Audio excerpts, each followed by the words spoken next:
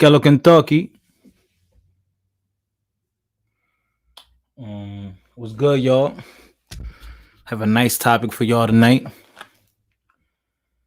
I'm just waiting for my guest to come in. One of my guests may not come. He might not be able to make it, one of them, but one of them will. For guaranteed.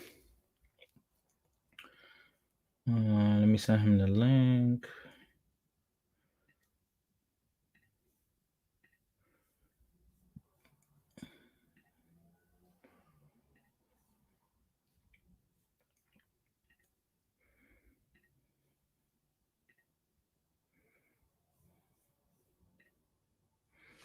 What's going on, yo?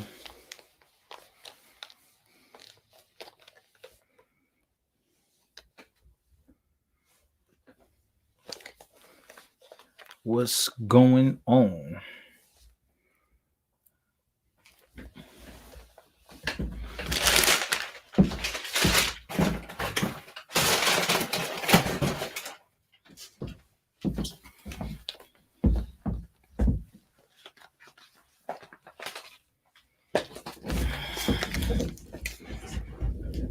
I see y'all coming in. I see y'all.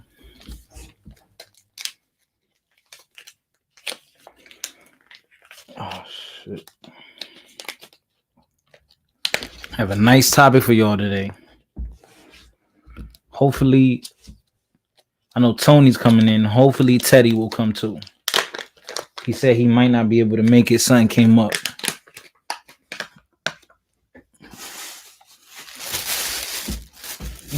Either way, we always know that my lives are always lit. You know what I'm saying? Our lives. This is y'all lives too. These are our streams. Everybody who's in here, like it up, comment so I know who's in here.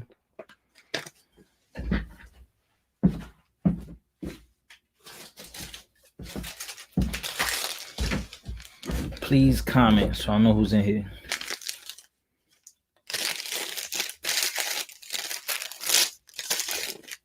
I should have done that. I should not have done that.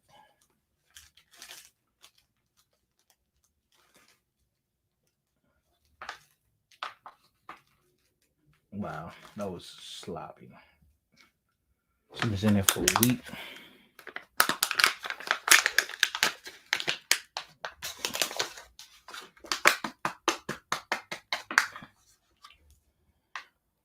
What's going on, y'all?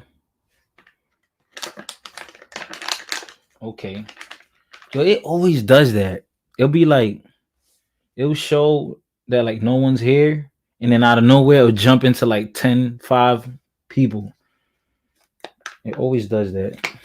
Let me close all these other tabs.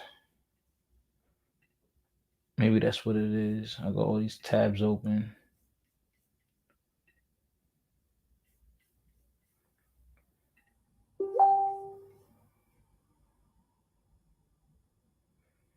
Delete. What's good, Xtina? What up, Jose?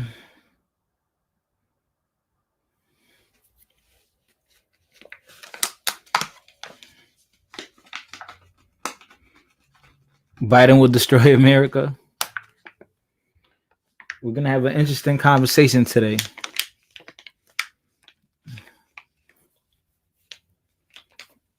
We're gonna have a real interesting one today. We always do.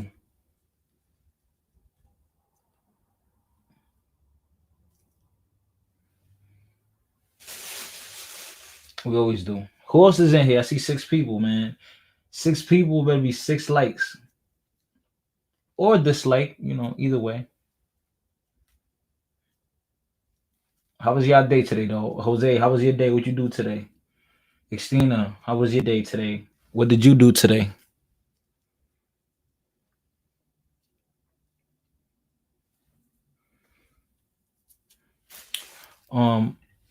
Jose Ramirez says Trump's America was okay. There was some corruption in his government. This administration is pushing a lot of social justice warrior propaganda. Cordura. I gotta look that up. I don't know what that is. What up, Miles? What up, Jose Ramirez? What up, Oside setback? Okay, my guest Tony is here. Let me let him in. Let me add him to the stream. What's good, bro? What up, man? Peace. Peace, bro. Peace. Let's just wait a little bit until the crowd comes in. Usually it takes about 6 more minutes. I've been here on 5 minutes already, so in about 6, 7 more minutes, the crowd start to come in, and then we could like begin with our introduction. That way you could like introduce yourself. Yep. Okay. But how you been though? Like, where you at right now? You said you down south, right? Yeah, I'm in Charlotte, man. Damn, bro. So do you like it more than up north? Absolutely. More progressive down here, man. Yeah. We're getting shit done. Yeah. Yeah. More black people down here too. Okay. I wanna visit. I wanna visit Charlotte. I heard it's nice. You got to come, man. I mean, it's not necessarily open like Atlanta, Right. but you can come down here and still get a chance to get a feel of it. Right. Like right now, if it wasn't COVID, they'd be having all types of festivals and shit, man. It'd be crazy out here right about now, man. Even in the cold, man. Yeah, I heard it's it's on the rise. I did hear that Charlotte's on the rise. Building 15th largest city in America, man. Is the what? The 15th largest city in America. Okay, yeah, so it's big. Yeah, it's bigger than San Francisco now, and it's the second largest banking industry in America too. Bank of America headquarters is out here, so the largest banking industry is up north in New York and Stanford. Okay. Yeah. So the economy actually goes through this damn city, man. Okay. Yeah, I definitely gotta go pay a visit. I love traveling, so I definitely gotta check what Charlotte's about. Yeah, it's definitely progressive. I lived in Connecticut for 20 plus years. Right. And I just know that Connecticut's been trying to build the highway and all this stuff for 20 plus years, the same spots. And I get here 2019 and I see literally a whole side of town be constructed like that. Yeah. Yeah, I don't know what Connecticut. I don't know what's going on. Like, got jobs down here. Like, it's not like people move down here and there's nothing to do. Like they're literally hiring people down here. They want you to be here. You know what I'm saying? And this is time to be here because they want you to be here. And when they start shutting things down, if they get to that point, then it wouldn't be good to move here. But other than that, man, it's a progressive city. There's black people here. Of course, there's crime, but I can afford to live in a good part of town. Living in Connecticut, you living in a bad part of town, and you still paying crazy money. Right. It's still expensive. Yeah, and I can live in a good part of town, and I have more that I'm banking on. For instance, I got a 1-bedroom apartment, and which I'm going to expand on. I'm gonna get an actual house. Right. But I got a 1-bedroom apartment that's 968 square feet. That's almost a single family home in Connecticut. Now, with that being said, I got a laundry room, I got my own garage, I got access to a gym, movie theater, all that's in my community. A pond I can go fishing in.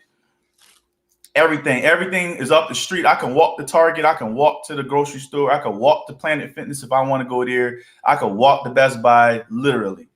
And it's like up the street is $250,000 homes. And I'm paying less here than I would in Connecticut if I tried to live in an influential area. Right. Because I'm not marginalized from being in this area. They're not looking at me like, what you doing here? Right. You go in Westport, you come in a nice area, you're like, what you doing here? Right. Or not even that far. You go Trumbull. Trumbull or Fairfield. Yeah, Fairfield. Yeah, they're like, what you doing over here? Now I don't get that vibe. It's way more diverse here, man. You see a lot of Asians out here. There's a lot of black people out here as well. And of course, you got white people, but nobody's like, what are you doing here? Right. You don't belong over here. And Bridgeport, they want to call it Black Rock, but that's still Bridgeport. Yeah. You can't even be in Black Rock. They're gonna look at you funny. Yeah, that's right. I used to live in Black Rock. I know. Said, like, what you doing around these parts? you know how Black Rock want to succeed from Bridgeport. Right. They want to separate themselves from Bridgeport, and rightfully so. I get it. You know, they don't like the politics. They want to have their own little, village. Right. I get it, but it is what it is. Right. Black Rock is historical for Bridgeport. Why is Black Rock so historical? You gotta look at the history of Bridgeport. Okay. Bridgeport at one point in time was an influential city in the whole country. Everything was coming out of Bridgeport. GE was headquartered there. Right. All the gun makers were Remington, right? Everything was up there, bro. Like they had everything moving in, and they were manufacturing out. And they was pushing product throughout the country, throughout the world. And I mean, Sikorsky's always been there with the military. Then you got Norwalk. Many people don't know this, but the Hubble telescope was built there. So a lot of aerospace technology and shit like that, NASA, all that stuff come out of Connecticut, bro. Okay. And so Hartford is the headquarters for all the insurance companies. Yeah, insurance. Yeah. I was aware of that. Was always banking and hedge funds. Okay. But that shit depleted back in the early 90s. Okay. Early 90s, when Bridgeport finally voted GOP, they filed for bankruptcy and bankrupted city. And that's what led to Ganem. Right. Yo, Ganem's his stepsister was my teacher. I would say like this, man. You always got one norm, and this is how politics is, right? This is why you see what you see now. Bridgeport is a microcosm of that, right? You had one party went there, thought they can do what they got to do for the city, and they filed bankruptcy. Why would you do that? You know what I'm saying? Why would you file bankruptcy to a city that has, at that time, the 90s, they had a little bit of thread left. GE was still there. There were still things they could have got going. Right. But they filed bankruptcy. So now the city's broke. You in Detroit status. You know what I'm saying? Like you looking at that status, and now you gotta somebody. And the violence was up there too. Oh, absolutely. That's why, and this is why this is why I stress to my people when we got to think about time. I lived in that era. The 90s was not cool, bro. It was not cool at all for violence. And that's why you got a crime bill. That's why they created that. And the implications wasn't to be bad, but it ended out bad because there was no oversight to it.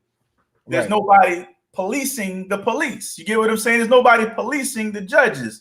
And so when you make a bill, right, and you make a law and you act on it, it's no different from civil rights. It's no different from anything that you get.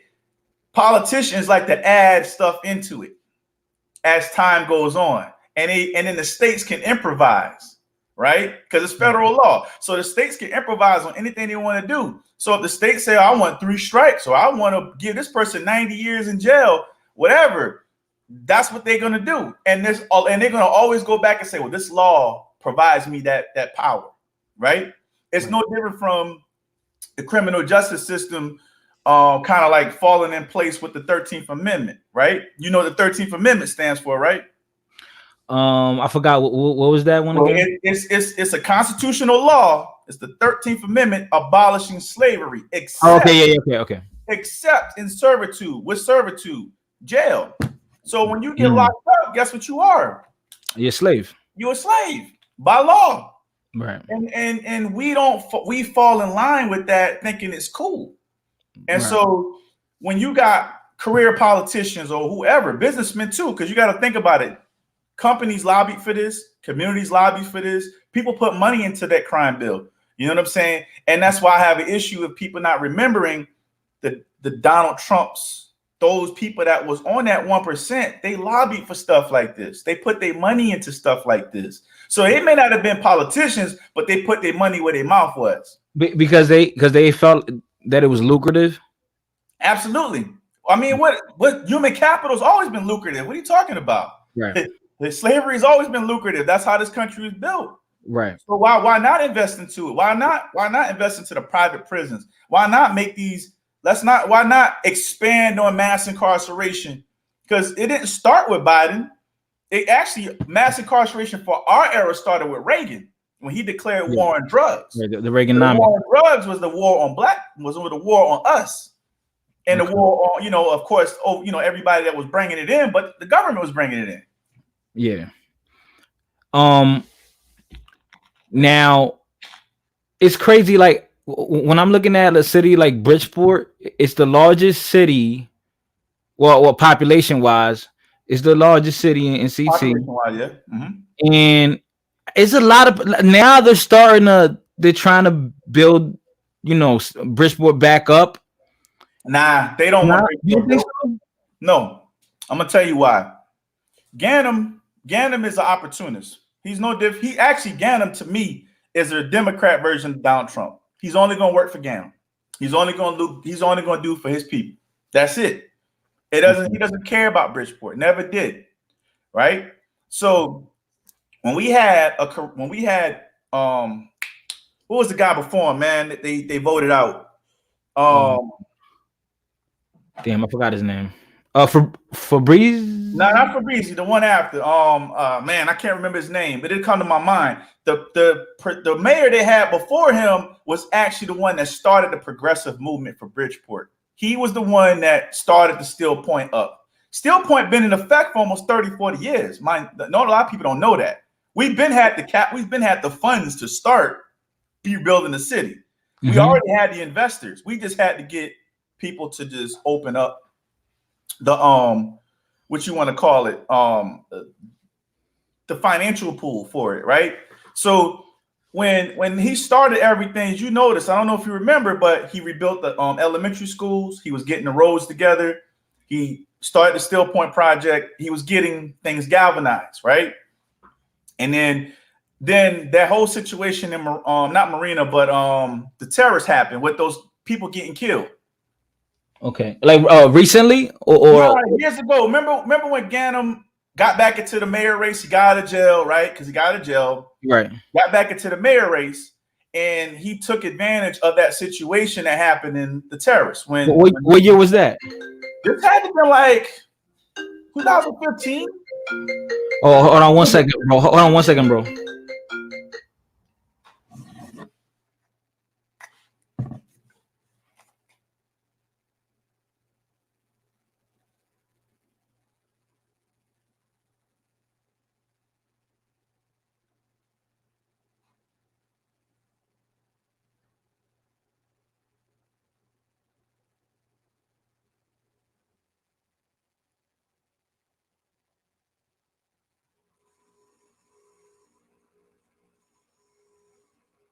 Yeah, sorry about that. So Ganim, I'll say it like this: it was 2015 when all that stuff happened in the terrorists, when all those people got killed.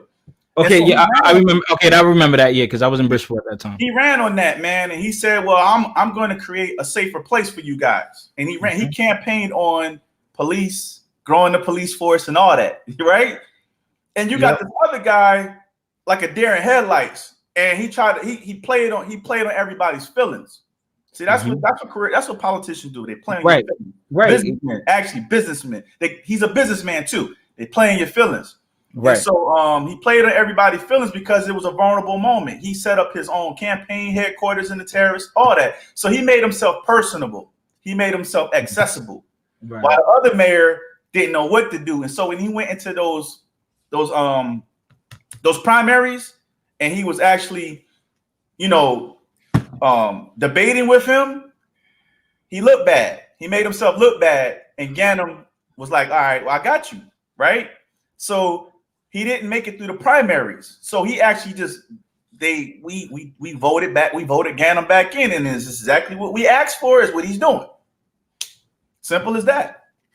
Now, all the stuff that he's getting credit for already was in the process.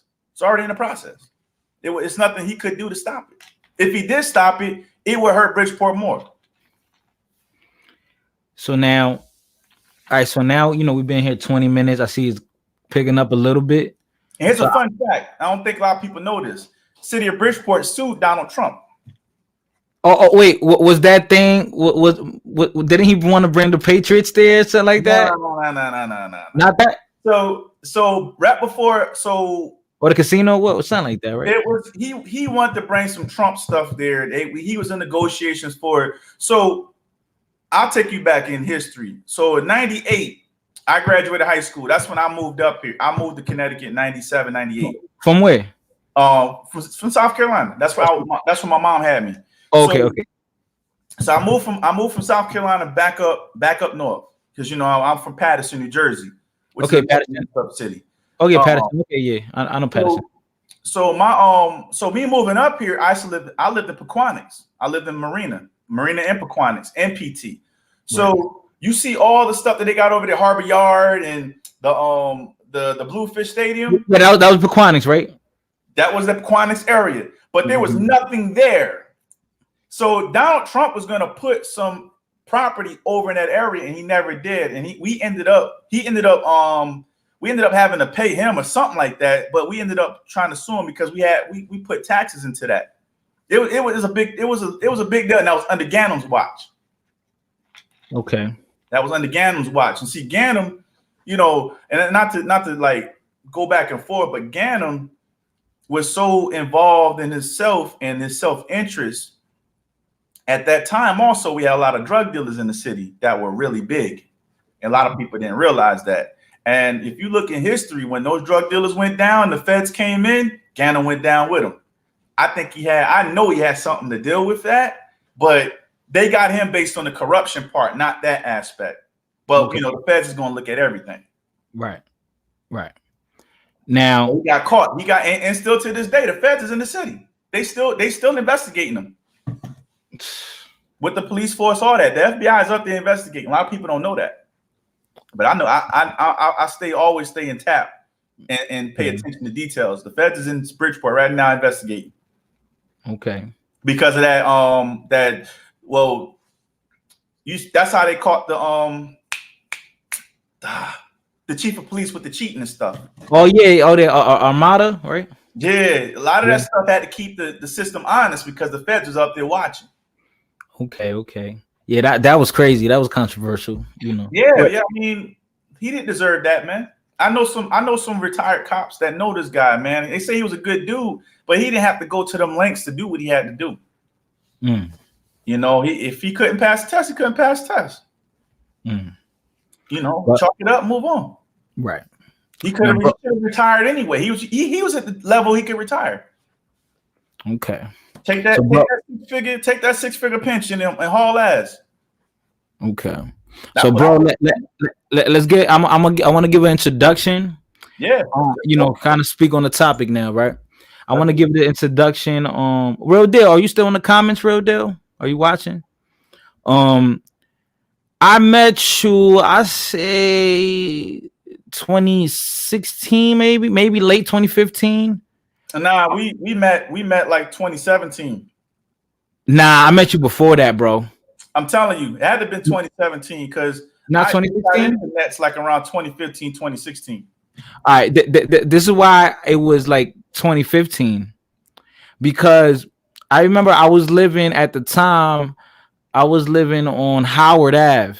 Yeah, you was close. You was in my area. And I remember. You were working for the tractor trailer training school, and you were like a recruit. You're a recruit, so you go to people's houses. So I remember I was thinking about it because a lot of people I know, even that have an ugly past or maybe a record, that was a great opportunity for them. Still is, man. If you not the truck industry, kind of. Yeah. So and it's an avenue for self-employment and all that. There's a lot of opportunities in there. Yeah, so you definitely have a lot of self-employment opportunities with it, not just driving trucks. Your CDL can get you in other areas. Right. Get you working for the state and all that. Okay. Contractors, all that. You can do a lot with a CDL. So when I met you, you came to my house and I was thinking about, I'm gonna just get the Class B, and I remember you like, yo, just get the Class A, just might as well knock it out, just get the Class A. And I want to thank you because I went to get my class A instead of my class B. You might as well go all the way. That way, if you want, you could drive a B, you could drive an A, you do whatever you want. You could do it and get your endorsements.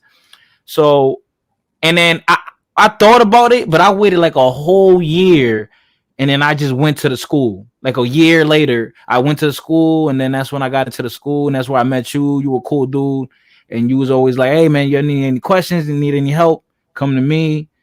So you was definitely in that school. You was definitely one of the cool guys. That helped. I stand on that, man. That's what you got to do to help your people in the community. See, I looked at the training school as a vehicle.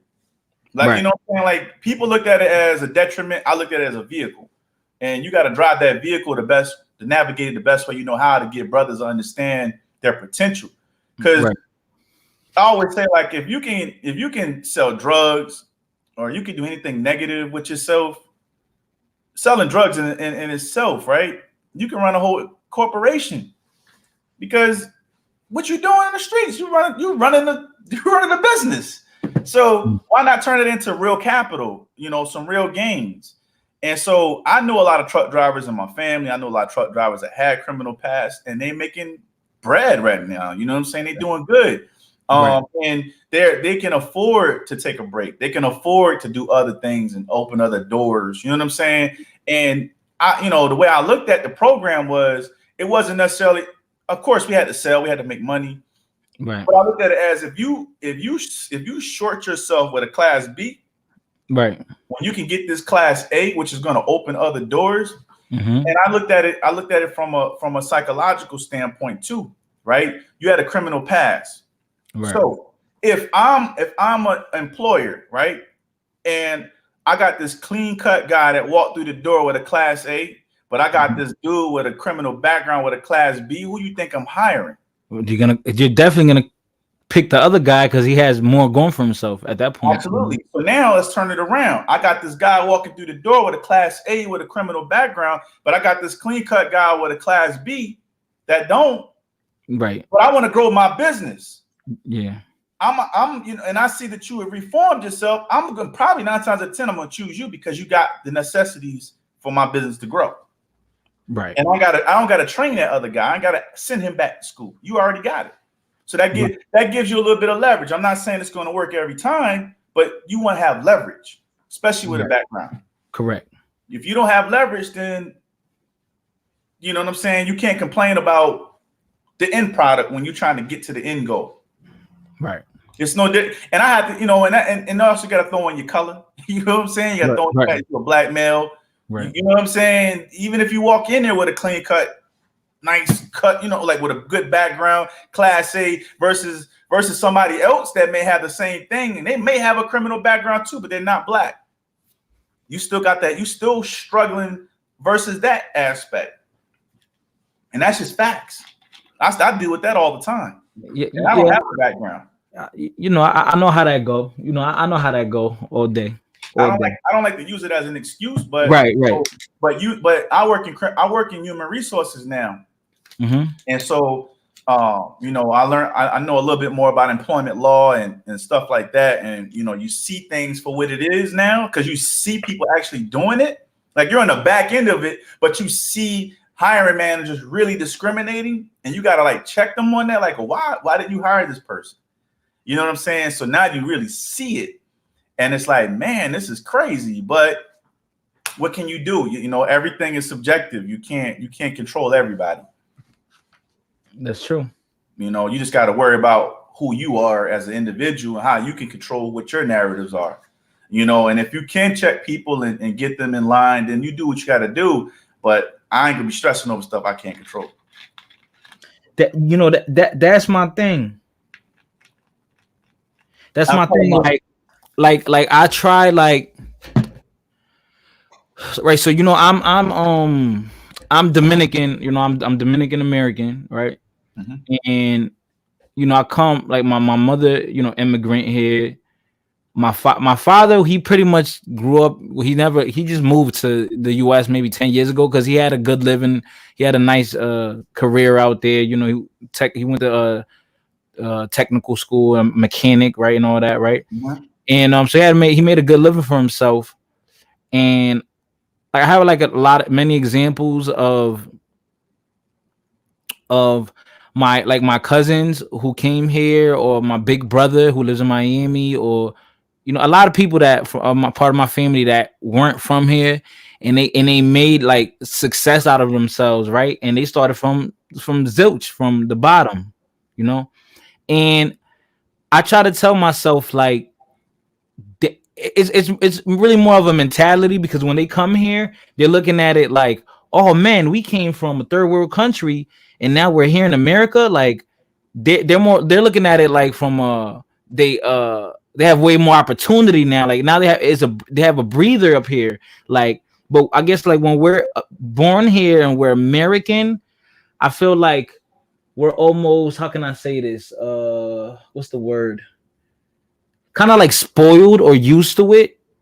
If you like, we're not as hungry. You don't think so? You don't think Americans are as hungry? No, that's a falsehood, and that's something that's you gotta look at the Jedi mind trick behind that. And I've had immigrants that actually identify this, Jamaicans, you name it. So let's talk about this, right? My family's Black American. We can trace our roots back to Africa, but we're not, you know what I'm saying? Like, I can't say I have a nationality other than American, right? We go back pre-Civil War. I got records as pre-Civil War stuff. Like, the shit is crazy. You know what I'm saying? Like, when you see documents of your own ancestors where they couldn't sign a document, bro, they had to put an X there just to say they were present. They weren't allowed to have a signature on the paperwork that they were claiming to be a citizen. Does that, as you see how crazy that is, that sound to you? You have to put an X. We got documents of that, right? It's all archived. My mom is living history of Brown versus Board of Education. My mother was the first Black person to go through public schools, District 3, South Carolina. First Black. We're not talking about female. We're not talking about first Black person in a South Carolina school. And if you know about South Carolina, that's where slavery started. That's where colonial, that's where all that shit started, man. You know what I'm saying? They still got plantations down there. South Carolina they still backwards down there for whatever reason. Right. Now, with that being said, Black people were always the blacksmiths, the barbers, the midwives, the cleaners, the farmers. Like the blue collar workers. We did all that, right? And then the ones that did get the education, they got into avenues that we needed to get them in, like the Thurgood Marshalls, right?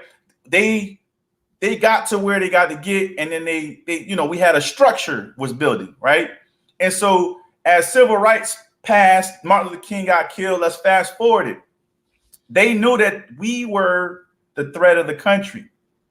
So you know what they did? They outsourced us in a sense. Think about it like this, right? If you're a cleaner, right? Let me just use that for a prime example. You're a cleaner. You clean buildings, corporations. How much you expecting to make? Just a cleaner of a corporate. And I work for a company. How much you expect to make? Just give me a rough figure today. How much you expect to make? And do I have my own business, or am I working under a company? Doesn't matter. How much you expect to make? Not much, bro. Like not much, bro. Bro, you're supposed to be thinking out the roof.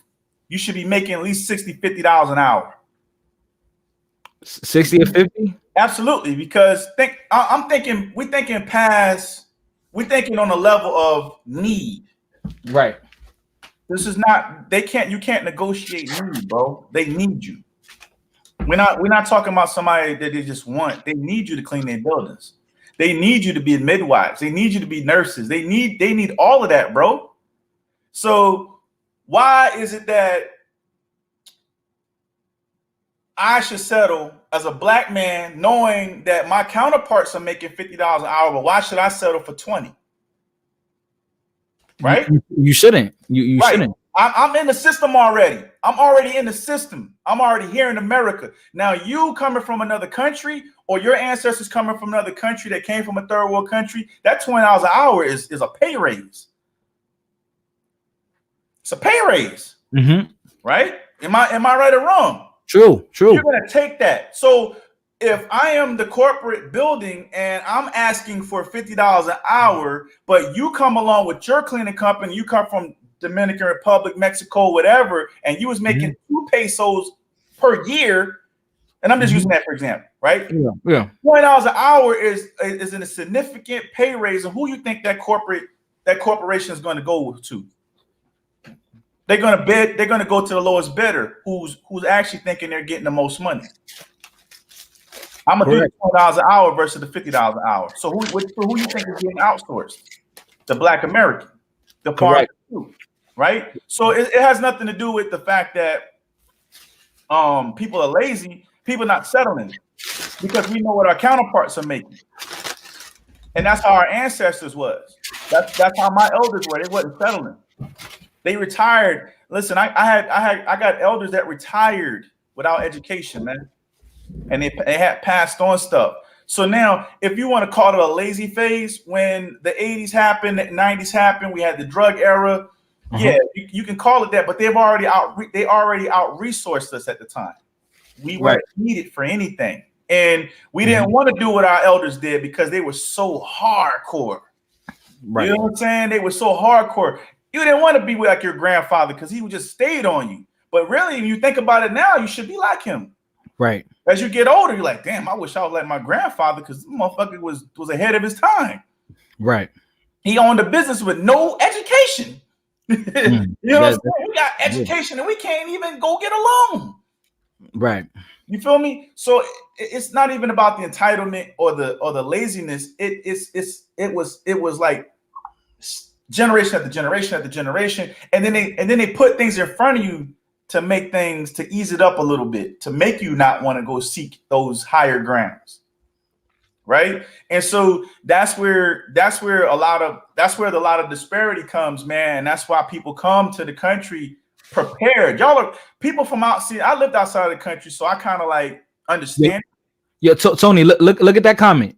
Dominican Renaissance says, when I talk about the 1965 Immigration Act hurting African Americans and whites, everyone loses it. Nah, I don't look at, because 1965 is when civil rights passed too. So a lot of stuff passed at that time. It necessarily didn't hurt us. No, it didn't hurt us.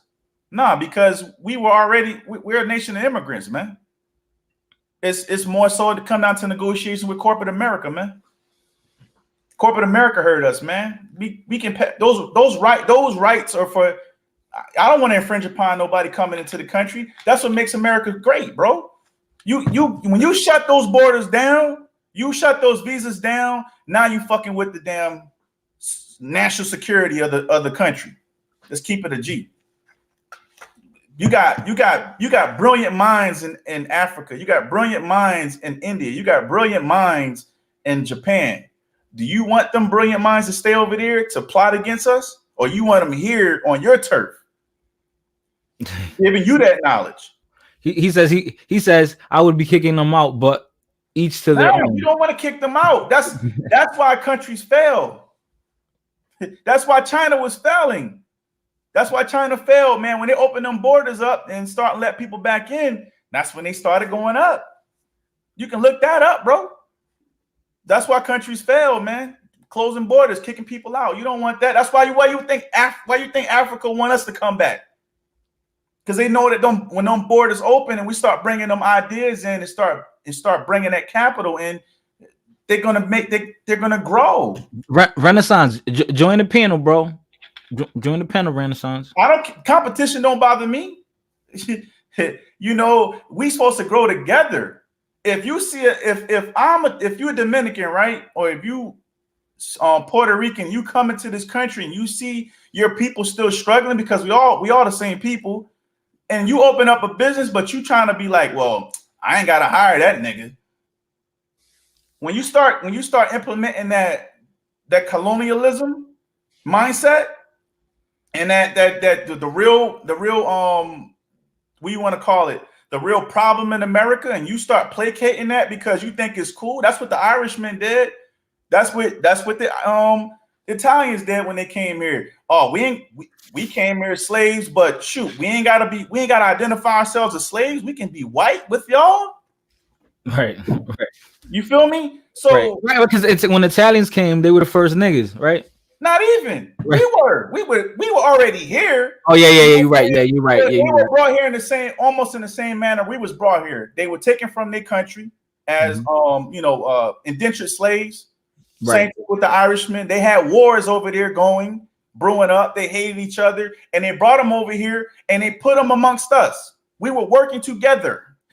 And then when we started to radicalize and mobilize and get out of our that comfort of being slaves and say, listen, we want what we want while we here. This is if y'all gonna give us what we want to give us.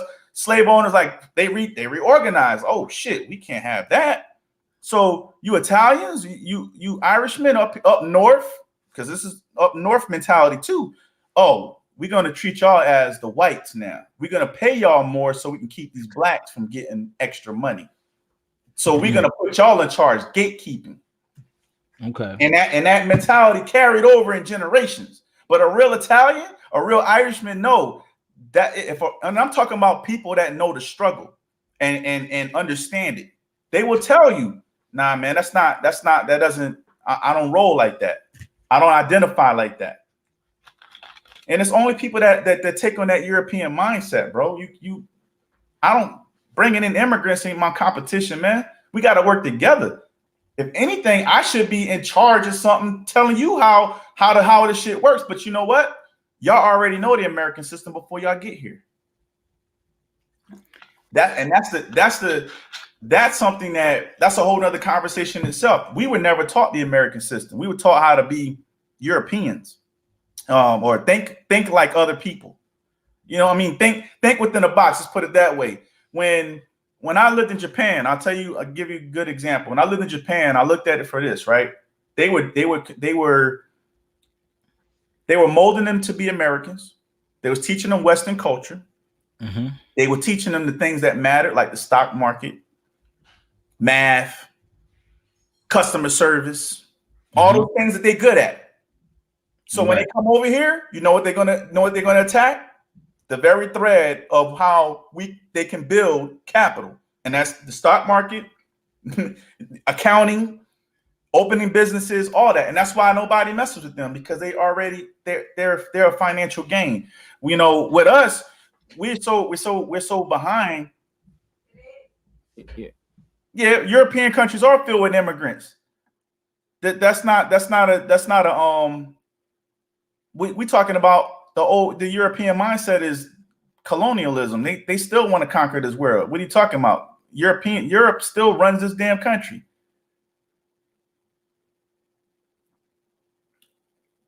The Jews still run this country.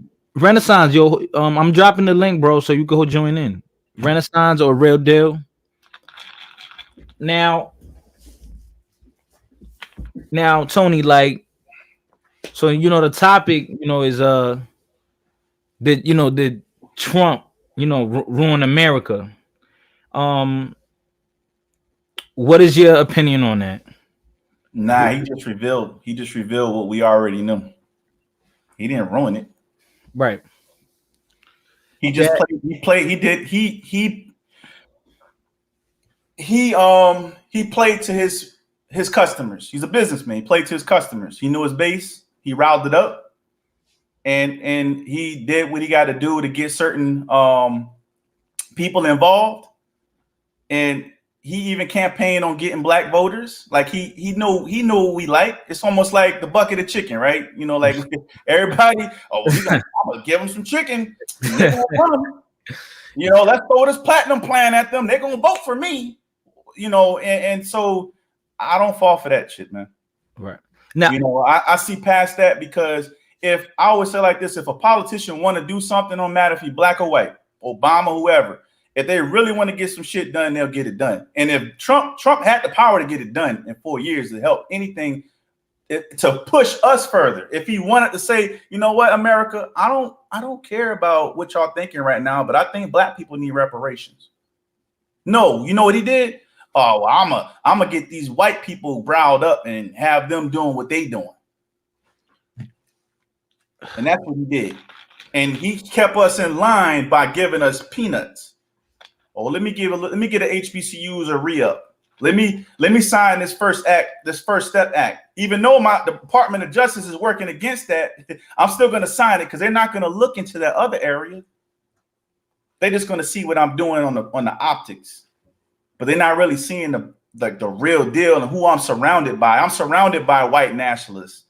They're making all my policies. Jared Kushner is a scumbag. His father's a scumbag, but they're in charge of the urban community. What you want to call it, initiatives, while they're sitting there hurting the urban community with their housing laws in New York and Baltimore. Look that up. You feel what I'm saying? Like, these are the people that he had in his cabinet making these damn, well, what's his name? The Miller guy was making the immigration laws. He's doing this in the pictures. He's throwing up the white nationalists in the pictures. Steve O'Bannon was running his advisor that dropped out. Steve O'Bannon is Bart Wright's creator. What he does, he's a white nationalist. These are the people that was making his policies. Now, did you see that picture? Did you see that picture that Biden had with the damn, what was the guy's name? What, the Ku Klux Klan dude? Yeah. Yeah, everybody took a picture with him. No, they just want to point that out. But the dude was in Congress. He was voted in. Let's keep it a G, right? There was a lot of Ku Klux Klan members that served in Congress, and they probably still are. I mean, right now, with that insurrection that happened January 6th, it revealed a lot of what's going on in the Senate. I feel like that was orchestrated. Like, all that stuff was orchestrated. Absolutely, it's an inside job. They're revealing all that stuff now. But the reason why the Senate don't want to impeach Trump is because all that stuff is going to come out. So that they Democrats, instead of them always wanting to, be kind about it. Like, nah, if that was Mitch McConnell and that was reversed around, that was Obama, and Mitch McConnell was in charge, and the GOP, they will go guns a-blazing to try to get this dude out of there for lesser. Let's keep that in mind. They went after Bill Clinton because he got some head. Yeah. And he wasn't honest about it. Right. This whole dude done start a whole movement of white supremacy, like people coming out the woodworks ready to kill you over this dude. And you mean to tell me that if we would have stormed the Capitol like that, it would have went down cool? If Obama would have said, come to the Capitol because we ain't getting what we got to get, and we would have went in there like that, like it wouldn't have been a problem? Not a lot of us wouldn't have walked out of there. Period. It wouldn't have happened that way. And yes, he would have got impeached over that because it's an impeachable offense. But Senate they all in it together, man. I mean, it's bad, man. It ain't this. More information is coming out, bro. Now, stay tuned.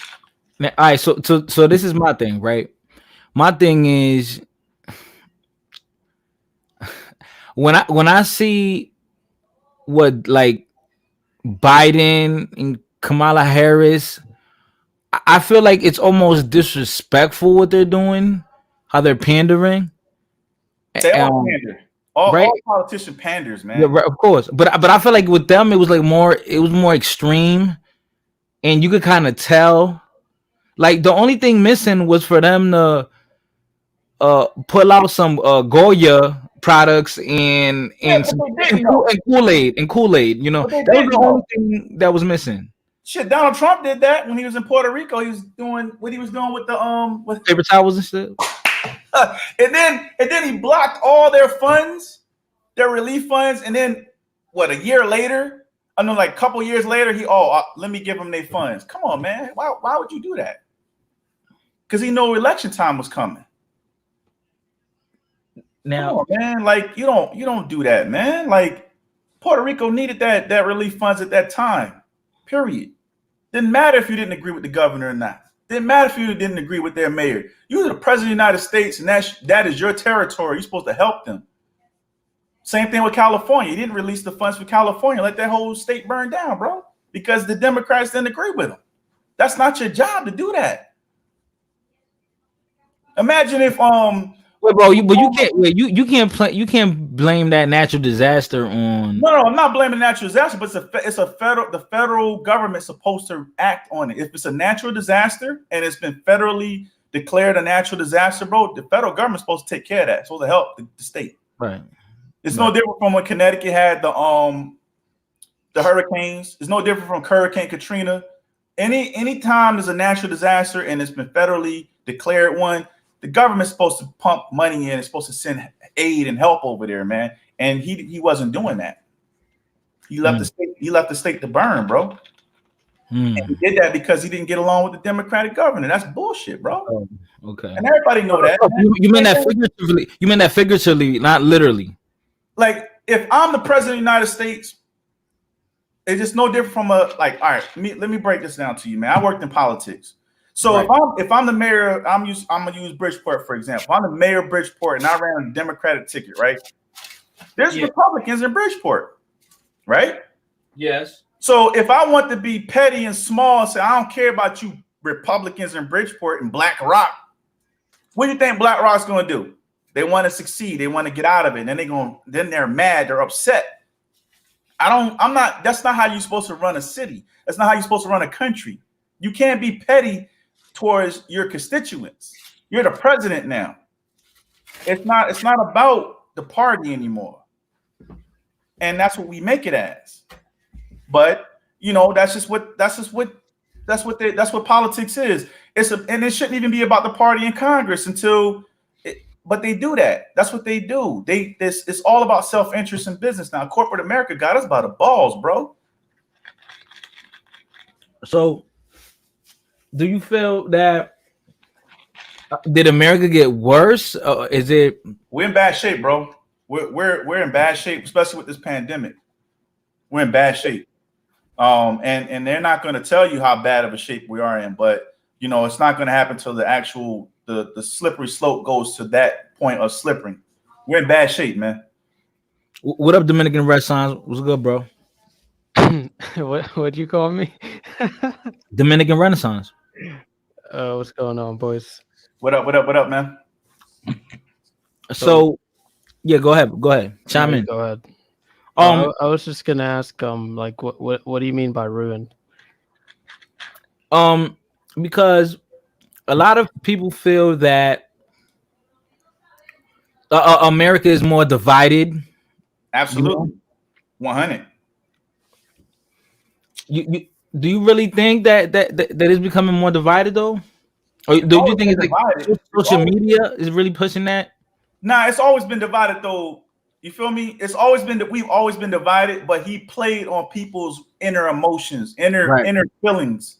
I'll give you an example. I served in the military for 8 years. Mm-hmm. A lot of the white boys that I served was mad cool. I thought was mad cool, right? And I could send you a photocopy of what a white boy said to me during this whole when that white boy Kanasha killed those people. And they want to call him a hero. Wisconsin. He no fucking hero. You know what I'm saying? Like he that white boy came across that border intentions to do what he had to do. Right, with an AR, and he's underage on top of that with that AR, right? If that was you gonna get that charge no matter what. You gonna get the charge off the rip just because you had a gun and you was underage with it, right? So then he killed people, whether he was there to protect the business or not. That ain't his business. That's not his purpose. That's what you know what I'm saying. And that business is going to get insurance anyway. But anyway, I'd say. That kid going over there, he was looking for trouble. Absolutely. That's 100% called premeditation. So in law, if you premeditate, guess what? You're gonna get convicted. That's how they get killers, because they premeditated.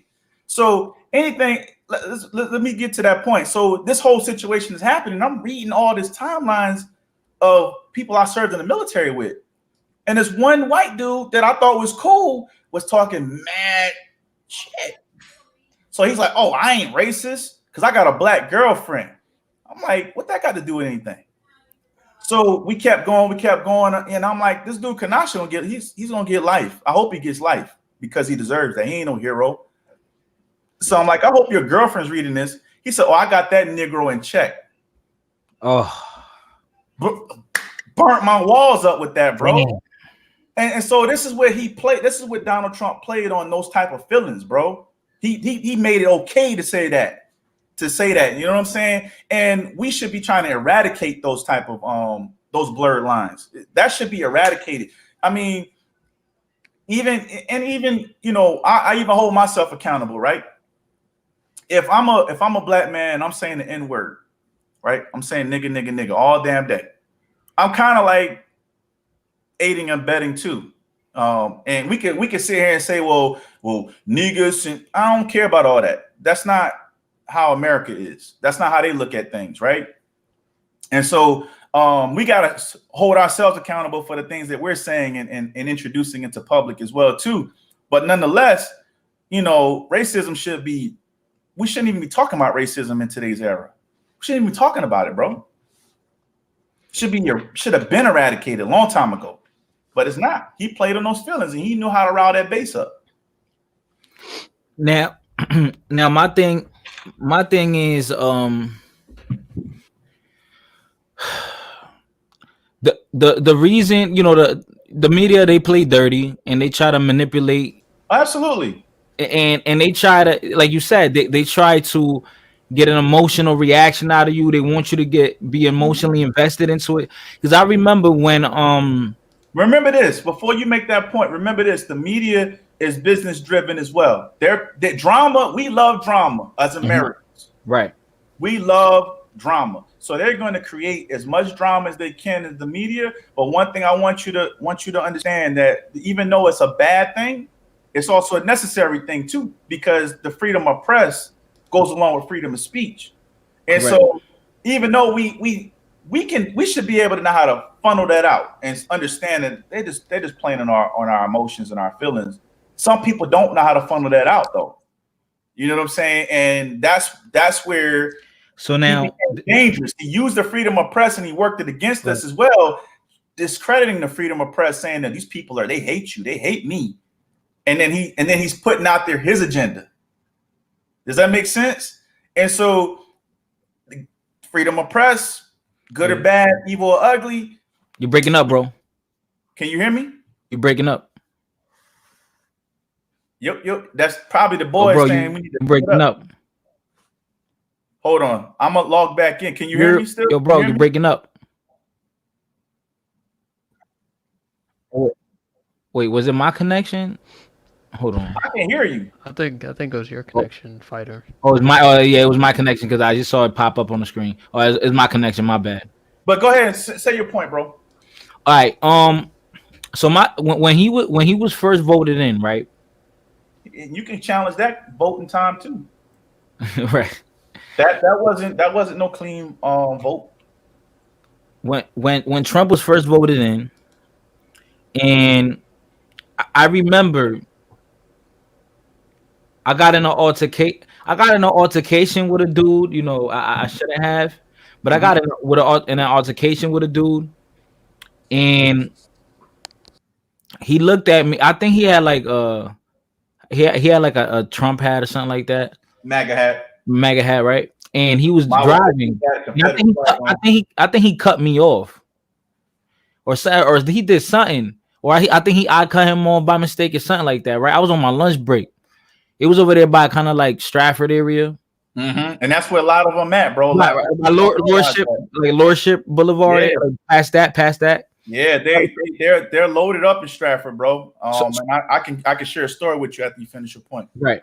So I remember this is fresh. This is like when he first got in, and when he said something like trying to be racist, but he didn't say it, but he was like insinuating something. Yeah, he wanted. He like yeah, and he got, I'm over here young, emotional ass dude, like. And I'm like, oh yeah, I'm gonna get this white boy. So I chased him down, dude. I don't know how far I went. We were over there by like Lordship Boulevard, like by that Shell gas station, by CDI, and we ended up past the, they got the little private airport. We went past all that. We went like a little deep into Stratford, and he got to his house. And when I got to his house, when I see the neighborhood, almost half of the houses had the Trump thing on their front lawn, right? So I'm like, oh shit, you in the wrong neighborhood. So then when I got out, right? I'm kind of like on the dude's property, right? They were on the neighbor's property, and I see the guy there. I said, and the neighbor was a cop, right? So the guy comes to me. The guy that's a cop. He's like, "What's going on, man?" He's like, "Nah." He was talking shit. He said something racist. I said, "He want to talk so tough. Tell him to come over here right now. I'm right here right now." You know what you would have done to yourself though? Yeah, but this is we talking when Trump was first elected. So this is what, like, you could have got yourself in so much trouble, man. Yeah, I know. But this is me. Yeah, you was emotional. I get it. Yeah, I wasn't as focused, as I am now. Yeah. So yeah, at the time I was what, 24. So you 27 now? What, 28? I just turned 28. I'm 40. I'll be 42 my birthday, man. Oh, okay. I didn't think you was that old. I thought you were younger. I thought you was, that's not old, but yeah, I thought you were younger. I can give you a perfect window of the past 40 years, man, and how things really is, because I lived through those eras, man. So then the dude, so I'm like, oh, you're a coward. Like, come on, what up now? And then the guy, there's a cop, whatever. He's like, dude, just get out of here, man. You're looking for trouble. I was like, all right, I'm leaving. So I left. And I remember, like, everybody, like, people that I know don't know anything about politics. I hate Trump. Oh, F him. All the rappers. And then I start telling, and then as time goes on, I'm telling myself, damn, why do we hate this dude so much? And I know he would say like little subtle things you would like with versus the Mexicans and the immigrants and the Muslim ban. He's riling up his base. Right. So, and then the whole wall thing, right? So I'm thinking to myself, I feel like they want to get people riled up, right? And it's people that don't know anything about politics that are now like having an opinion on him. So as time, I remember I was at a gas station one day, and I saw a guy with a MAGA hat, and I was in a car and I got pissed. I was like, oh, look at this white mother effer with this hat on, and I got mad, like I really got mad. And I remember that night I got home and I started thinking about myself, like, why am I really letting what the dude is wearing affect me? Well, like, that's not, you know what it kind of represents though, in a sense of the word, right? For me, and you're right. You shouldn't let it upset yourself, man, as a young man, right? But that hat or that whole slogan it's not representing of us, right? Make America great again. Like, when was America great? For us. Think about that. I mean that's an argument. That's an argument that I would have with my coworkers, because a lot of my coworkers were MAGA, right? But I feel like, honestly, I feel like he wasn't. They weren't racist though. Listen. Racism you could be a bigot and be just as hateful, bro. Because they treated me with respect. My coworker, they treated me with respect, and that's the thing. Like, I don't understand.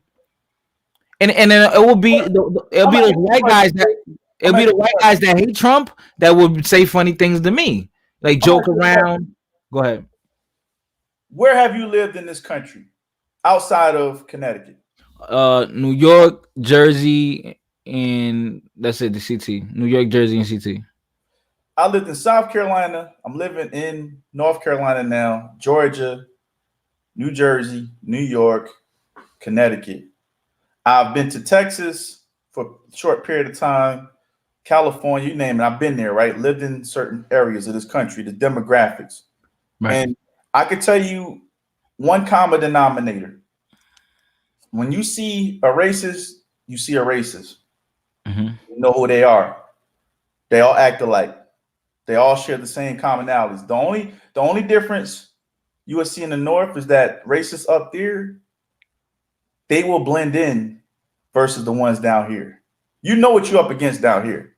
Up North, you don't know because they know that they got to work amongst a group of people that ain't tolerating these shit. Right? And so up North, it's a different animal, man. And that's why I left because I saw what you were seeing, what you're experiencing. Right. And I got sick of it, man. So you telling me that you prefer, if you're gonna be the way you are, you prefer someone who's up front with it? Absolutely. Right. Absolutely, because you know what you're up against, bro. Do you know, like with this, I'll use coronavirus for instance, right? We don't know who we up against, man. Yeah, I You agree. I feel was gonna say you like, don't know. But if they're telling you you need to stay your ass in the house and you need to wear a mask, and you not doing that, and you seeing that us is falling like flies, and you don't want to take a vaccination either, bro, you need to stay your ass in the house and let these people just die off where they're gonna die off, and you need to be worried about survival. Because our whole goal in life is to survive and to tell our next generation how we got through this. And so let them, racist is going to be racist no matter what. Some people are real covert about it. I've had white people help me before. Some of the best advice I ever got in my life was from white people. You know what I'm saying? I went to school where I saw boycotts living down south. I went to school where we had a Black History program as in 8th grade. Never forget this. Black History program, and all the white people boycotted it. They walked out. I was gonna say like with me, when someone what up, Chichi? What's good, Chichi? What's good, bro? Yeah, what's good? I was gonna say like when someone calls me a slur, I'm like, I don't really care. Like it does nothing to me, you know. I'm like, people who are like so obsessed with this thing called white supremacy, they're lost because most white supremacists, like they're just like hillbillies, you know, like on internet forums in the basement. That's not true. Yeah, because I'm like a lot of white supremacists run this country, man. We're in debt to them. To who? We have debt to them, and I'm telling you straight up, man. I've worked with these people, man, on higher levels. It's way more sinister, bro. It ain't just about the hillbillies. Some of these hillbillies down south actually want to help us, man. We just work against our own selves. Are you like third party or Republican, Democrat, or what? I'm not. I don't identify any party because when I worked in politics, I worked under two parties. I worked under a Democrat and I worked under a Republican when I was in politics. And this is a short story. And it's something. Yo, hey Tony, I'm gonna step away for 2 minutes. Y'all continue the conversation. I'm gonna be right back. All right, Chichi. That's cool. All right, I'll be right back. So to educate you guys, man, I worked under Malloy when he was the mayor in Stanford. I was security. And so me working under Malloy, I saw what the Democratic establishment was doing, right? Full blast. I'm not saying Malloy was a bad dude to interact with personally, but I saw what he was doing, right? And I didn't agree with it. And so at the time, I was a hardcore Democrat. Hardcore. So Malloy left to run for governor. His predecessor was a Republican named Michael Pavia. I was a little nervous because I'm thinking he's going to come in, clean house, get rid of everybody, and he just is going to be this a-hole. But lo and behold, Michael Pavia was the truth. Like he came in and he actually worked for the people, and he knew how to work for the people. And so we became really good friends, not just from a standpoint of politics, but just him understanding culture. And so he was a moderate Republican, which you would call a moderate. He would now be looked at as a Democrat in today's political arena if you had to look at it. Like, he's on the Colin Powell level, if that makes any sense to you. If you know anything about Colin Powell is always a moderate Republican, right? And so now Colin Powell's not a Republican no more because he don't identify with what's going on right now. He jumped out of the party like, fuck it, I'm out of it. So that's what Michael Pavia was. He was on that level of understanding. And so he took care of the city of Stanford, and he revealed a lot of the crooked stuff that Malloy was doing. And I was there to see it firsthand. And he could have easily threw Malloy under the bus and stopped him from being the governor and showed a lot of things, but he didn't do that. He just took care of his city, cleaned up some of that mess that Malloy left. And he only ran one term, and he gave me this one key advice that I'll give to you. He said there's two types of politicians, one that has an agenda and the other one don't have an agenda. It's plain and simple. He said the one that has an agenda, you throw money at him, you throw self-interest at him, you throw lobbyists at him, he's going to take it because he has an agenda to move ahead in the game. He wants to be a senator, a governor, a president, whatever. He's going to take that self-interest money. But then you got politicians that don't have an agenda. They're not taking no self-interest. They're not taking money because they already either established or they're not in it for that. They just in it to help the people. And so our political system is always, it has an agenda. And the ones that don't have an agenda, they always get kicked out, bro. For some way they get assassinated. Not literally assassinated, but character assassinated. Or you finally see something in their emails or whatever the case may be. We try to find a way to get rid of those type of people. And when you're profoundly outspoken and you even go against your own party, because that's what Pavia did. He went against his own party in a lot of ways. They don't like that. And they couldn't mess with him because he had bread like that. And he had friends that had bread. So they couldn't do nothing to him. But somebody that don't got a lot of capital like him, they're gonna cut him off. They're gonna cut his throat every time. And it's always been like that. Yeah. I was gonna say like what you said earlier, right? About the difference between like a white Democrat and a white Republican is like the white Democrat's like a snake, you know. I mean, you're not gonna see him, you know, be evil against you, right? Or he's gonna be racist, but it's gonna be, you know, he's gonna hide it, you know. And it's a type of racism that affects you the most, right? Because you know he's making your I mean, I guess your minority group in America weak, right? I mean, he's giving handouts to make it weak. He's not necessarily kind of like exterminating the race because of abortions and shit like that, right? Not necessarily, because there's a lot of Democrats that don't believe in abortion. It all depends on. But I would say like most of like the mainstream ones do. I mean, that's for show and tell. But reality, man, a lot of Republicans who don't believe in abortion, they're the ones having the abortions, bro. They're the ones that really are filling up the lines in abortions. If you come down south, man, and you see these GOP states, abortion rates is through the roof. And it ain't Democrats. Yeah. You know what I'm saying? So it's like almost like a hidden agenda on both ends of the party, man. And I think for the Northeast now, I think a lot of traditional Republicans have infiltrated the Democratic Party. And so they will hide, like you said, they will hide their secretive ways and their agendas. And then they try to placate on the people's emotions like Ganem. And so you got to see through that. You got to see through that when they start doing certain shifty ways. And you don't have to tell me you're racist. You got to see the shifts. You got to start paying attention to their moves. You know what I'm saying? And that's how you identify them. But if you're not in that world, then you never know. Yeah. I don't really get into politics. I used to, but I'm like nowadays I'm more so like a monarchist and like I don't really care about America too much. I'm just here to get money. That's it. Well, America, if you utilize the capitalist system, right, even though the system is rigged, but if you utilize it for what it is, you're going to get gain. You know, I always say, you know, I'm not moving nowhere else. I'm not going nowhere else. I've been out of the country. I've been to third world countries. I ain't going nowhere else.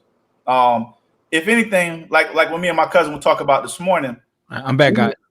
We need to start organizing ourselves here in America, because there's a lot of land in this country. A lot of people don't realize that. A majority of us live on the East Coast. But if you go out in the Midwest, bro, ain't nothing but land out there. And so if we start buying up land, putting our names on it, you know, invest into the capitalistic system that we have in front of us, we can build generational wealth. Now, with that being said, it's not going to be easy to preserve because of who we are, because it's just never been easy. But we got to start doing that. We got to start doing that covertly and working together as a network. We're not working together as a network. We can't always reveal what we're doing either. You know what I'm saying? Like, you see how we having this conversation right now? We need to be having this conversation behind closed doors somewhere. Not on social media. We need to be having this behind closed doors. And I don't know your nationality, but it should be Dominicans, it should be Mexicans, it should be every race of people that's considered a minority in these meetings. And we got to let all of our cons to the side, all that racial transgression, all that color. We got to lay all that shit to the side and try to like strategize on how we can keep ourselves relevant as a group of people. Because end of the day, if you're a person of color, doesn't matter where you're from, you still look the same as me. We all in the same boat rowing. They all gonna make policies against us, you know, and so it's a never-ending situation, man, until we come together, man, and start realizing that we are the key to this whole situation. I'm not gonna lie. I try to do that by little steps. Them little steps I take, like an example, I'll go spend. I would like to, if I'm going to go out to eat, I'd rather go to a Hispanic restaurant, Dominican restaurant, or if I go, I'll go to a black-owned business, right? Or little small things. Or instead of me buying a $80 shirt from whatever brand, I'll just go to my friend that he does custom clothes, and so I try to take little steps like that. Just the circulation of money. But we got to think bigger than that, though. Chris. Yeah, a little small. There's these little baby. We got to think about reinvesting into our neighborhoods. That's why they're gentrifying it. We're a byproduct of gentrification. Right. We're contributors to gentrification. Look what's happening to the East End. They're gonna do that to the East End. But we could. Let me give you a true fact. So again, back to my politic days, right? This is when I was in the city, man. I was really doing some things. And I was sitting behind closed doors with some investors. And one black dude, African dude, he had grant money because Obama administration was sending a lot of grant money to these cities. A lot of people didn't know that. And so he had some grant money to rebuild. It was for infrastructure. And so he reached out to black investors to buy up the East End. And it's waterfront property. So he said, y'all buy this up. You're going to buy it for cheap. It may be a little dilapidated right now, but when Bridgeport start rebuilding, doing a Steel Point project and all that, and they start to rebuild for Yale, because all that stuff is in place. They put that railroad system over there, the rail. When they start doing all of that, and you got that waterfront property over there, your value is going to go up, and now you control that. We didn't want to invest into it. It's not worth it. Who you think rushed in and got that property? The Asians, Arabics, Jews, those demographics. Some Hispanics, it doesn't matter which, whether it's Dominican, it's Puerto Rican, whatever, they invested into the area. And so that's why they're gaining. And see, what I like, and this is something I could give big ups to the Hispanic community in Bridgeport. Right there on East Main Street, they knew that Steel Point was coming. And what they did was formed a coalition to fight against Steel Point on the fact that they had to include them, because Steel Point was a private investment. A lot of people don't know that, and they still don't know that. And the private investors did not want to do anything for minorities. It's all about upscale. And so the Hispanic community is like, well, if you're going to build this on our end, you got to include us. And so they got included in that. And so how you think East Main Street started looking a little better? Because they had to start investing to that area, because that's going to be the area most impacted when you think about it, right? Because if that crowd, if they build that casino down there, all them Hispanic restaurants down there are going to be eating. You feel what I'm saying? So, and they form together. And so us, you know, the African Americans, the blacks in the community, we did the total opposite. And so it's just like a never ending circle, man. It's a never ending circle, bro. It's sad to say the least. So, Renaissance. Yeah. So what do you think? What do you think on that? What do you think that Hispanics or blacks should do to build themselves up economically in America?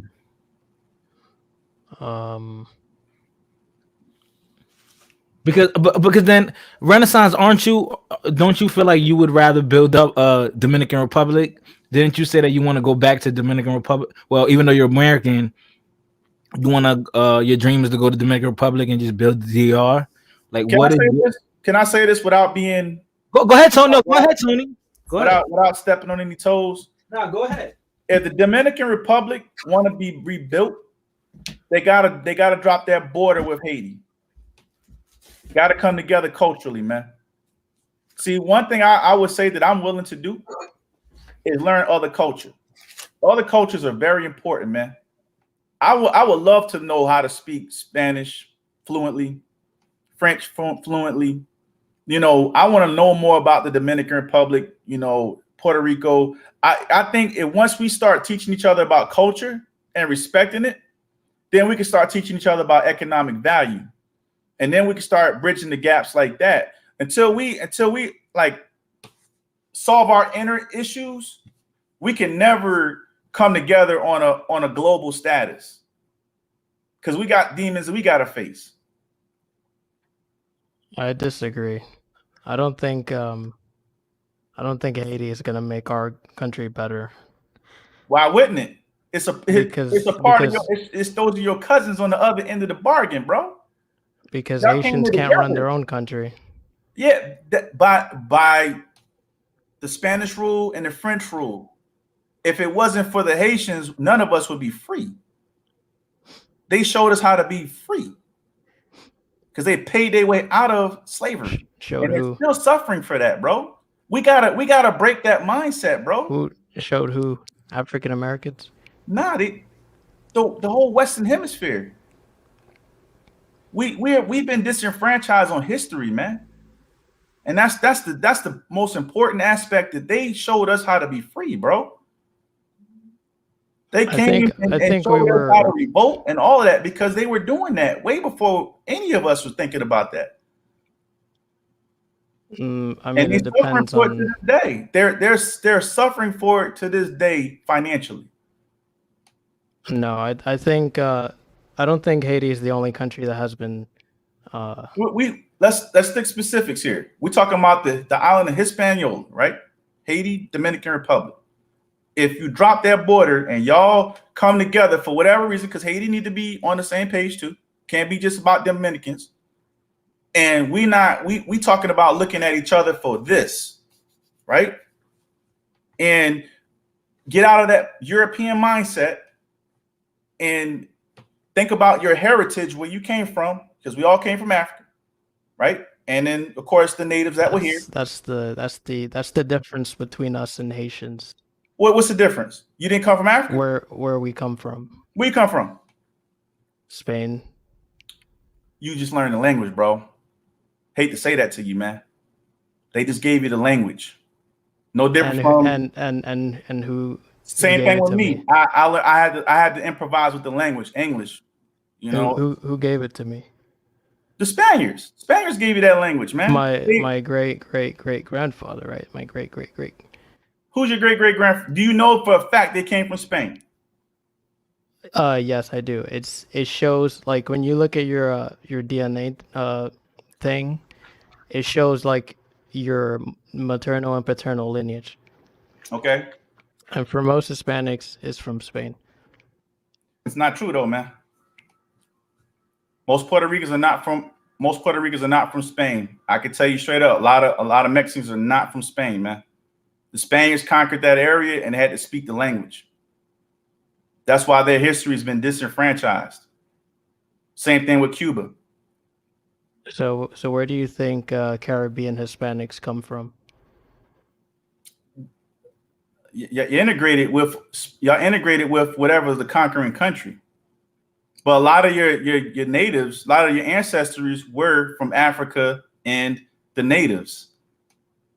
So if you even want to take it even to further context, the largest portion of anybody outside of Africa is in the Caribbean. Most likely Brazil. Brazil has the most black people outside of Africa. Then you got to think about Cuba. You got to think about all those other surrounding areas. That's where most of the black people at outside of Africa. Based off what? Based off of facts, man, history. I mean, actually, no, it would be the main areas would be the U.S., Haiti, and Brazil, and then Jamaica, and then Barbados. And Cuba, Puerto Rico, and the Dominican Republic had the least amount of African people. That's not true, bro. Out of the Why percentage. Why do you think they got what do you want to call it? Those festivals in Cuba, man. That's all African stuff, man. It's all African heritage, man. I mean, there's African culture, but it's not, an African majority society. Like example, Dominican Renaissance. I know you're gonna hate this, that I'm gonna point it out to him because he doesn't know what you look like. But Okay. Renaissance. I know you hate. I'm not gonna show him a picture of you. I don't even have a picture of you, but I know what you look like. I've seen you before. But I have to point this out to him. He put Trujillo. No. I'm trying to change it. You're gonna put a picture of yourself? Yeah, but not like. You're gonna show a picture of yourself though, so he can get an idea. Okay, so Tony, if you saw Dominican Renaissance out, like let's say you live in South Carolina, right? And let's say you saw him walking down the street, you would think he's African American. I promise you, bro. With the afro and all that. So Dominican Renaissance looked like he could be related to me. Wait, hold on. Why do you think I look African American? Bro, I swear to you, bro. You could pass for African American. Like, I'm not trying to be funny. I'm not trying to disrespect you. I mean, yeah, like because African Americans, they don't look one way, but right. That's usually like, I mean, that's not really what. Tony, look at this picture. That's like a side picture of him. I have Spanish. I have Puerto Rican nephews, man. Like Renaissance, you can't ignore the fact that you are melanin, bro. You did your didn't come from Spain, man. And if you even want to take it to that level, Spain, most of that culture comes from Africa. Anything in that Mediterranean Sea, bro, they got African heritage, bro. So we can break this down in schematics. We can break this down in global, however you want to go about it. And I'm not trying to be, to be disrespectful either. But if you want to take it back pre-slavery, let's go back slavery, right? Pre-slavery, right? Spain, they had an issue with Black people, right? That's why Queen Isabella and all of them had that whole problem. So now, with that being said, the French didn't support Christopher Columbus. It was Spain. So now, with that being said, Black people were already in the Mediterranean, Italy, you name the country, they already conquered it. There was Black Roman emperors. That's a whole nother conversation. They will not tell you in history. So even though your skin color could be a one way, and you could say, well, my ancestors came from Spain, but I guarantee you, man, you dig those ancestors up, it all leads back to one area, bro. Now, Renaissance, we know that. I think you're kind of like you're kind of like stretching African history. Bro, African history, do you understand when they built the pyramids? Do you know when they built the pyramids? Do you have any idea when they built the pyramids? No. Right. So the pyramids was built way before they even started literature based on what we would know today. All right. And we're talking about African lineage now. Okay. So we going back hundreds of, we can go back probably 100,000 years ago. Africans been around, bro, and the technology, that stuff that we're uncovering now, that's been there. It's just that over time, things happen, earth happen, whatever the case may be, if you want to put it on those statuses. But bro, African lineage go back way longer than what we can think of, man. Way before the Bible was implemented. Matter of fact, the scrolls of Egypt, is how the Bible was even created. So Israel is not the Middle East. The Middle East is not the Middle East. That's Africa, bro. Like, that's how they change history over time. So, Renaissance. Let's keep it. What? Now let's be real, bro. You believe heavily into, the Catholicism, right? Catholicism. Catholicism. Right? Renaissance. You believe heavy, right? So So Tony, explain to him where that came from. I mean, Catholicism is all right. So I'm just going to just take it in the context of religion. Listen, right? if we're just talking about like history that's like way too old to be relevant, I don't think it's all relevant. There is a certain point where if you go so far back, it's just like we're just talking like gibberish. Bro, history has always been relevant, man. You can't history is that's one of our fallacies, man. We ignore history. That whole situation that happened in January 6th, I'm just going to even take it current. That happened already before. That happened not just in America, it happened in Germany. That's how Hitler became powerful, because he wanted a coup. And the German government disregarded his first attempt. Second attempt, he got in power. So that's not long ago, bro. There's people still living from that era.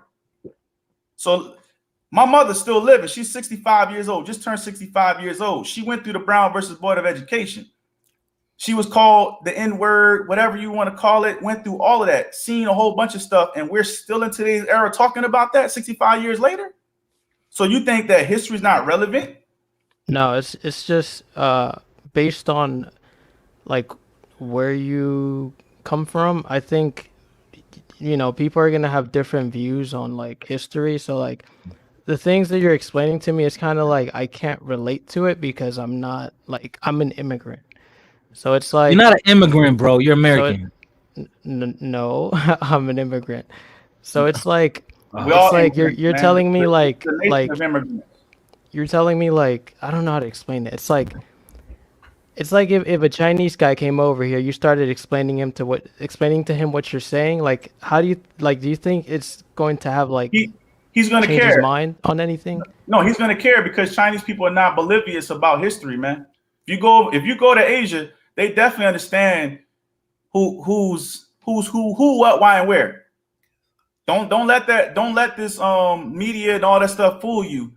Asians know what the deal is, man. And I could tell you straight up, living in Asia for 4 years of my life, that was the most sobering experience ever as a black man. Because I was highly praised over there. And I'm not saying that they don't have their racial transgressions and everything it's over there, but I never felt uncomfortable living in Asia, man. And I've been to China several times, and I've been to I lived in Japan. I've been to Australia, all these different places where colonialism and the British rule happened. And so with that being said, they know what's going on. and us as Americans, we don't get that whole picture because of how the information is being filtered in. And also too, our history books don't dictate that. I used to sit in social study classes and always be like figuring out why in the world in social studies we talk about the Renaissance, we talk about all this European culture, but as soon as we get to Africa, they want to talk about it for 2 minutes. And you can't tell me you ain't experienced that, because we all did. I know I did. I'm like, wow, we only talking about Africa only for like 2 minutes, and we're kind of like we're working forward to move backwards. It doesn't make any sense. So so as I got older, started getting wiser, went through college, went through a Catholic school, Sacred Heart University. I started learning more about myself and seeing the picture for what it was. I'm like, damn, they really are disenfranchising us really bad. And they don't want us to know who we are. And that's including you. But I'm not a part of America. You indirectly you are, man. You here, right? You in America, right? We make up like 0.6% of the population, and like half the Dominicans that are here got here in the last like 20 years. Nah, so we're like we're like barely American. Nah, man. Once you hit America and you get that American citizens, that American national citizenship, man, you American, man. Oh, that's how you look at it. But you were born. Renaissance, can you stop, bro? You were born here, man. You were born here. All right, but like it's kind of like we're kind of we're having this conversation is kind of very what you're saying, though, young man. American. I respect what you're saying. I just think you're looking at it a different way. And as you get older, I'm only giving you wisdom, man. How old are you, Dominican Renaissance? I'm not too old, not too young. Well, he's in his like early 20s. He's a college student. I'm old enough to be your father, and I'm not trying to be funny or nothing. You know what I'm saying? I'm old enough to be your dad. I'm old enough to be Chris's dad. Really, end of the day, and I'm only going to give you wisdom about life, man. And I wouldn't tell you nothing I wouldn't tell my nephews. My nephews are your age, right? My nephew's Puerto Rican. He doesn't look African American. I can show you a picture of him. He got curly. He looks just like a Puerto Rican guy. You know what I'm saying? Like he's from the islands. But his father looks just like me. His mother is a little bit lighter. She speaks fluent Spanish, right? And so with that being said, man, if my nephews ever was to talk like you, man, we have a problem. Because I mean, have you heard me talk before this like this live, or is this? Oh, absolutely. My nephew, I talk to my nephews straight up, man, like a real G. I don't hold nothing back. We talk about everything from sex to my nephew just joined the military. I had to tell him the straight up real deal about the military, what to expect. He just joined. You know what I'm saying? He's a skinny, bright kid, man. And all he want to do is help people. That's all he want to do. He don't, but he knows who he is because he had a life lesson. So his mom moved on. Let me give you some facts here. His mom moved on from my brother. My brother got incarcerated. She moved on. We respected that as a family, right? So my nephew is into now his mother moves on to a Cuban American. So this Cuban American guy speaks fluent Spanish. He's calling my nephews Negros. So my nephews can speak Spanish too, and he's translating. He's like, yeah, this guy's always calling us niggers. Cuban. So they didn't live comfortable within their skin. He like, I'm not a nigger, but I am black, and my father's black, and you're not going to desecrate who I am. So, I'm going to say this to you, bro. You have every right to feel the way you feel. I'm not going to ever disagree with what you're saying as far as like your feelings and what you've been taught. And his identity. Right. And your identity. His self-identifying. If you want to feel that way, but in order for us as a group, as being looked at who we are, the establishment sees you the same way they see me. They don't see it no other way, bro. Right? The establishment, and we know what I mean by the establishment. The establishment sees me and you as the same people. right? Whether you want to say 0.6, 13%, whatever, we are all black to them. We are all N-words to them. Now, I disagree. how they this is a fact, bro. I'll give you one like straightforward example. You can play on the fact that they may talk to you a certain way when they see you, but when they behind closed doors, we're all in the same bucket. I'll give you one straightforward example. Often when the media talks about Dominicans, they don't talk about us the way they talk about Black Americans. They always call us racist. And they're always like, we trend on Twitter like every couple of months, you know, for something that's supposedly racist. I mean, does that happen with African Americans? Absolutely. Ever? Absolutely. You think colorism don't exist? Listen, man, I'm light skinned, bro. But do you get attacked as an entire group? Do you get like by the media? Listen, I lived in the South for 13 years of my life, man. I went through the same shit my mom went through. Same shit. And I went through it worse. You think about it, right? Because I'm light skinned. My own people telling me I look like a white boy. Right? And then the white people are like, nah, you a nigga. So I ain't know what to identify at one point in time in my life. It was confusing until I got to high school and started knocking dudes out for not respecting me. That's when I had to like get into like, okay, this is what it is. I had to start earning that respect and knocking niggas out. You feel me? But as I got older and I started seeing my real heritage, my grandmother's dark. My grandfather is light. We have multitude of colors in our family. We all fought for the same causes, man. And yes, there's been times where I've even been called like, you're racist because you don't like this. And no, I'm not racist, man. I can't be racist. That word is not even equate to my living. You know what I'm saying? Could I be prejudiced? We all are prejudiced. We all don't like something. You know what I'm saying? That's just by definition. But racism. No, I don't mean like you as a person. I mean like systematically, internationally labeled as a racist group of people. Yeah, has that ever happened to African Americans? Black Lives Matter is a perfect example, man. People call them a racist group, a terrorist group, you name it. And that's mostly in America though. And it's not done by the media. It's done by individuals. Well, let's take accountability, right? I've met a lot of Dominicans. I've dated a Dominican. My ex-girlfriend's Dominican and Puerto Rican, and I've seen it both ways, man. I've seen some Dominicans be very vocal about not identifying who they are. Darker than me and you. I ain't black. I don't care about black people.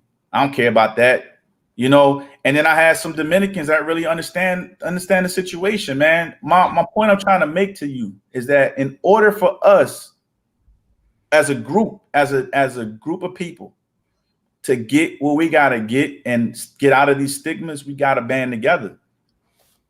And until then, we're always gonna have these situations, bro.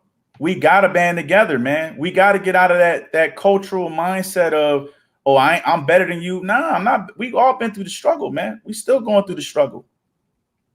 But you know what it is? I mean, we think we're better than everybody, so it's not like. I don't even like the fact that you even feel like you're racist, bro. That's just BS, man. You know what it is? That's just Latin American culture.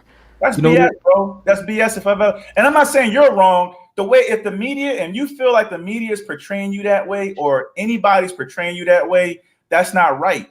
That's not right as a culture. But also too, I gotta take accountability because we kind of the colorism's behind all of this, bro. The colorism, because again, I've been called out of my name by my own people.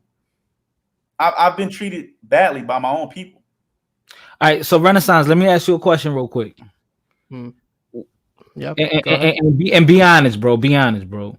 I am. Okay, Tony. Don't you think that Tony could pass for Dominican?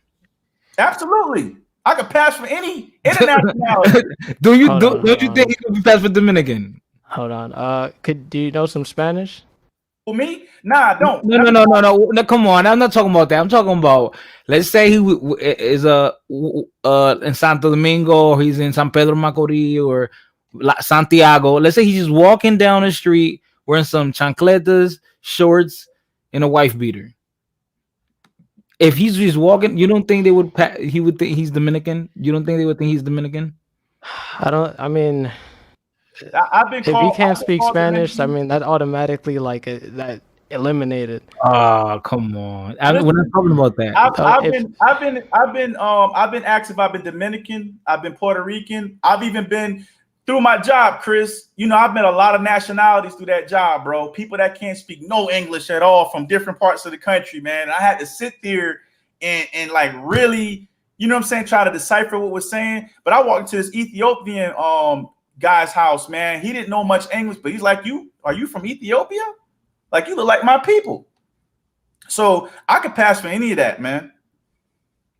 I got good hair. My hair is curly. You know, no, I don't speak Spanish. I would love to know Spanish fluently, but I don't. Yeah, I think for that reason, I mean, just starting with the basics, like not knowing Spanish, no, they're not gonna think he's. But we were talking more appearance, bro. We're not talking about his tongue, his. But even with that being said, though, bro, if you go to Spain, and this is only stories I heard from people from Puerto Rican to Mexican to even Dominicans. If you go to Spain speaking Dominican Spanish, they're gonna look at you crazy because that's spoken language to them. They're like, that's not Spanish. That's to them, that's slang. And I heard that from my friends who are from these different countries. So yeah, but American English is like slang of British English, and like Southern English is like slang to Northern English. It's like, right, but you're not looked at. You're not looked at as a Spaniard. This is what I'm trying to tell you. You're not looked at as a Spaniard. Yeah, because I'm You're from Dominican Republic. Do you get how that just falls downhill? And why we should band together even more, knowing these things? No, I don't think Spain is unique. So like Spaniards could even tell between Europeans, you know, like who's Spanish and who's not, you know, because they all have a look. They all have a specific kind of look. Like Europe, I mean Spain, France, Italy, Germany, you know, the United Kingdom, Ireland, they all have a distinct look. You know, they're not the same race. I disagree with that, bro. Have you traveled out of this country before? Have you been international? Outside of America? Yeah. Of course. Where have you traveled? Well, I haven't been to Europe, so if your point is to, you know, talk about Europe, I haven't been to Europe. I'll give you a subculture of real European colonialism. I've been to Australia a couple times. I call that the clean version of America. It's very clean over there. It's just outback, you know. I met a lot of white women with you think you like, Jesus Christ, why am I in America? You know what I'm saying? Like, what are they eating over there? So not to go across, but you can say, well,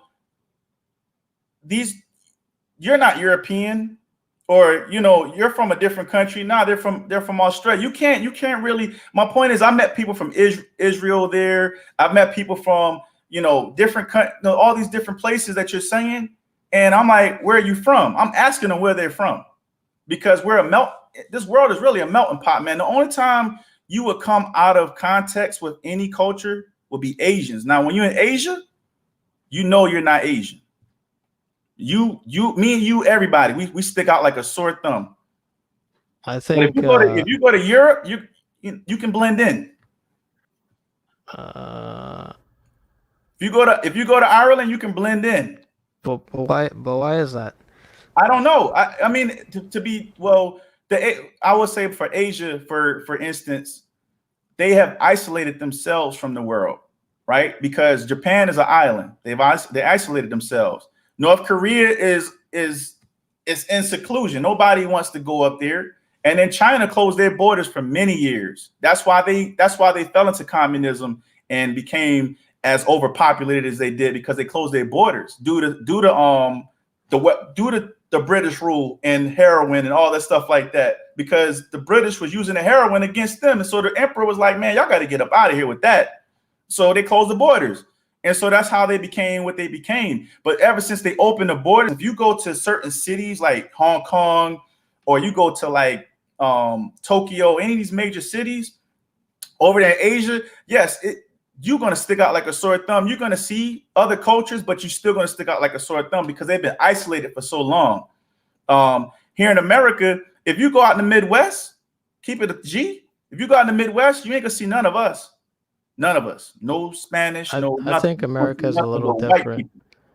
I think America is a little different from Europe because America is one country, while in Europe there are many countries, and they're separated by racial lines, like European racial lines and cultural lines and ethnic lines and religious lines. No.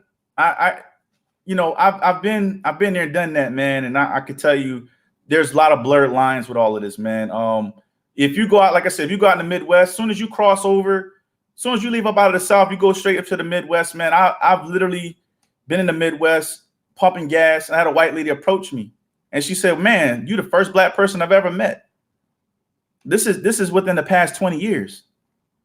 I was like a caveman to them. Pumping gas. She approached me. She's like, what's in Connecticut? Because I have my Connecticut tags.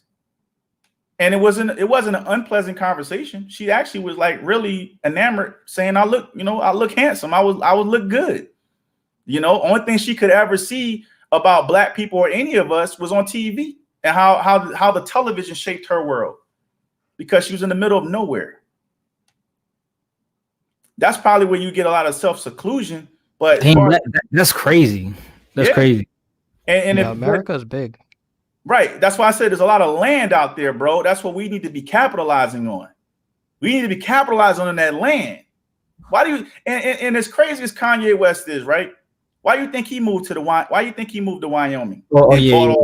Oh, the farm and all that. He did that because he knows what it means to have land, right? What do you think Bill Gates is buying up all this land for around the country? Because he want to control the country. If you control the land, you control the country. Mm-hmm. You tell if a corporation want to move on your land, they got to pay you, right? They got to pay you to get that land. So if you own 700 acres of land and you move to Nebraska, because ain't nothing out there but like it's exactly what they say it is, a Cornhusker state. Ain't nothing but flat land out there in cornfields. If you move out to Nebraska and all of a sudden Nebraska's jumping, and you got like 700 acres of cornfields, and Walmart want to build a Walmart right there, they got to pay you now. Mm-hmm. They can't just move on your land, right? They got to pay you. This capitalism 101. So they gonna pay you. You take what you got to get out of that. Okay, they got the land. You still may own some of it if they're not using all 700 acres, right? And then go buy some more land and keep flipping your land, and then you can go overseas and buy land too. Go back to your country and live like a king. Yeah, I'm not gonna lie. That's my dream. I wanna go own land in DR. That's definitely a dream of mine. So yeah, because like it's gonna 912. There's Mexicans in the Midwest, but they're in Texas, Oklahoma, those Midwestern cities. Now with that, I mean those Midwestern towns. I'm talking about Wyoming. I'm talking about Idaho. I'm talking about those Utah. Ain't nothing but land and mountains. Ain't no Mexicans out there. it's white people. That's where they're at. You might see a small percentage of us. Now, if you go to Texas and Oklahoma and those Midwestern, states, yeah, you're gonna see, Mexicans, of course. That's Mexico. When you think about it, that's all Mexico. Right. Mexico goes as far as north as those states. If you look at the old maps, California too, right? Arizona, all that was Mexico. They own that. They own Cali. Yeah, that's their land. End of the day, we just conquered it. You know, even if you saying Colorado and Utah's not this Mormons out there. There's no white people out there, man. You're gonna get a small percentage of us. Yeah, I went to Utah. I went through Utah last year, like driving. Man, it's nothing out there. It's like I thought I was like on Pluto or Neptune or so. It looked like just outer space, bro. It's like it is like that. You want to take it even further about outer space? If you go overseas to Japan, looks like another world. really. When I left America in 1998, I left America. I'm 18, 19 years old, right? I didn't want to go to Japan. I didn't want no orders to go to Japan. So I get these orders, man. We fly into Osaka. This airport is next level. Like it's on an island. Like you looking at an island and it's an airport, right? Flying to this airport. This airport looked like something you saw off of Star Wars. Okay. This is in 1998, bro. So I get to the third largest city in Japan, which is Fukuoka, and this city looking like I'm like you ever seen them futuristic? Yo, bro, I know what you mean. Like I remember I was watching. You know how downtown New York is, or like Midtown, how like all the right prehistoric Times Square, right? Yeah, prehistoric compared to Japan. Japan shits on New York City with all when it comes to style. Yeah, absolutely. Yeah. When it comes, yep.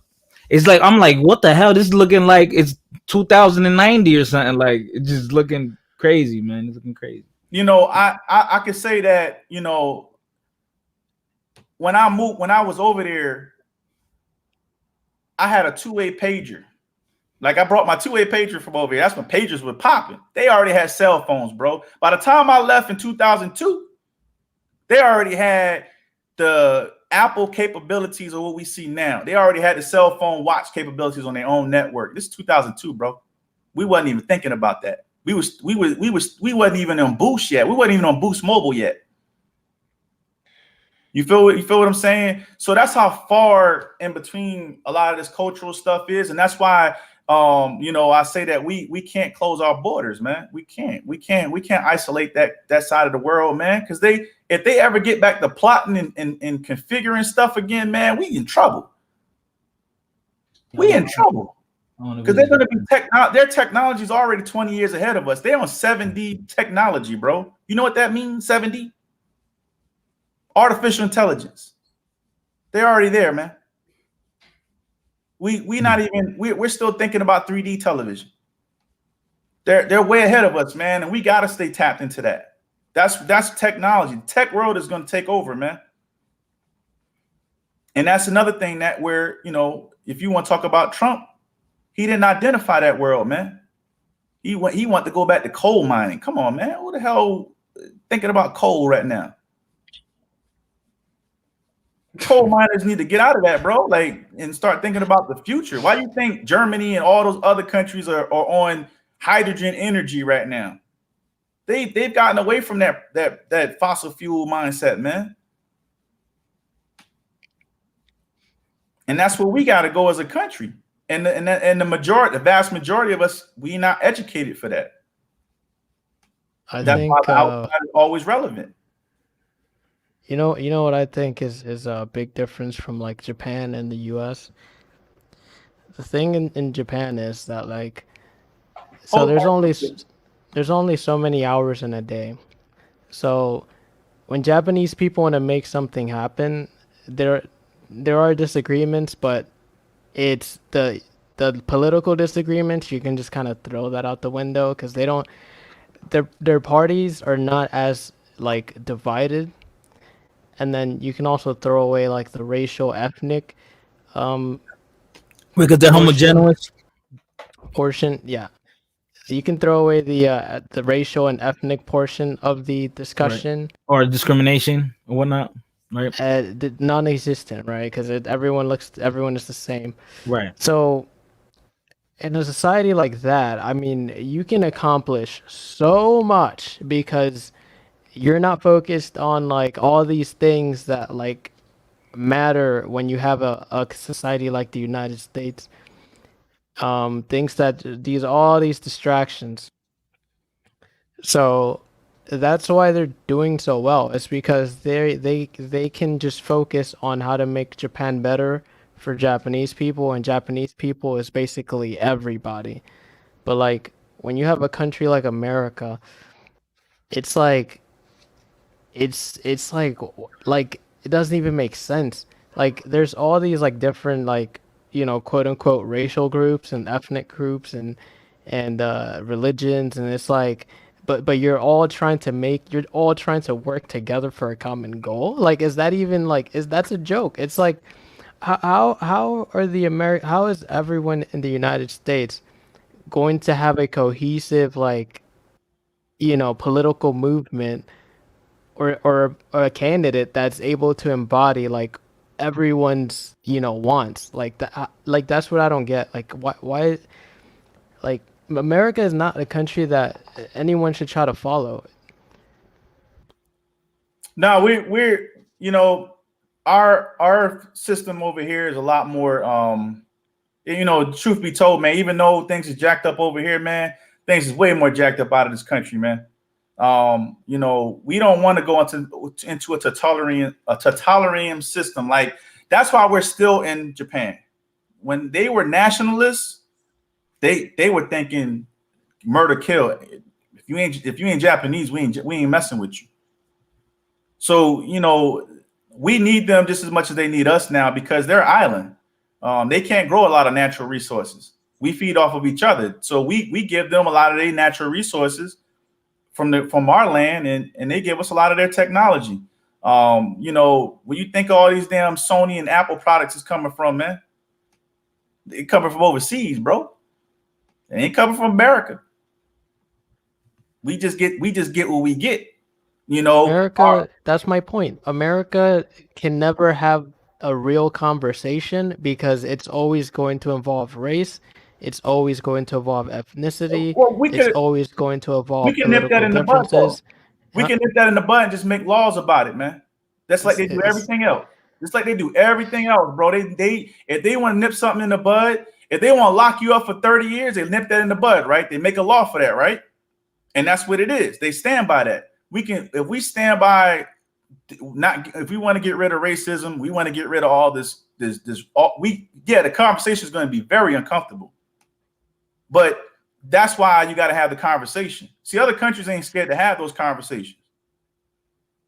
They're not scared to have those conversations. We got to include everybody because we're a melting pot. We got to have Asians in the conversation too.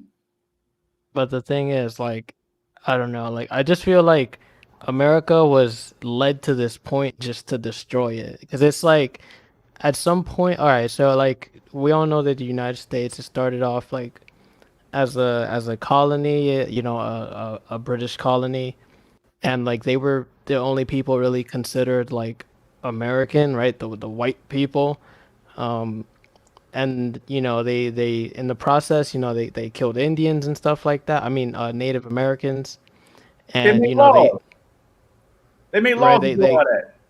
They killed Native Americans, and then they brought in they had they were involved at no, they bought slaves from the people who were selling slaves, right? So they started bringing slaves over here, and Irish people as well, and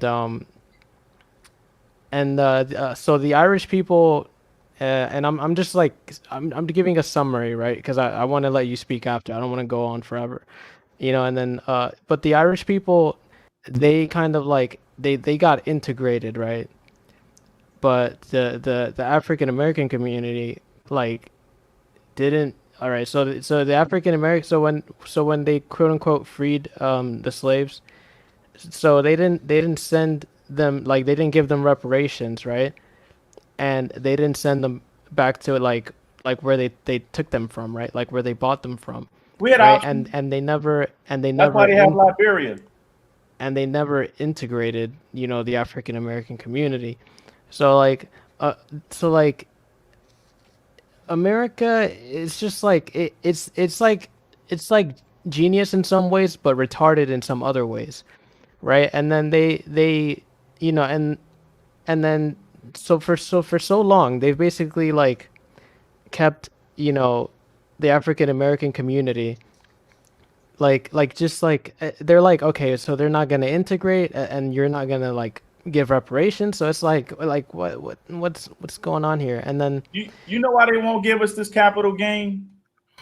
Because they know that we would take over instantly. It's about power, bro. So that's all it is. but then but immigrants, right? Immigrants, now you gotta, now that's another level of complexity. So Immigrants came in to replace us.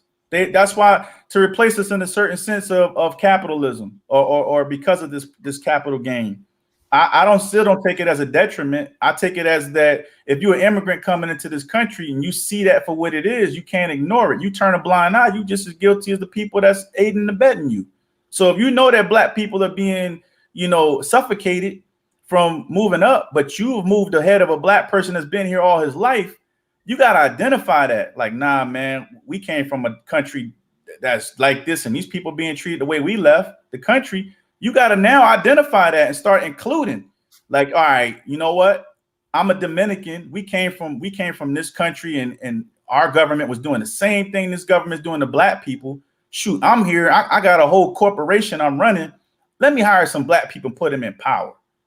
And we got to stand on our square with that and see the integrity behind that. Not for nothing, black people also got to be accountable for anything that we got to do. It's like if I own a business and I see a Dominican, no different from me helping Chris out, right? I didn't care if Chris was a Dominican.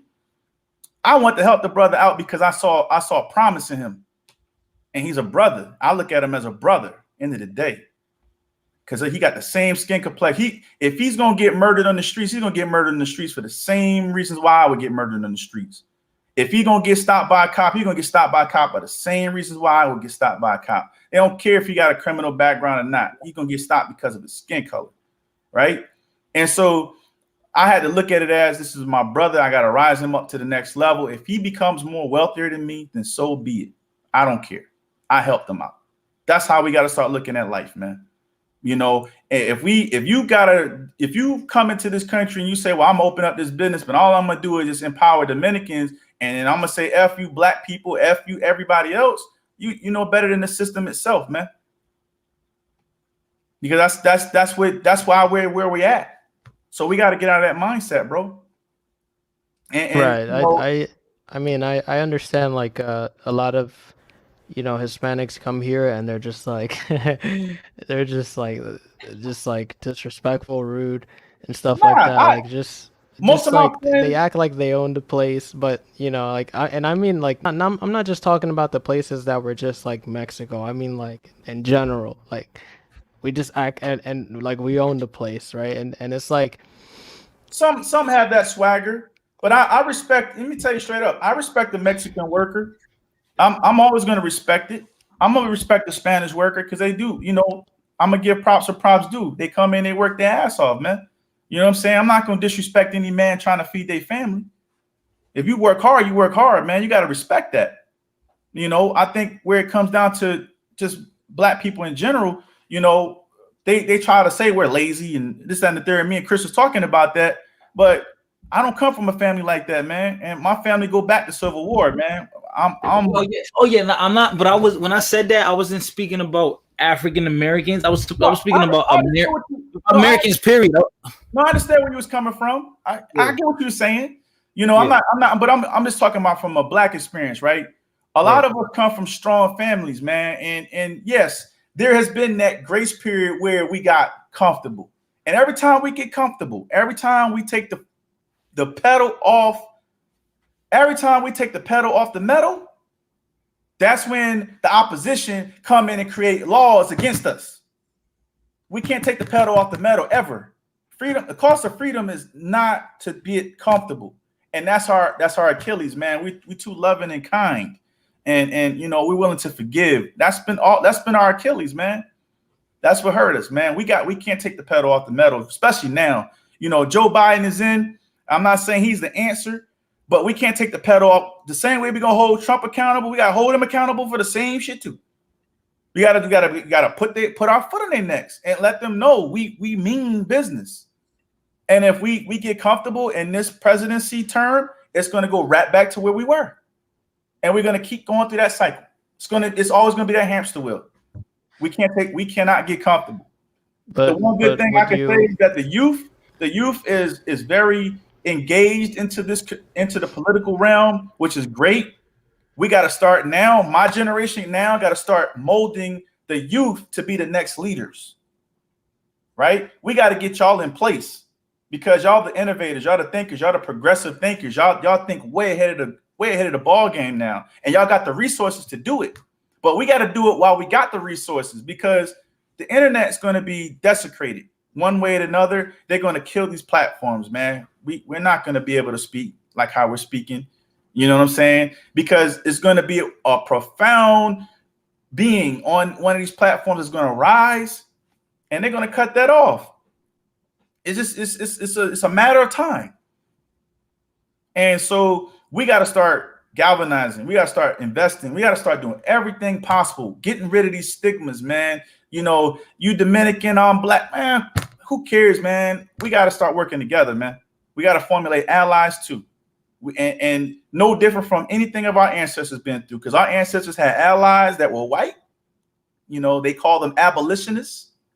They had, you know, there's people that felt bad about their racist ways and they voted for civil rights. There's a lot of things that happened in the past, man, that got us to this point. We got to capitalize on that, man, and learn from that and not keep getting comfortable, because our elders was not comfortable. They never stay comfortable. But here's something that I noticed about like Trump, right? Since the stream is called "The Trump Ruined America." So I've always been a conservative, like ever since like I understood like what a government is, and what it's supposed to do and what it's not supposed to do. Ever since like, and I'm talking like high school, right? Like once I had an understanding of what government is and what it's meant for, I immediately like instinctively became a conservative. Mm-hmm. Ever since that point. So conservatism when I was younger was different, right? It was seen as like the party for old white guys, right? So that's like it never made sense to me. You know, it makes sense more now that I'm older, right? But even now the party has like shifted. So it's always going to shift. Politics has been shifting forever in this country. So it was like this party that was associated with old white guys, and like pretty much like minorities just openly like across the board just were not even like into it like whatsoever. Now minorities always been conservative, man. You know, we just not there's this gap, and then you got the far right and you got the far left, right? We always been conservative, but we also have liberal ideas too. There's nothing wrong with that. You know, you can be conservative in your family, you know, which I think a lot of us are. Most of us are conservative in family values, right? Want to get married, want to have kids, want to grow that wealth. That's conservatism, right? But being liberal, you're thinking progressive, growing, expanding things. And so we created those certain words to demonize the opposition when we shouldn't be doing that. Right. That's also another issue in America. That's true. But like the point I was trying to make is so like the Republican Party, like I would say pre-intra post-Trump, well, more intra post-Trump has opened up, you know, to minorities, right? Like we're seeing like more Hispanic and like African Americans like being able to identify with, you know, like the Republican Party and like and not think of it as like racist, right? Because that used to be like the label for so long, right? That it was like a racist party, and they would just disregard it, right? But like Trump's presidency has kind of like opened a lot of people's minds, and it's changed a lot of people's ways of thinking when it comes to that kind of thing. And I'm telling you, as someone who's always been conservative, I notice it I noticed it. It's a huge difference. Like the way that people think about like like family values and stuff like that, and like investing in the stocks, so many things, right? Like he's kind of opened up that door to so many people, and like I feel like that in itself is like a step forward for America. Well, I can say this, man. I even take you back a little bit. The reason why the Democratic Party and the Republican Party switched in history, the biggest shift probably within the past 100 years was during the Nixon era, because of civil rights and stuff like that, right? So you always get Republicans say, "Well, the Democrats started the slavery. They don't like niggers." And the Republicans supported that. Black people created that, and that's what we see today. No. It shifted because of that, because of civil rights. And so, a lot of the GOP vacated and went the other way, and blah blah blah. And here you have it, right? So you're right, though. What you see now is a different point of view, different way of galvanizing. But I also think, again, Donald Trump played on emotions, because here we are looking at this businessman who was in actually the black community, right? At one point in time, hip hop community, right? Everybody reveled over him. Mm-hmm. Yep. But we disregard the bullshit that he really was doing, right? It's almost like, okay, he does it very well. He'll say in one breath, let's get this First Step Act done for let these criminals go. Look what Joe Biden did with the crime bill, right?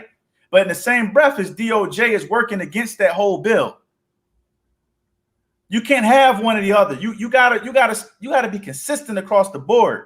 If you want to get rid of the, how you want to call it, the prison industrial complex, why are you going to reinstate it? He reinstated it and doubled down on locking people up. And that was his whole mantra. If you ever heard him say law and order, but then he signs a bill called the First Step Act, you contradicting yourself. He just did that to gain your trust.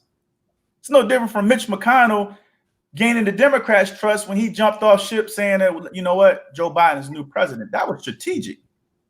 He didn't want Joe Biden to be the president. You think Mitch McConnell had to bear and grunt that, right?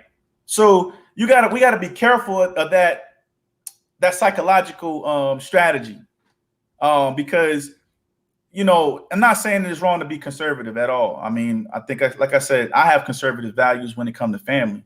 I think kind of liberal when it comes to some of my, business aspects. I think ahead of the game, progressive, and then I'm moderate. I'm all mixed up here, and so I will never disrespect another point of view as long as I'm not being disrespected.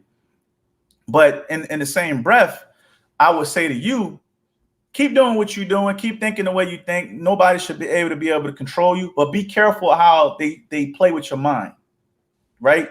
Think for your own self.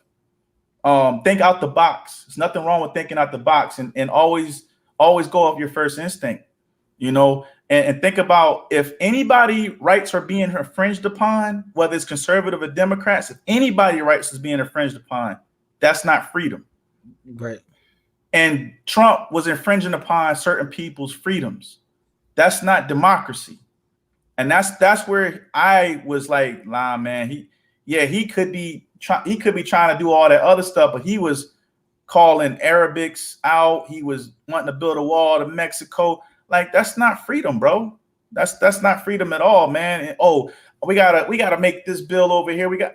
He's doing that for self-interest and pleasing his establishment. So we got to be careful with that. And that's not democracy. That leads us into totalitarian government. And you don't want that. That's why he created a nepotism. You ever heard of nepotism? That's why he put his kids in the positions of authority. No, there's Yeah. no other president that ever did that, bro. Yeah, yeah. That is unconstitutional.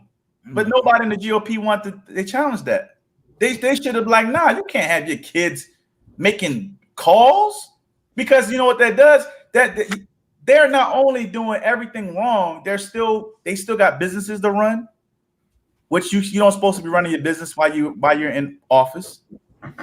All the stuff that they just did wrong. And now they created a platform for that now. And so we get blindsided with all these many different variables, man. We got to be careful, man. Because end of the day, if another Donald Trump emerge and he's younger and he can really galvanize that base, and on top of that, play with your feelings, we in trouble. We in trouble. And it's not gonna and let me keep this relevant. Anytime he's infringing upon immigration rights, he's also infringing upon Black civil rights too. Because if you look at the Constitution for what it is, we're still considered immigrants. So anything you play on them civil rights, bro, you playing on my rights too. And it's all inclusive. It doesn't matter if he's saying Mexicans, Dominicans, Jamaicans, whatever. It's me too. So we gotta be careful with those with that language. You know, and that's where he created a platform for that. And it's not over, because let me keep it a G. This whole pandemic, we're still, whether we think it or not, we're still under Donald Trump's budget too, and tax plan. That don't end until Biden does his own budget, which is not going to happen until, like, I think not this quarter, but the next quarter. They're going to start asking for a budget. So when he passes his budget, then that's when we are officially under Biden's rule. Right now, we're still under Trump's, indirectly, we're still under Trump's rule. So we got a long way to go, man. Mm.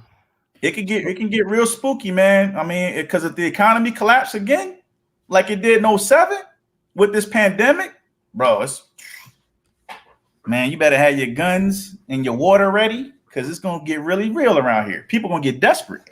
You saw how those when the pandemic, hey, we was missing toilet paper and all. You think that was bad? Let this economy collapse, and investors start pulling out. It's gonna get really bad. And if you're not in an industry of need, it's not gonna look good. It's not gonna look good at all, and you can't do much because you're in a pandemic. What you gonna do? That's why I say it's you better have land and know how to live off the land. Goes back to that concept, and have allies and have people that has those resources.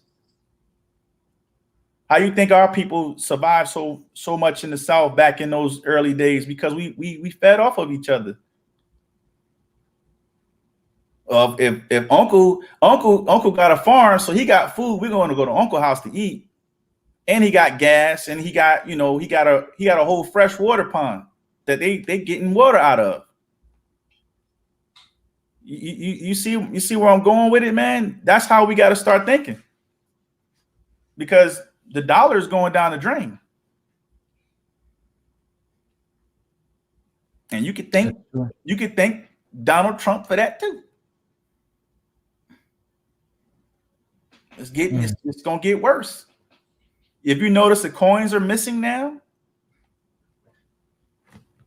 Then they say there's a coin shortage. You ain't never heard of that? Banks are saying, "Oh, we're having a coin shortage. Everything's going to go off a card, man. Dollar's going away. Get prepared. I give it 10 years. We won't be using the dollar. We'll be using an ATM card. And it might be like Bitcoin or cryptocurrency. That's why they introducing that stuff to us now. They're trying to normalize it to the economy. You know, it's crazy. My cousin, My cousin was talking to me about. He told me about Bitcoin 12 years ago. My cousin. 12 years ago, my cousin told me about it. Yeah, I've been hearing. You know, my uncle was always into stuff like this, man. My uncle been dropping knowledge on my head for years, man. And even if you listen to hip hop, right? If you go back in the 90s, man, when they start before gangster rap and they was like really tapping into your mind, you can go back to certain records and they were telling you what the future was gonna behold. You know what I'm saying? And even if you go back and read certain books, there's a book out, man, and this I will have to send it to you, but there's a book out even highlighting what COVID-19 was going to be. And this is almost 30 years old. I mean, there's a video right now, Bill Gates, right now. I'll forward that to you. Bill Gates talking about the next pandemic. He's highlighting it word by word, same way he highlighted COVID-19. So we gotta be right with it, man. We can't be, getting sidetracked with all this, racist. That's sidetracking us, bro. That's what I felt. And Donald Trump was he sidetracked us to the core, man. Why they made these laws, man? Come on, man. Why would they make a law protecting 5G? It's called the 5G and Beyond Act. Why would they make a law? He signed that in law. He signed it into power. Why would they have a CARES Act a year scripted in 2019 before the pandemic?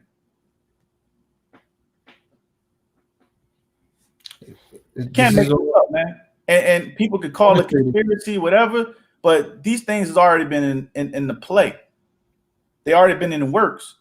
And we get easily distracted with elections and protests and I even think these random cop killings of people, that's all strategic, man. Those people are being told to do that. That's my take on it. It's just too random, man. It's too coincidental, what I mean. Remember this. Remember when Dylan Roof, the guy, the white kid that went into that South Carolina church? Yeah. He said this specifically. He said that they told him that we want to start a race war.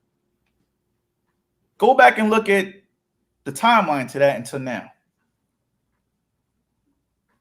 And see all the stuff that's been transacting from that point. Could you repeat that? Dylan Roof, the white kid that went into the church in South Carolina, killed all those black people. And they gave him the cheeseburger when they caught him, took him out to eat. He said they told him they wanted to start a race war. He was told to go there to do what he did. Who is they? I don't know, but that was reported at that time. Reports can change, but I know specifically they want to start a race war. We want a race war. Where are we at right now to this day? What are people talking about right now?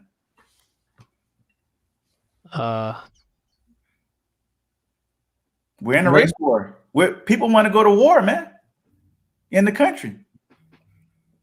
Yeah, I think, but all right. So here's the thing. It's like, so people, so people kind of disagree on this. Some people say that Obama kind of caused, like, they say that Obama has like widened like the divide in America, like racially and politically, and like Trump was just like how did Obama widen the racial divide when every race voted for him at record numbers?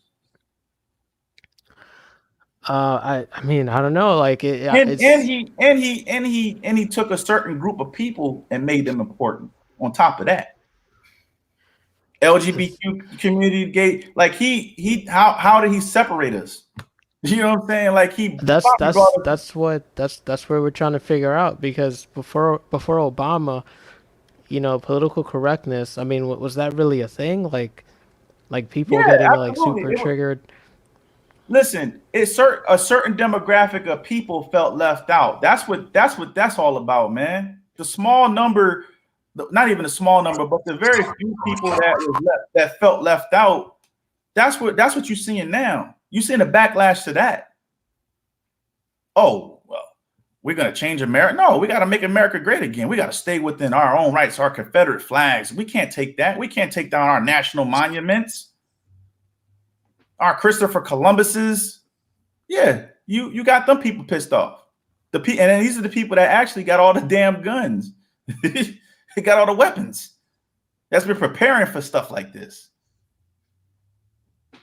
Piss them people Yeah, but off. like, I mean, but Obama, like, but his presidency, like, he would label, you know, conservatives or like patriots, he would label them as like terrorists. Nah, I never heard that. You got to show me that proof. I mean, he didn't. I mean, That he man didn't like. he was too nice, man. He was too compromising, man. That was his problem.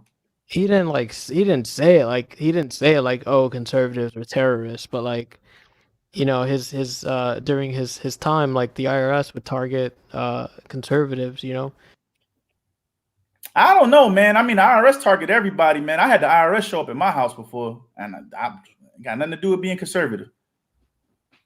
They was doing a whole full-blown investigation of somebody, and he did my taxes. That made the news, national news, all that. So I don't know nothing about that part, man. I would love to know more about it. If you can share that information, man, I'll give you my links, man. I would love to read about that, bro.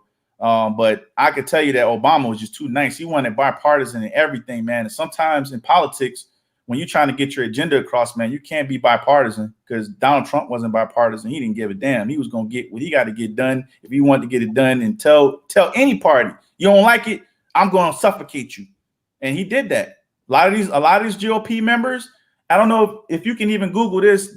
South Carolina just passed a law to pretty much put a gag order on the one GOP candidate that want Trump to be impeached. They just put a gag order on him. Like, this is bigger than what Obama, man. Obama, to me, the backlash always came because he was black. That's the way I look at it. Let's call it the way they call it, man. They ain't like the fact that he was black in the White House with a black wife.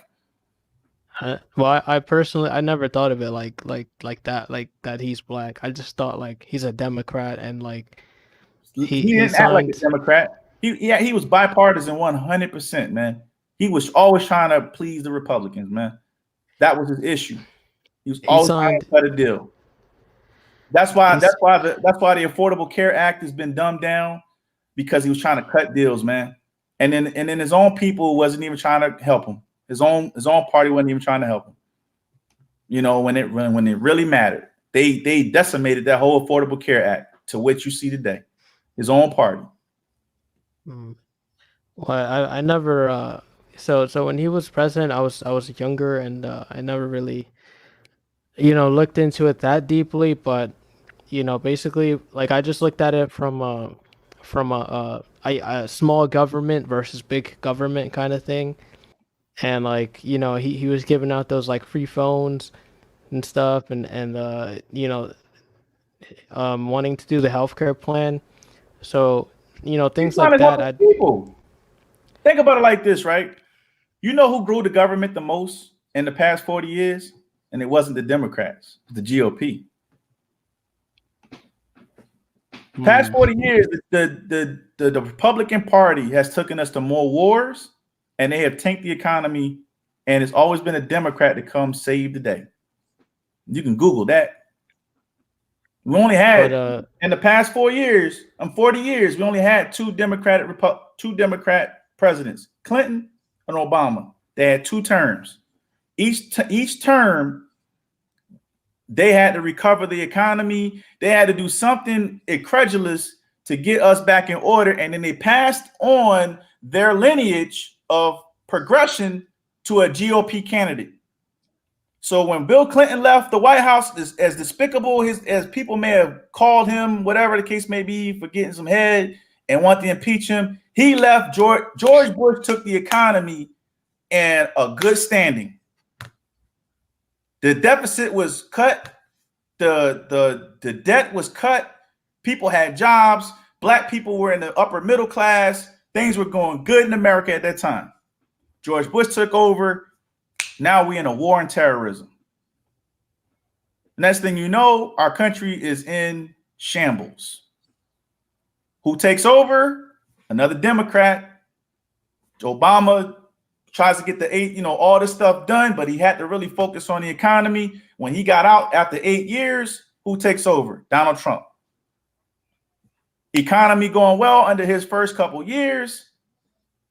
Boom. We go in recession, and people don't realize this. We go in recession before the pandemic. And the pandemic just put the icing on the cake. So our economy is because it's just bad, man. Don't believe the hype.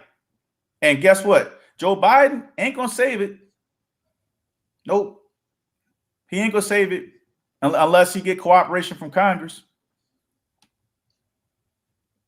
And if he's gonna take the Obama route, want to be bipartisan and all this stuff like that, we're gonna get the same results. And we're gonna go back to Europe. We're gonna go back to that point of another Trump. It's gonna get worse. So Democrats got to do what they got to do the next couple years. If they don't, we're in trouble. Better be looking at another passport to another country. Go to DR. Or go to DR, right? You know what I'm saying? Because it's gonna get ugly, man. And here's the thing. I said this to my cousin last year, early last year when we were just talking, and he thought I was crazy. And they're gonna put this travel ban on people. They're gonna put because of this vaccination. That's gonna be the new travel ban. If you don't have a vaccination on your just no different from getting a vaccination from going to Africa. You got to have certain vaccinations. If you don't have those vaccinations, they will not let you in. So guess what? If you don't have that COVID-19 vaccination, you won't be able to go nowhere. So the only way you're going to leave this country, you have to have a COVID-19 vaccination. So if you don't have that COVID-19 vaccination for whatever is coming down the turnpike, you're going to have to suffer with it. It gets murkier, man. That's crazy, yo. And that's where it comes back to the resources. It comes back to us together. Because if we're going to be stuck in something, we at least got to have the resources to be stuck the right way. Right? Shoot, well, I can't leave the country. At least I got like 500 acres of land I can live off of. I mean, I can feed myself. This is how you gotta look at it, man. But is it fair to say that Trump didn't start any new wars? Let me tell you something from a military standpoint that I've been told from day one. Wars will not be fought on land in the future. The way we think of a war. Wars are fought now, cyber and covertly secret wars, like with drones. So no, you're not going to hear about that stuff anymore. You're not going to see a traditional war like what you saw at Gulf War and all that stuff like that. That's out the window, bro. And right before Trump left, there was a cyber attack. Because we were so enamored in everything else, the media downplayed that. And I've been always told that in the military that wars are not going to be fought on land anymore or through guns and all that. Nah, it's going to be fought from drones, from a remote location like me and you sitting right now at our desk, and it's going to be fought through cyber technology. So imagine a person from Russia, anybody, right? Because think about it, they infiltrated our whole election system. Think about that, bro. That's facts. They sat in a remote spot, and this is on 60 Minutes. And if you want to talk about the news, 60 Minutes keep it 100. They don't do the bias stuff, man. They report the news. They still one of the very few news sources that report news. So 60 Minutes had a whole thing on how they infiltrated us and how they were getting all the information. And they sat in a remote location in Russia, and they had a computer hacker doing his thing. And you couldn't trace it back to him because he had an undisclosed location, what do you want to call it? The number that always come up when cable your routing number, right? that's where wars are going to be at, young man. That's where they're at right now. Somebody's trying to hack into our national security right now as you talk about it. Imagine somebody do that and they get in control. I'm gonna use Charlotte for instance, right? Imagine somebody hack into the Charlotte's grid and now they're in control of the lighting structure. They can control the lights out here. Bank of America is here and they just shut the whole bank down. Think about what we're going to be thinking about tomorrow morning if that ever happened. A lot of accounts, a lot of money's going to be missing. It's going to be bad, man. So cyber technology right now, if you're young and you're not into the tech world right now or trying to get into coding and all that stuff like that, you need to start thinking about that. That's where your future job is going to be. For lack of a better words, your future consistent job, your job stability is going to be in the tech world. So what do you think about someone like Andrew Yang? Andrew Yang, I mean, I never really did no research on him, and I can't really speak on him. I mean, he had a good platform of some things that were actually Donald Trump wanted to implement towards the end of his presidency to get votes. But I from my understanding, he's a progressive thinker. I think people like him can, kind of, because a lot of people on the right, they liked him. So like, and he had a lot of good ideas about like modernizing, the economy. Mm-hmm. I agree. I've heard some of his ideas, but even that was being so. Let's talk about Obama real quick, right? When Obama ran on his first campaign, he said specific things about the Affordable Care Act and also infrastructure, right? If our infrastructure is no good in our country, that's a national security issue. So when we go back to World War I and II, our infrastructure was really weak. And so I think Truman or one of them presidents back then had an infrastructure campaign, and that's when they came up with the highway systems like 95 and the Jersey Turnpike and all that stuff like that, because we had to get certain things through the country.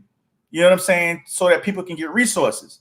So we got to go back to that mindset. We got to build our infrastructure, but not for the old school way. We got to build our infrastructure for a new school, right? We got to have a better grid, like cybersecurity grid. We got to have a better lighting systems. We got to have better all of that. And we got to start using innovative minds from other countries that are actually implementing these things into our system, because again, we don't have the education here to do it. I would say 75% of America is uneducated, man. They couldn't do the job. Not on that level. If you understand what I'm saying, nobody's thinking like Tesla. Nobody's thinking about those things. That guy's way ahead of the game. So when he's not really talking foreign. He's actually talking stuff that we need to be talking about now. Why you think? And even to the credit, I don't want to give credit to Trump, but even to the credit of Trump, he had the Space Force idea. He got that idea from Ronald Reagan. Right, but they know better. They know. Ronald Reagan wasn't always a conservative either. A lot of people don't realize that. A lot of these conservatives wasn't always conservatives. They were Democrats at one point in time or had some liberal ways. Ronald Reagan to this day would not be looked at as a Republican. His views back then doesn't align with Republicans now. They probably call him a Democrat, a moderate. So, I mean, it's the world we in right now, man. We got to think, like I said, we got to think at least 10, 20 years ahead. I would love to go back to Japan and see what they on. See what they're doing over there. I would love to see it, man. I mean, it was so innovative when I left. Chris, I'm gonna ask you the first time you saw a flat screen television. What year? What year was your first encounter with a flat screen? You like, damn, that shit dope. With a flat screen. Yeah.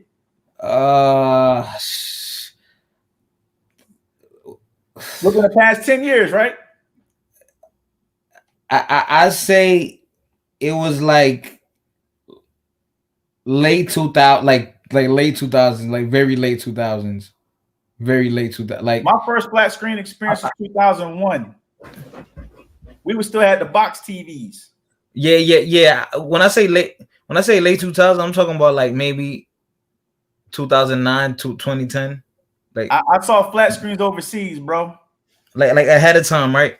Yeah, they had the Blu-ray, all that over there, man. We was talking, we didn't start talking about Blu-ray until like the past, what, 10, 12 years. They had Right. Blu-ray over there already. Right. Like they had the clear bootlegs over there already. Remember they You know were what I'm saying? remember they were getting the PlayStations and all those video games before we get it. No, not necessarily. I mean, it all hit the market at the same time. But they had better technology than that. Like PlayStation is a brand, like Sony is a brand. But they had other stuff that's not necessarily Sony that we could play here in America. So when I was in China, you used to see all types of cool gadgets, right? But we didn't have the like if I was to buy a camera in China, right? I couldn't bring it back to America because it didn't fit the currency. Right. Like the electrical current, right? I couldn't charge it. So they had different currents over there. Now you have those different current like adapters and stuff now, but they had so many cool gadgets I couldn't bring home. Like I said, they had their own phone system over there. It was like third in the world. That that was like Apple, like right now to this day. This is before Apple was popping with the phones. They still had Apple technology, of course. They always had Macs and the computers, but they had their own phone system over there, man. That was way ahead of the game, bro. Like it was just unprofound. They had GPS over there at the time. We were still using MapQuest. Like all those box cars, all that technology with those type of cars that we got now, they had that over there then. And the fashion game, eons ahead of us, bro. We were still, it's crazy. Crazy. And it's even with fashion, right? They were so far ahead of us. A lot of stuff that they were doing then, we're catching up to now. We're accepting now. Let's put it that way. We're accepting it now. Like the skinny jean look, the tapered legs. You know what I'm saying? A lot of the women back then, a lot of the chicks back then were really coming to clubs, and looking, looking like, yeah, them chicks over there were showing up with them Birkin bags, with them fly, red bottoms. They were over there in the clubs doing that then. While we were still wearing Timberlands and wearing baggy clothes, they were already on the look we on now. Right. And I'm like, man, this is crazy. I'm not wearing them skin. I couldn't, because I'm big. We're naturally bigger than an Asian person, right? We're naturally bigger, no matter if you're skinny or not. I couldn't fit their clothes. I would always have to get a size bigger than what I would normally wear. What was popping over there at the time, and it still is, was Levi's. They love Levi's. Levi's was dope to them. Just like we like foreign stuff, they love Levi's. They also love American cars. So all that Tokyo Drift and stuff that you see, that's real over there. Like all that stuff is real. I saw all of that, man. And so, when I got back home, I started looking at our airports. They were like shitty. I started looking at our railroad systems. They were shitty. I'm like, yo, these people are way ahead of us. Our cars, our highways, highways are always paved. They didn't have no potholes and stuff like that. They didn't play none of that. They was always doing something, and they progressively worked. Like if they was going to build a building, they wasn't going to wait 2-3 years to build a building. That wouldn't happen. They was getting that building up as soon as possible. And I don't know if you remember the Averex era. I was young, but yeah, I remember it. So Avies, for me, that's like Avies and Pelly Pels and all that stuff like that. Jersey, baseball jackets and all that. Yeah. Well, we getting back into it, but I was over there copping them joints for like $200. While everybody was over here spending $1,000. Basketball jerseys, all them authentic basketball jerseys. I was in Korea buying them $5 off the block. $5. And we're not talking about no fake stuff here, bro. They would show you fake versus real. They would bring you in the back and they would tell you this is fox leather and this is real leather. And they get a blowtorch and they put that blowtorch up against fox leather. It smells, it burns. Real leather, it'll look like it's burning, but as soon as it cools down, it go right back to the leather. And they will show you that. And that's only when you got cool with the Asians. You have to get cool with them because they're not just going to do that to anybody. So I started speaking a little bit of the language, started representing. And of course, when you fly, they look at that. I remember this, Chris. Some crazy. I got so many crazy stories, man. So my sneaker game is always mean, right? So I bought these Rasheed Wallace's, the Rose Garden editions. Google those. They were patent leather. I'm gonna look them up. Hard body. Rose Garden. That's when he was in Portland. Rose Garden editions. Garden. Patent leather. They all black with the red bottoms. She Wallace. I didn't even know he had kicks. Yeah, he had a whole line of Air Force Ones high tops with the real straps. Oh, okay. That was those she had. He still got black that and red. Yeah, you see him, right? You see how dope them shits is? Yeah, I'm about to put him. I'm about to share the screen. Hold on.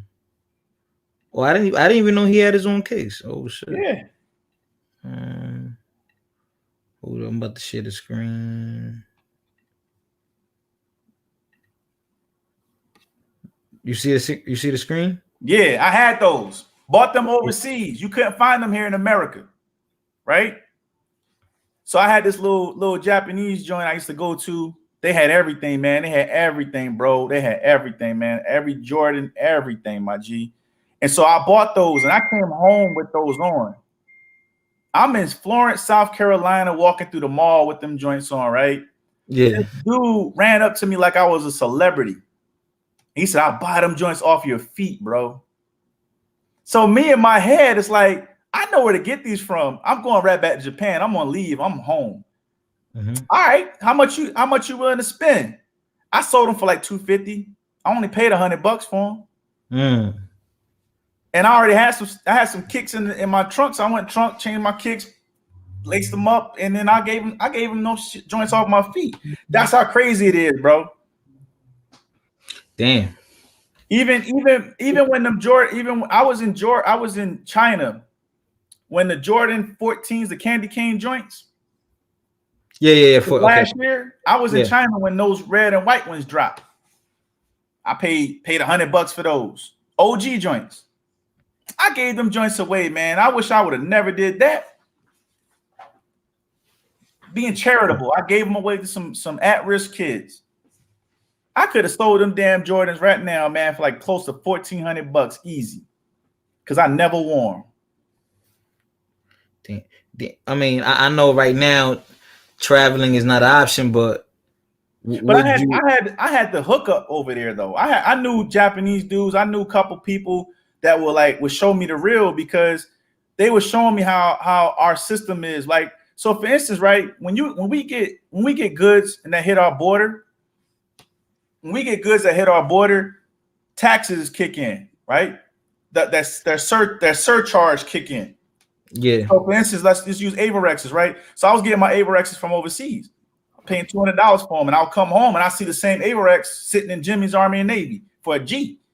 I'm like, I ain't paying no $1,000 for that, but that was taxes kicking in. Same thing with Jordans, right? Get them Jordans overseas, $100, OGs from China. I wasn't getting no retros, getting the OG joints. You come here now trying to get some OG Jordans, man. It's impossible. It's impossible. Yeah, you paying the arm and the leg. But it goes back to this. Let's stay on topic a little bit though. It's the Trump people that control those borders that do this to us. Why you think we couldn't get toilet tissue, bro? Because we was getting it from China.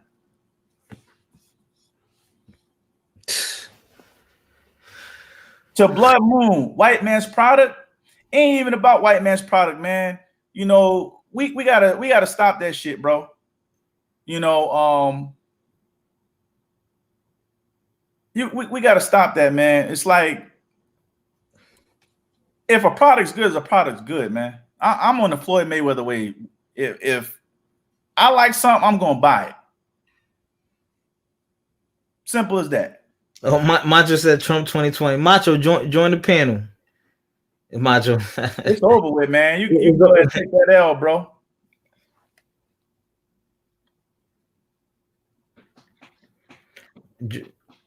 I mean, listen, man. The reason why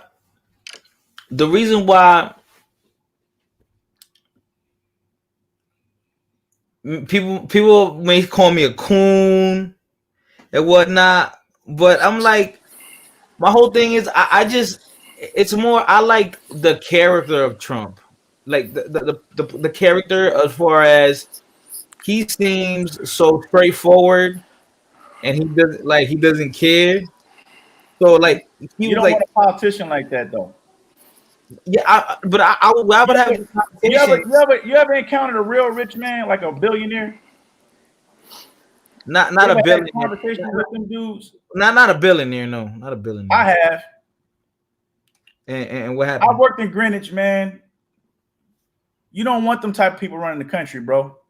That's where really the real racist establishment is, man. They will not even talk to you, man. Those people will always run the country, though. Oh, absolutely. But there's also a level-headed few too, right? Like it's always what you can do for them. It's never about you. It's about what you can do for them. Yeah, of course. So with that being said, you don't want that person in the seat of running the country. You just don't, because they already run the country. I mean, politicians are gonna exploit you no matter what, no matter who it is. Yeah, but you know what? You got to hold them accountable. That's why we got to take. I mean, we hold them accountable. Like Hillary wanted her to go to jail. I mean, she's not in jail yet, but you know, she's not going to jail, bro. They already tried her. Yeah, I mean, politicians don't go to jail, man. They just don't. They go to jail. You can. Who? Which? I mean, I think Kilpatrick went to jail. Listen, politicians go to jail. The dude from Detroit went to jail. Who? Kwame Kilpatrick. Yeah, he's black. Shit, he was reckless too. Yeah, yeah, but he was stealing city funds though. Yeah, he went to jail. He was being reckless. Yeah, you gotta call it Asa. Ganim went to jail. Shit, he was about to do 107 years. Yeah. Whoa. Yeah. I think did Trump pardon him? Trump pardoned him, right? Nah. Trump didn't pardon him. Ganim got out before Trump became the even the idea. Oh, okay. He just had to stay in the shadows for a minute, and then he kind of emerged. All right. But yeah, Ganim, he's a Democratic version of Trump. You can't have people like that in power because it's all about him. It's all about who his people, how he can help his people. He has an agenda, and it's not even. Well, Donald Trump. Let's look at the history of Donald Trump, right? He's always been about himself. Yeah, he always has been. You can't have somebody about themselves running a country. Yeah, well, that's true. I mean, technically, yes, that's true. You feel what I'm saying? If I told you, you know what, all I'm worried about is me, Tony, and my mom, and I'm gonna run for president. Y'all vote me in, and all I do is help myself and my mom. Whose fault is that? We get the results after that. Well, yeah, I mean, most politicians are like that, man. Politicians is just about power and stuff, Well, it's not really about like helping people. It's just for their gain and stuff. That is, I will agree with that, bro. I like a politician's job, basically, like if you to the nitty gritty, just getting votes, and that's it. Well, yeah, but votes. You know what though? Here's what I can tell you, man. See, like how me and you having dialogue right now, Macho. Yeah. And let's keep it a G, right? If me and you ran for office right now, right? Yeah. And we get in, and you and we got control of stuff, right? Yeah. Wouldn't it be smart for us to make rules and regulations that only benefit us? Of course, or the people who got us are there, right? That's what the establishment do. They go in, they make rules for themselves. Right. And they keep the people that they want to keep in line to take over these things to keep these rules going. Yeah, it's like nepotism, a lot of nepotism. Right. That's what Trump was doing. Yeah, because he got his family all in there. Like, right. That which is unconstitutional. Yeah. Which is wrong. That's right? True. They're making money. He said, I ain't gonna take your paycheck. No, he wasn't taking your paycheck, but he was making money other ways. Yeah. That's why he didn't want you to see his damn taxes. Yeah, I mean, because if you saw his taxes, you see where the money's flowing. Yeah, but all politicians launder money, man. That's like their job. No doubt about it. But as a president, you can't. He said that's their job. It is. As a president, though, let's talk about the president. As a but by the rules. Let's talk about. Look at the Bushes, man. Freaking George Bush Jr. was president. Come on, that whole family's from like freaking laundering money. No doubt about it. George Bush Jr., George Bush Sr., the Kennedys. Dick Cheney, Kennedy's, all those jokers came from some place of doing something dirty. Yeah. Right? But even George Bush Jr., come on, bro. Even George Bush Jr. know Trump was wrong, dog. Yeah, like yeah. I mean, because the thing is, he was outside the party. George Bush Jr. like, I can't roll with that partner there, man. Like, damn. Yeah, because he does things like his way and stuff. Yeah, and George Bush Jr. was not cool, bro, for the country at all. No, he was. He was not cool. I wasn't a fan. Man. A lot of people like him, like true Republicans like George Bush, but I was never a George Bush fan. But you know what I'm gonna give George Bush credit for? If he was gonna I'm gonna give George Bush this much credit. He did have a very diverse cabinet. He put Condoleezza Rice at a level she'd have never got to. Yeah. He put Colin Powell in charge of the. You know what I'm saying? He wasn't 100% right about a lot of stuff, and I can tell you that George Bush Jr. was just bad, bro. But even going into the Obama presidency, right? He had respect moving into that. He wasn't trying. He didn't walk away a sour apple. For me, when you lose and you walk away a sour apple, you a chump, bro. Who like Trump? Yeah, that's a sucker. Yeah, he's a sore loser, bro. That's a sucker move, bro. Come on, man. Chris, if you get knocked out, he's a sore loser, bro. If you're in a boxing ring and you get knocked out, bro, you be like, man, I ain't shaking that man hand. Yeah, that's Trump right there. That's a fucking move, bro. Like, like that Tom Brady. I think like the last Super Bowl, he refused to shake hands and stuff. Come on, man. I ain't with all that. I'm if I lose, bro. But I'm not gonna sit here and I mean, even Mike Pence showed up, bro. Yeah, that's true. Like, even Pence like, yo, I fuck out. Mike Pence like, hell no, I'm not there, bro. Death becomes him. That joker look like he about to pass out, man. He attracting flies already. It's crazy, bro. Yeah, literally, he's attracting flies. He was in the damn. But I think with the thing with Trump though, I think it starts now, bro. Like he's basically like a cult leader. Yeah, it's different, bro. This is different, bro. He's like a cult leader, bro. Like, this is different, man. I wouldn't mind. I wouldn't be surprised if he started like his own independent party. Oh, he already did. You ain't reading about what he doing in Florida. They were talking about that. He already started, bro. Wow. See, the thing about I kind of knew it already. I was like, oh, he's gonna start his own thing. Watch. See, the thing about it is New York State got everything. New York State got to hold true to their word by going after him. So if the prosecutor in New York saying they're gonna go after them, they gotta stand true to that. Yeah. Stand on your 10 toes. Let's see. I don't think he goes to jail though. Nah, if anything, he's gonna get a slap on the wrist. Yeah, he probably he came out for president again. I probably so. Yeah, they're gonna give him a slap on the wrist. It's like enough is enough. Yeah, you did too much, bro. Yeah, you did too much. But you know what though? You know why he won't go to jail? Because he's gonna fly a kite. He gonna rap. And a lot more people gonna come down with him. Yeah, I can both sides. I can see that happening. He gonna rat the whole establishment out, bro. That's why they're afraid to give him certain things now, man. Got so much information. Like compromise the whole system. Like Epstein with that Epstein joint. Yeah, because Epstein wasn't. He didn't hang himself, bro. He had so much info. Whoever believe that shit, I could sell you. Man, I could sell you a bunch of sand and water, man. Yeah. Like, bro, he did not hang himself, man. Nah.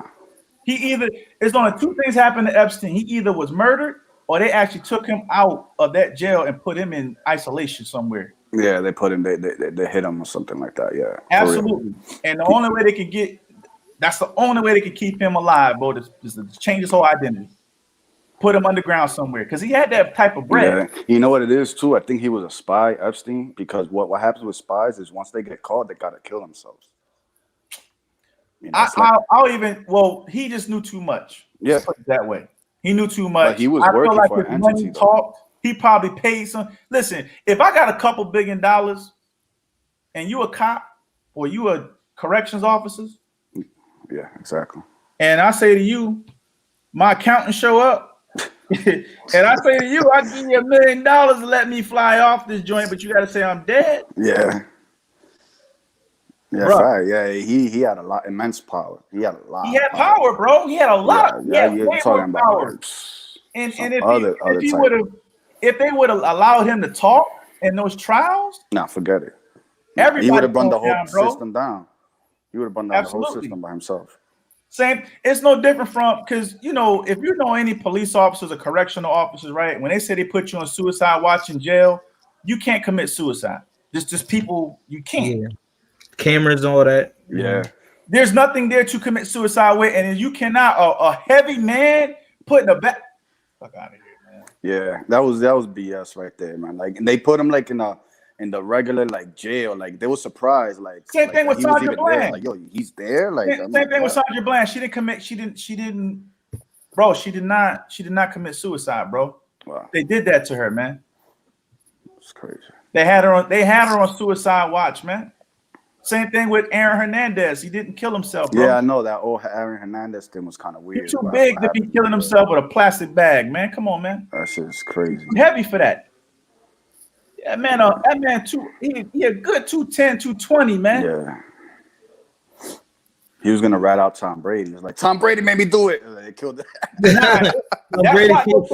now that whole plot get thicker, because if anybody can go back and look up some stuff on that. He had got a new lawyer that was already saying we're gonna beat these charges, but it was gonna be some people involved in the system that was gonna come down. It was bigger than what we. He was, listen, man. That same lawyer was, I think, help OJ. It was something. It was just a different lawyer, bro. He was gonna bring some people down too. There was some names that's gonna come out, man. Yeah. That whole murder was weird. That Hernandez was weird. Yeah. Even Google the and this happened really quick. The black Muslim federal judge, female, who they say committed suicide. She jumped off a bridge in New York. Oh yeah, yep. The black lady, yep. You know what her main cases of prosecutions were? Of convicting. You know what her main cases were? Corrupt cops and corporate thugs. That's who she was locking up. Yeah, why would she just jump off a bridge and kill us? She had no reason to. And that was a fly by night. Right. Yeah. They swept it under the rug. Yeah, she had no reason to. I don't believe that that happened in that manner. And this is where we going with back to the topic with Trump, man. That's the world that we are introduced now. You could say of a positive thing, he introduced us back to what we need to be really like focused on, and that's getting our finances together. Yeah. You know what I'm saying? We should be we should be this time right now, and I say this to my family, and I say this to my family very vicariously, and people can take it or leave it. Me and my mom already got a plan, right? My mom is in Columbia. I'm in Charlotte. I'm an hour from my mom. But I said, Mom, if something ever was to happen, this is where you got to meet me. We know how to get around. You know what I'm saying? We know the main highways, this, that, and the third. But we got to make sure we understand we have a plan in place. We need to be refocusing our mindsets on what we need to be doing moving forward. Because if we stuck and galvanized on this distracting situation right now with all this insurrection and I agree, man. We're gonna lose, bro. Because I agree. Them insurrectionists, them people like that, they're ready. That what you saw in January 6th, those people are ready to live off the land. They got weapons, so you're not coming into their land to rob nothing. and they're together community wise. You know what I'm saying? The last thing I need to be doing is walking into my own people community and they're like ready to blow my head off. That's the wrong route to go. Yeah, I agree, especially now with these COVID lockdowns. I mean, I don't know when we're gonna get back to normal. Never. Get right. Never. Get right, bro. I didn't want to think like that, but like, you got to though. That's called survival. You got to think like that, man. And the reason why I say you need to think like that is because in the next 5 years, I'm gonna give it a 5-year plan, right? You see how we're being introduced to masks and we gotta do this. That's gonna be the norm. Yeah. Even with the vaccination. See, a vaccination is only temporary. Now they said they got a cure, that's different. But vaccinations does not cure anything. It just makes sure that you are lessened from the impact of whatever is going to enter you. Right? So yeah, Trump is not a cool guy. I mean, we can look at the entertainment behind that man, but he's not a cool guy. Come on, he's cool. He's funny. You don't think he's funny? Nah, I don't take when it comes down to certain things, man, you can laugh. You know what I was laughing? He called I think Adam Schiff. I think Adam Schiff is the New York State general attorney or something, like district attorney, I think. He called him watermelon face. I was laughing like crazy. He said, Adam Schiff, watermelon face. I was like, yo, how was the president talking? Well, he was very illiterate. Now that when he always said that when he added certain words, those ad libs, man, that was funny. That I'm like, oh my gosh, why this guy is speaking? It's crazy. Yeah, it's funny. Yeah, it makes it seem like anybody can run for president now. Like a little bit. You got a little bit of power, or celebrity, you could run for president. Yeah, man. To Blood Moon. Real quick, bro. The vaccine does not have coronavirus. And you got to look up the biology behind that. So what they're introducing into your body, you can look up stem cell research. And even there's a segment on 60 Minutes where they're trying to cure sickle cell. What they're doing is introducing a cell into you, and they're programming that cell to attack coronavirus. It's almost like a nanobite. You ever nanobite? It's almost like nanotechnology. Wow, nanotechnology. Yeah, speak on that. It's that's what they're introducing into. So they're putting a chip in you, basically. You can say that. You can say microchip. I wouldn't even say microchip. It actually could benefit. It actually, if used right, this form of science used right can actually cure a lot of diseases. Okay. You feel what I'm saying? But they're using it in a way that could be evasive. We don't know yet because we're in trial period. You feel me? We're in trial period. So I did some stem cell research when I was in college. And I don't even know if it's on YouTube anymore, but a lot of these scientists were talking about how they could take your DNA and put it in a lab and regrow your heart. So you don't have to have heart transplants. Oh, wow. But are the pharmaceuticals, the people that really control things on the medical side of the world, definitely, they won't allow that because it takes away their situation. Now, I saw what up, Salam?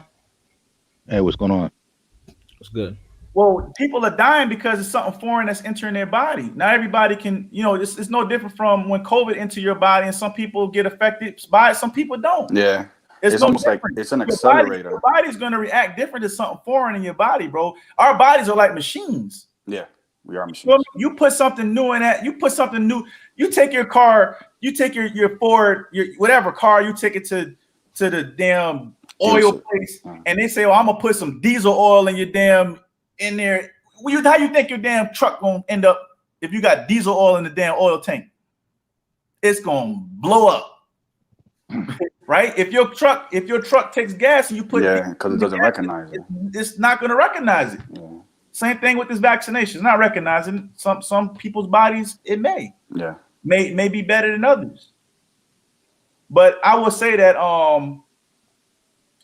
stem cell, yes, stem cell. You can use pigs, you can use monkeys, you can use all types of things. But you know, they even have human what you want to call it, human sacrifices too. Yeah, you know, there's people. Think about it like this, right? You remember when Peyton Manning had his neck all jacked up? Yeah. That's all stem cell. Yeah.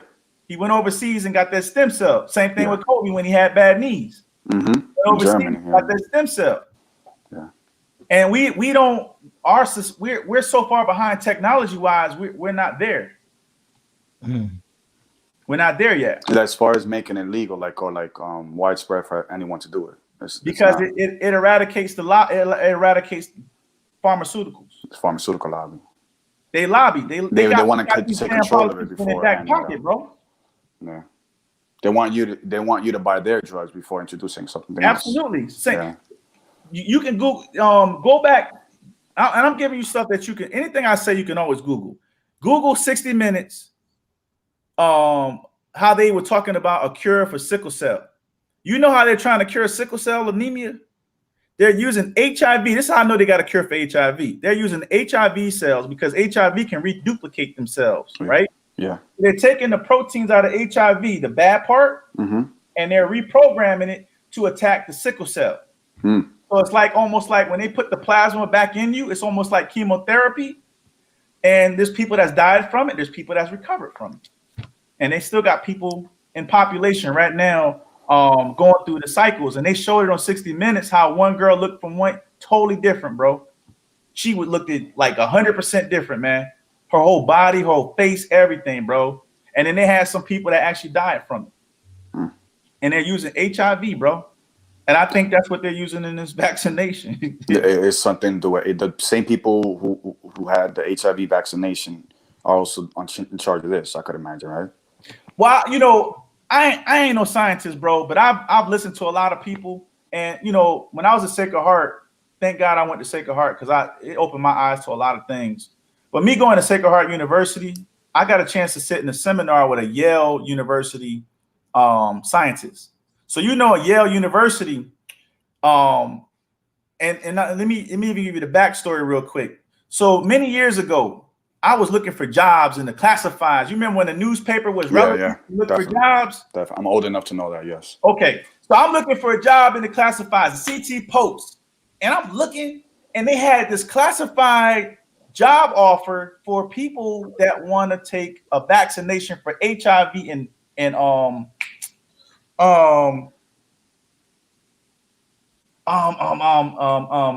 what they got the new vaccine they got now for HPV. They was looking for people that was willing to take this vaccination, bro. Like guinea pigs almost. Yeah, this was years ago, right? Yeah. And so Yale had a population. We didn't know what who the population was, but they had a population of people right there in New Haven that was in circulation of taking AIDS, HIV vaccination years ago. So fast forward it, right? I'm in Sacred Heart. I'm just listening to the scientist. And he's telling me about, he's confirming what I read in the damn newspaper. And he's like, yeah, we're this close from getting the vaccination for AIDS. So then you fast forward it, right? They got the Truvada, the pill. You see that, right? Yeah. I seen that. The commercials, right? Yeah, who's it targeting? It's targeting the LGBTQ, the gay. Yeah, I seen the commercials by Gilead Sciences. Yeah. So with that being said, I'm military. We took anthrax vaccinations. I took 3 sets of that shit. Thank you for your service. No doubt. And by me taking the anthrax vaccination, being overseas, used to get a lot of briefings on biological warfare. So that's why I'm kind of like familiar with all this. Oh, so were you in the service during that anthrax thing, like right after 9/11? Oh, absolutely. Yeah, I was pre 9/11, after 9/11. I was in before 9/11. But me being overseas, they used to always brief us on biological and chemical warfare because Russia's right there next to Japan, China's right there, and they always was threatening us with something, right? And so we knew that the Russians were trying to implement anthrax on a large scale, but they didn't have the way to disperse it. They didn't have the technology to disperse it. Yeah. So for me, that's where a lot of this 5G conspiracy comes into play, and it makes sense to me because I know how technology works in a certain sense of triggering certain things. Mm-hmm. So when I took the anthrax vaccination, they told us out of nowhere, we ain't got no more. We not making anthrax anymore vaccinations. We were like, well, okay, cool. We didn't know why. They didn't tell us why. Mm-hmm. And then months later to a year later, they got the pill. Like this one person said, they got the pill. We were the guinea pigs of that shit, bro. Oh, the military, a lot of military people in jail are guinea pigs to like drugs and stuff. And my uncle used to put me on the game because he was in the army, and he was on the demilitarized zone up in North and South Korea. And he would tell me how they were vaccinating prostitutes up there. Because, you know, the GIs would go to the, that's how they was getting the ass. So they made it their business to vaccinate, you know what I'm saying, the prostitutes too, like bring them in, you know what I'm saying, like get vaccinations, because there's stuff over there that we don't want. Like they got STDs over there that we don't want here, bro. If you get it over there, they tell you got to stay over there. Oh, seriously? Yeah, that they brief us on that. Like, you get this shit here, you ain't back home. You're stuck here. You stuck here, bro. Like, you might just go ahead and that's crazy. Yeah. So with that being said, man, he would tell me about how he never let nobody inject anything into him. He always do it on his own because he knew which inhalations were live and wasn't live. Think about that. These doctors know with who's in population. They keep track of that. Yeah. And I think that's what's happening now is population control. That's always been the agenda. Yeah, that's always been the agenda. It's been for a while. Yeah. That's always been the agenda, man. And they say that we're overpopulated in this world. We're not. We're just condensed in too many. Overcrowded. Areas. We're overcrowded. No, we're not overcrowded. No, I'm saying different areas. Like we crowd an area. You know. Yeah, we're crowding the water. We're crowding the water sources. Yeah. That's why they call overpopulation, because most of the population is on the east and west coast. Mm-hmm. Everything else far in between is not there, and there's really no water in the middle of the damn country. Yeah. Unless you got a natural lake or you know, like the Mississippi River or something like that. But we are like overcompensating the real natural resources, man. And yeah, of course they want us out of the cities and stuff like that. Hey, what's good, Salam? What up, bro? What up, man? Hey, what's going on? Hey, what's the guy's name speaking? The gentleman's name speaking? Tony. Tony. Okay, Tony. Hey, Tony. I'm just now chiming in, and I see the topic. Do you align yourself with a particular political party? And no, what's your? I was a Democrat. I was never too far left, but like I was telling early in the game, I actually ended up working with Governor Malloy when he was Mayor Malloy, and then I ended up working with Mayor Pavia when he was Mayor Pavia, and this is at Stanford. And I was security, and this is when I was in college at the time too.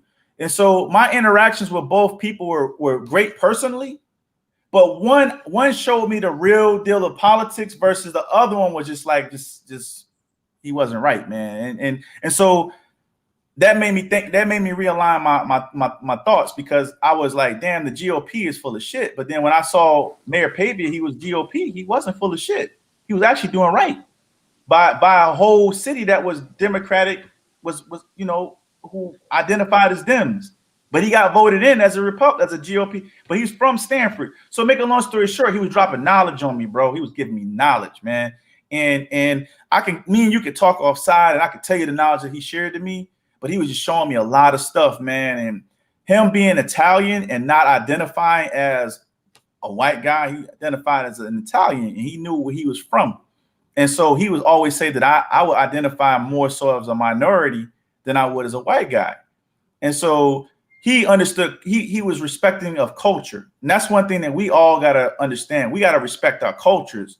And so he brought me in as I was a lowest on the totem pole. Imagine being a lowest on the totem pole, but being regarded higher than the people higher than the totem pole. And he gave me that sense of authority in his cabinet. And so still to this day, he's a resource for me. I could pick up the phone and call him, and he's a millionaire easy. He know billion. That's how I had a lot of my billionaire conversations, through him. Met a lot of sports people through him. His wife his ex-wife now, but his wife was on the board. You know, one of my favorite baseball players is Bernie Williams. All-time favorite Yankee. Bernie, okay, Yankees. All-time favorite, right? He got me his wife got me a Bernie Williams signed autograph and a Robinson Cano signed autograph. Okay. You know, that's type of, you know, person he was to me, you know, and I didn't have to ask for it. They brought that into me, you know. So when he broke the whole politics system down and he showed me stuff that I never thought, you know, that's why I left the platform, man. So I'm just more open-minded, man. You know, I don't identify them more. Tony, man, you got to start a YouTube, man, a podcast. Nah.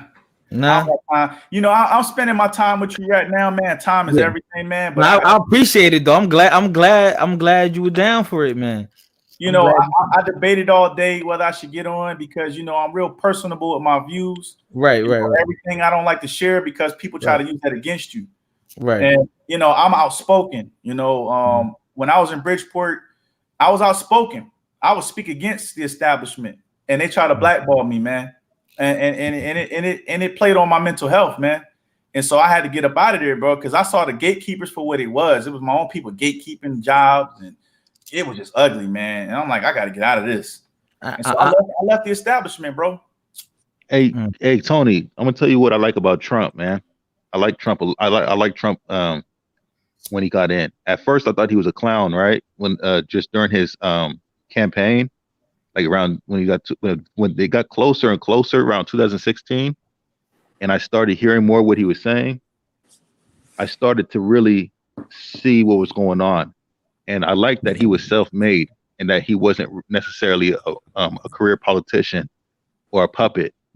So that's why he could speak freely and pretty much let his nuts hang with his opinions. And I felt that he wasn't tied into like the quote unquote globalist agenda. The swamp. And the thing is, think about it like this, right? You can let your nuts hang, but not be disrespectful to other people. He's a fringe. I understand that. I understand that part. But what I'm saying is, I'm gonna get to that part too because I agree with you on that. But with the first week, because before Trump came in, the typical American president got into office. He did a little something, but there was no impact.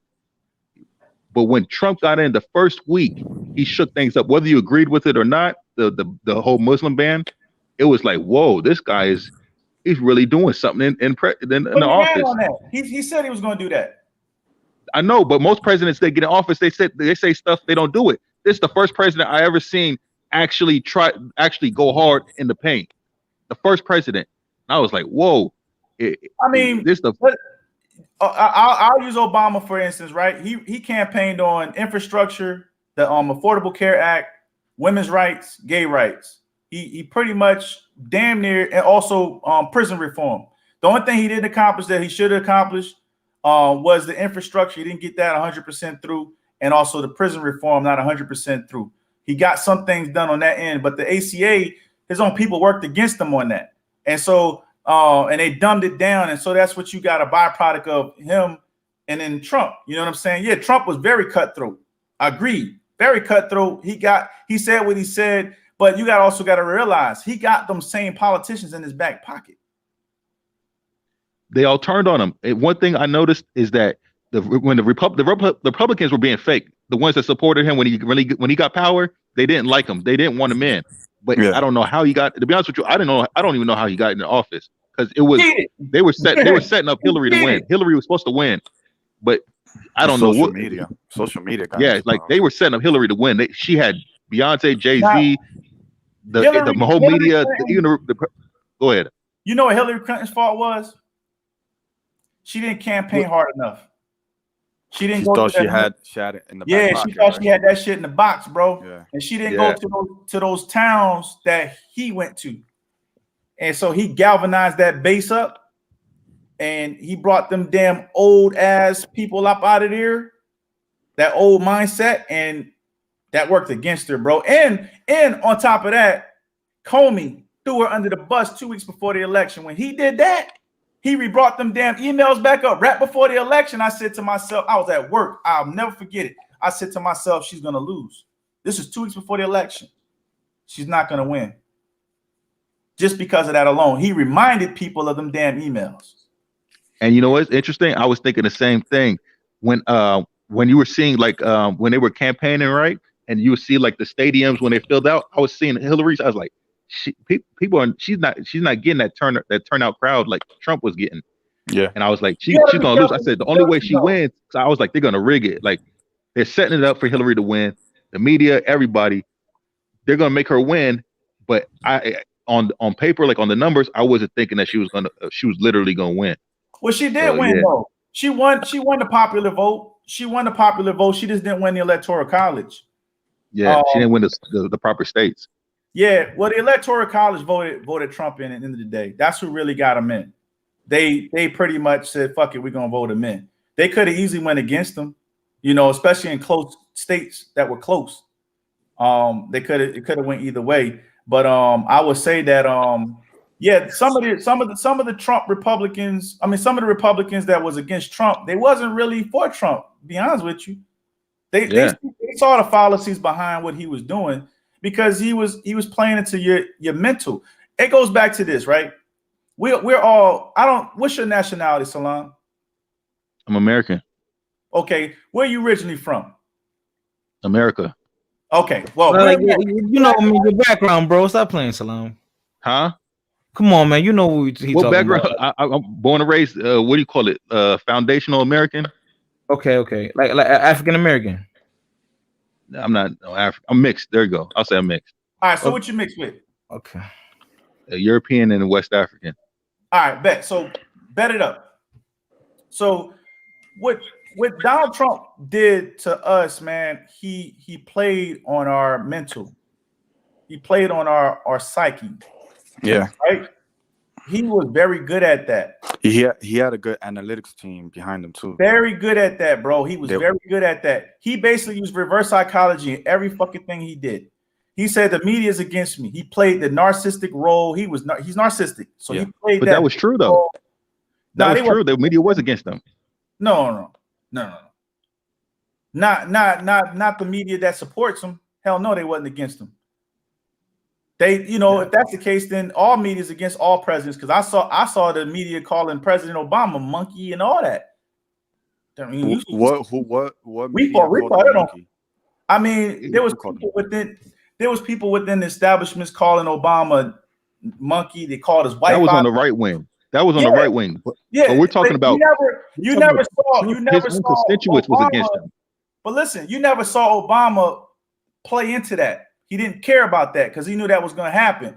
Mm-hmm. Where you start playing with the psyche is you're setting up your next situation, right? I'm gonna tell you, hey, you know what?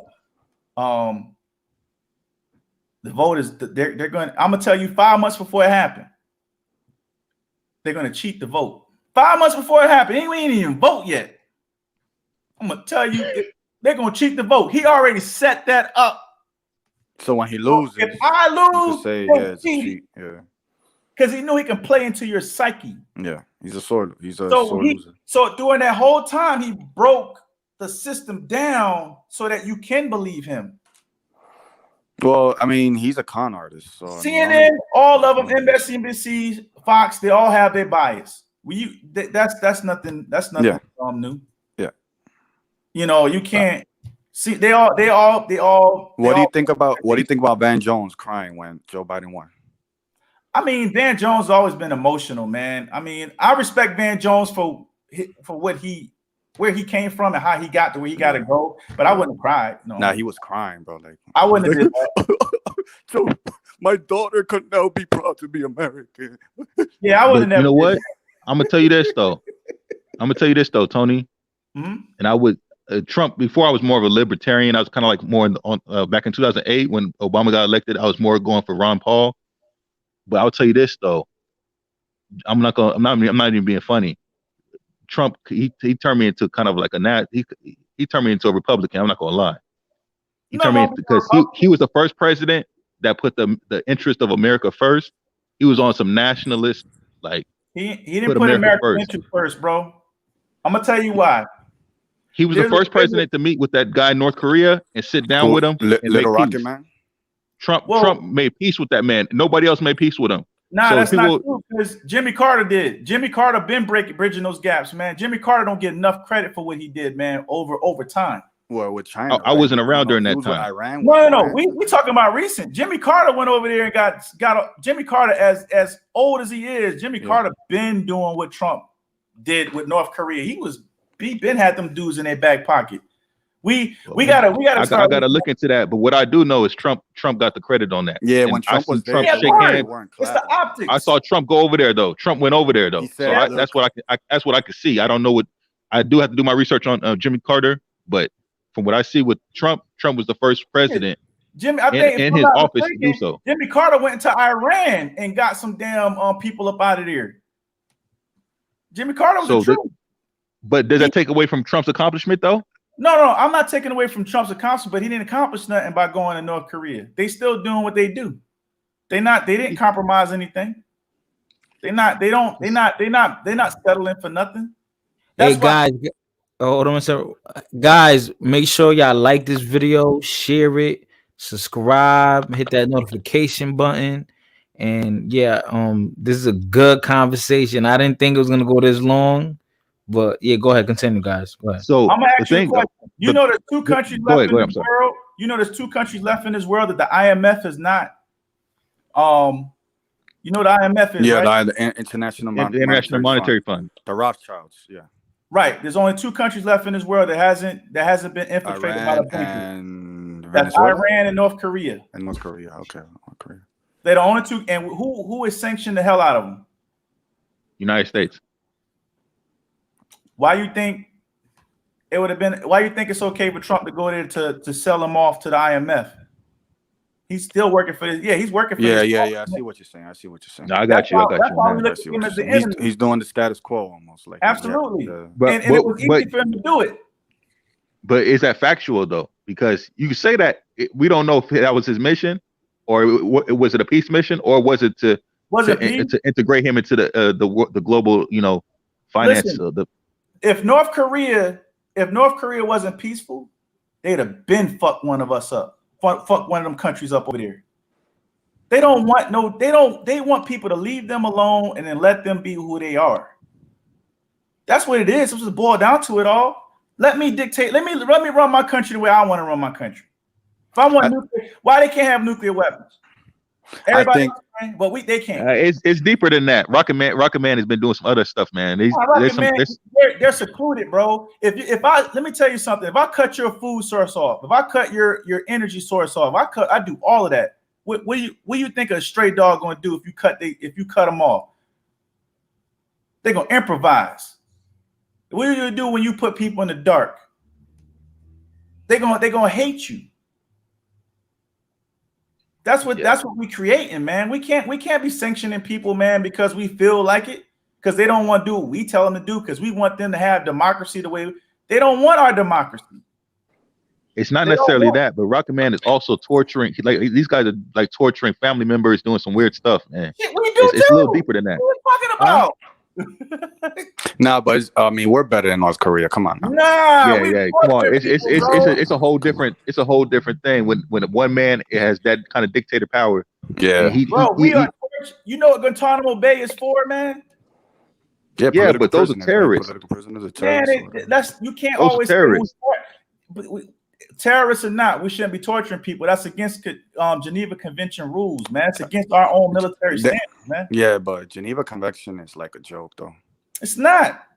It's set the tone for things that we should be following. We should be, but we don't follow those things. Yeah, we don't follow that stuff. America, we have the most people incarcerated in the world. Yeah, we do. 2.5 million people are incarcerated in jail. Yeah. And these jails is not fun, bro. Yeah. I don't know if anybody ever been incarcerated. Nope. But these jails ain't fun, man. They ain't fun at all, man. I know. It's a business. And so when we can't always talk about how North Korea is and Iran, bro. Come on. You can't put on the same playing field. You can't compare. Come on. But here's the thing. We have so much. We can speculate on foreign. We can speculate on foreign policy. That's speculative. We can speculate, but we can't say for sure. But what we can say for sure is that Trump. What I like about him is, okay, this is the first time I've seen clearly the distinction between Democrats and Republicans as far as ideology is concerned. I don't support abortion.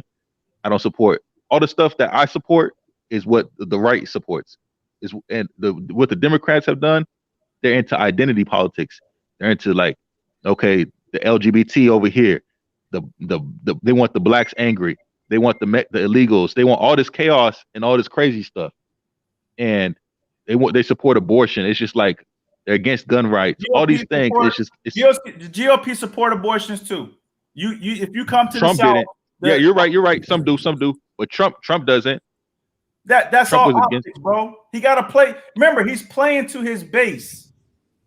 Okay, that's what they're supposed to do. Play to the base. We hire him to do a job for us. It's dangerous because think about it like this. I even give you some history. I'm gonna school you real quick. When Obama was running for president and Hillary Clinton was running against Obama, who you think Trump was running with? Hillary. Yeah, I know that. We all know that. Hard body. Then when the birther movement came out, come on, man. Then he switches, and all of a sudden Hillary's his enemy. Yeah. Fuck out of here, man. That's called pandering. If I ain't never heard of it. Yeah.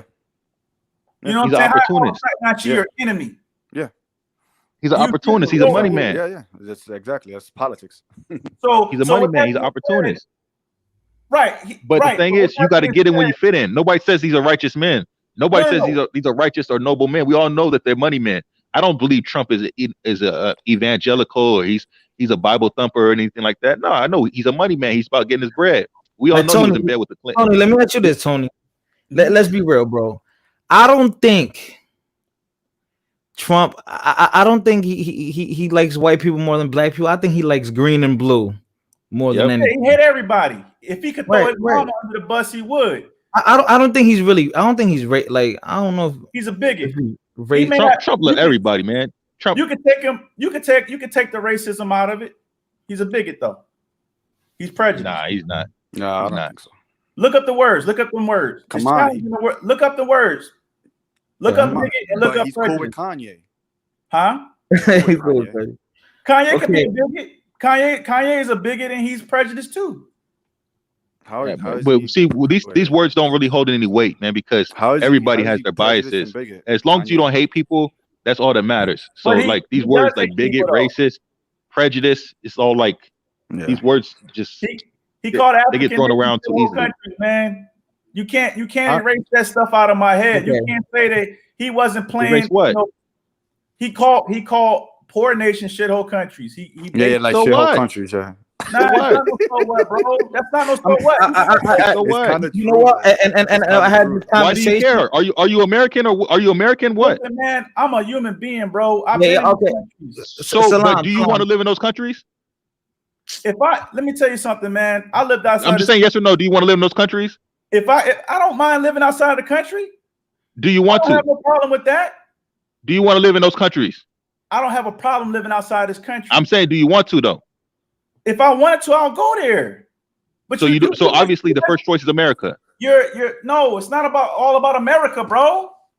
Come on, man. You're talking about. Let's stop with the PC stuff. Yes, it is. Let's be honest. Let's be intellectual. Let's be honest. Salam, you know what it is, Salam? Though, at the end of the day, man, if you, the thing he has to uphold a certain type of character in class. If he's even though I like them for his, the way he is. Like he's funny and outgoing, or he just speaks what's on his mind. Yeah, that's cool. You're right. I feel like he should have been a little bit more balanced. Just watch your language, because then people are gonna take things the wrong way, and then that's why so many people hated him. If he spoke more, I love to say more gingerly. It's not even about gingerly. You know what, Chris? You know what Chris said? You know what he could have said? You know what he could have said? He said, "You know what? These countries are not well." It's not. You know what it is, though. You don't have to say he's basically desecrating. He desecrated the whole Spanish community. But not for nothing. That's how we all think, Americans. We all think like those countries are shithole countries. I don't think like that. I would say And like, I've been in some I bad would say like countries, bro. 85% Yeah, Americans. Macho, you know when you watch those people in poverty, man, you be like, damn, I feel bad for them. Yeah, like But you come know what? on, Though? Yeah, You got people here in worse conditions. Right there in Mississippi and Alabama. They in worse conditions Nah, than third world countries. Real nah. talk. Nah, Have you I ever don't been? think Have you ever been to a poor community in those in the deep south? Yeah, No. I've been all over the world, my friend, Okay, and I've so been to the south. they're in worse conditions, man. You ever been to a trailer park in the south, man? You would know that it ain't no different from them being in a regular spot over there overseas. I've been to third world country. Yeah. So Bro, I do you don't know see in third world No, countries they can't no, get that guy in the trailer park can get Medicaid or Yeah. whatever and get top quality first world all the time. healthcare. They cannot get that Yeah, in the that's third world Some of countries. us living in If middle you poor class, and you we poor, get top if you healthcare, poor bro. in Haiti, you suffer, man. Yeah. You poor in America, you suffer too. Nah. No, you not don't. the same. Stop. Come Yes. on, man. You're not being Yes. intellectually honest. Tony, Yeah, Tony, we it's can't compare it, Tony. Yeah, Yes, you can. Nah. You're not even Yes, close. You can, because if you're telling me that I have everything at my disposal, right? I have everything at my disposal, then why am I still poor? You think people want to be poor? They're mental. No, Because their you mind think state. people They're want to stay comfortable. poor, They're bro? comfortable Think in it. about that. Yeah, they're comfortable in being No, comfortable in you know why they're no, comfortable? that don't make Because sense, bro. because you know why they're That don't comfortable? make Because sense. they still have heat, air. They still have heat, AC. And Even in a that trailer, they still have smartphone. heat, And a AC. They have When I- smartphones. when I They have visited- when I flat visited- screens. When I visited the Philippines, Manila, worst shit I've ever seen in my life. They had the ocean over there was darker than my hair. They had dead animals. We was throwing garbage on top of people and even know they was in the garbage, right? But the thing about what I want to say is that I'm walking through this post-apocalyptic city that used to be prominent. Poor people on top of poor people, right? You got them right there in the inner city. And they didn't even realize they were poor. Because that was just the norm. Mhm. Right? Now, with that being said, we went out to the outskirts, out to the out part where the rich people live, and it was just totally day and night. But I'm pretty sure that them people in that city didn't want to live like that. Because if they could travel outside and do that and do what they had to do, they would live like that. No, but mental. They're Same thing with mentally. people here in America. You they're think people in mentally- Bridgeport want to be poor because they just comfortable? Yeah, they're mentally Yeah. enslaved. It's a mental enslavement. Come on, man. You know, trust me, it's mental enslavement. We Some all- people come on. choose to live poor. Tony, not all. There's a lot of people that you know that I say that they hit a lot of bumps and roads, you know, in the road and obstacles. But for the most part, a lot of people, they have like a pessimistic mentality. Like you know that, Tony. You know. Listen, Everyone doesn't have that worth ethic. You know you what I'm can have a saying? work ethic through the roof. And I'm pretty sure there's a lot of people that work hard, man. And then there's people that cheat the system and they live way better. I mean, I ain't even trying to be misogynist, man. But you see chicks on Instagram shaking their ass for nothing. Okay. Because it's lucrative. Okay. And then you got somebody that go to work 12 hours a day and making nearly as half of what they're making. Okay. Right? So, I mean, you got blue collar workers, man. They don't get enough praise in this country. No, they don't. With that being said, a lot of poor people are blue collar workers, man. Oh yeah.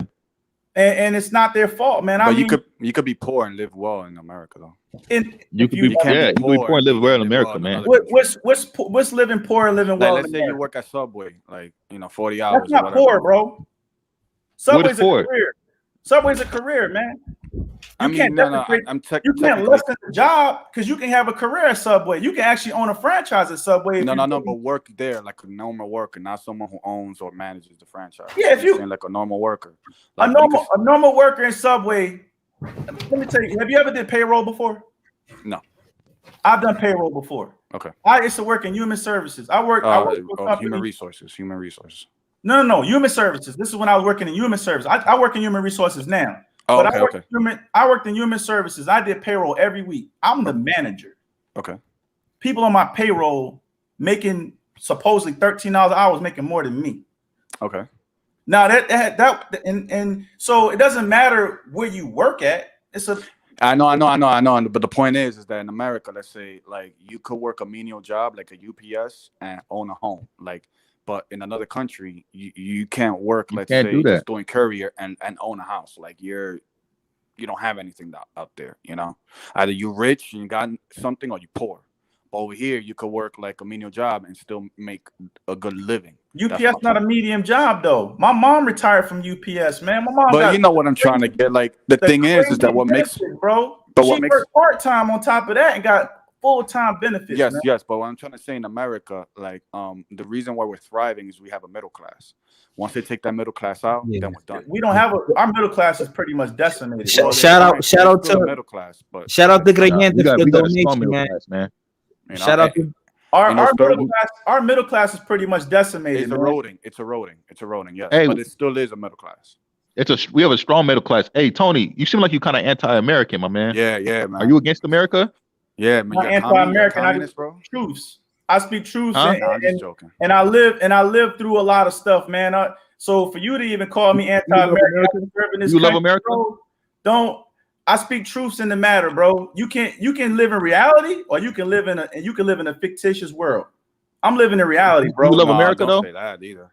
It's just a difference of what does it mean matter if I say I love America? I'm here, bro. I'm asking you, do you love America? Yeah, I'm here. I've already fought. I'm just saying. I just want to know where your sentiments are. I just want to know where your sentiments are. Living in reality. I speak the truth. People don't like. So truth, are you? Bro. No. I mean, I think it's your truth, not really the truth.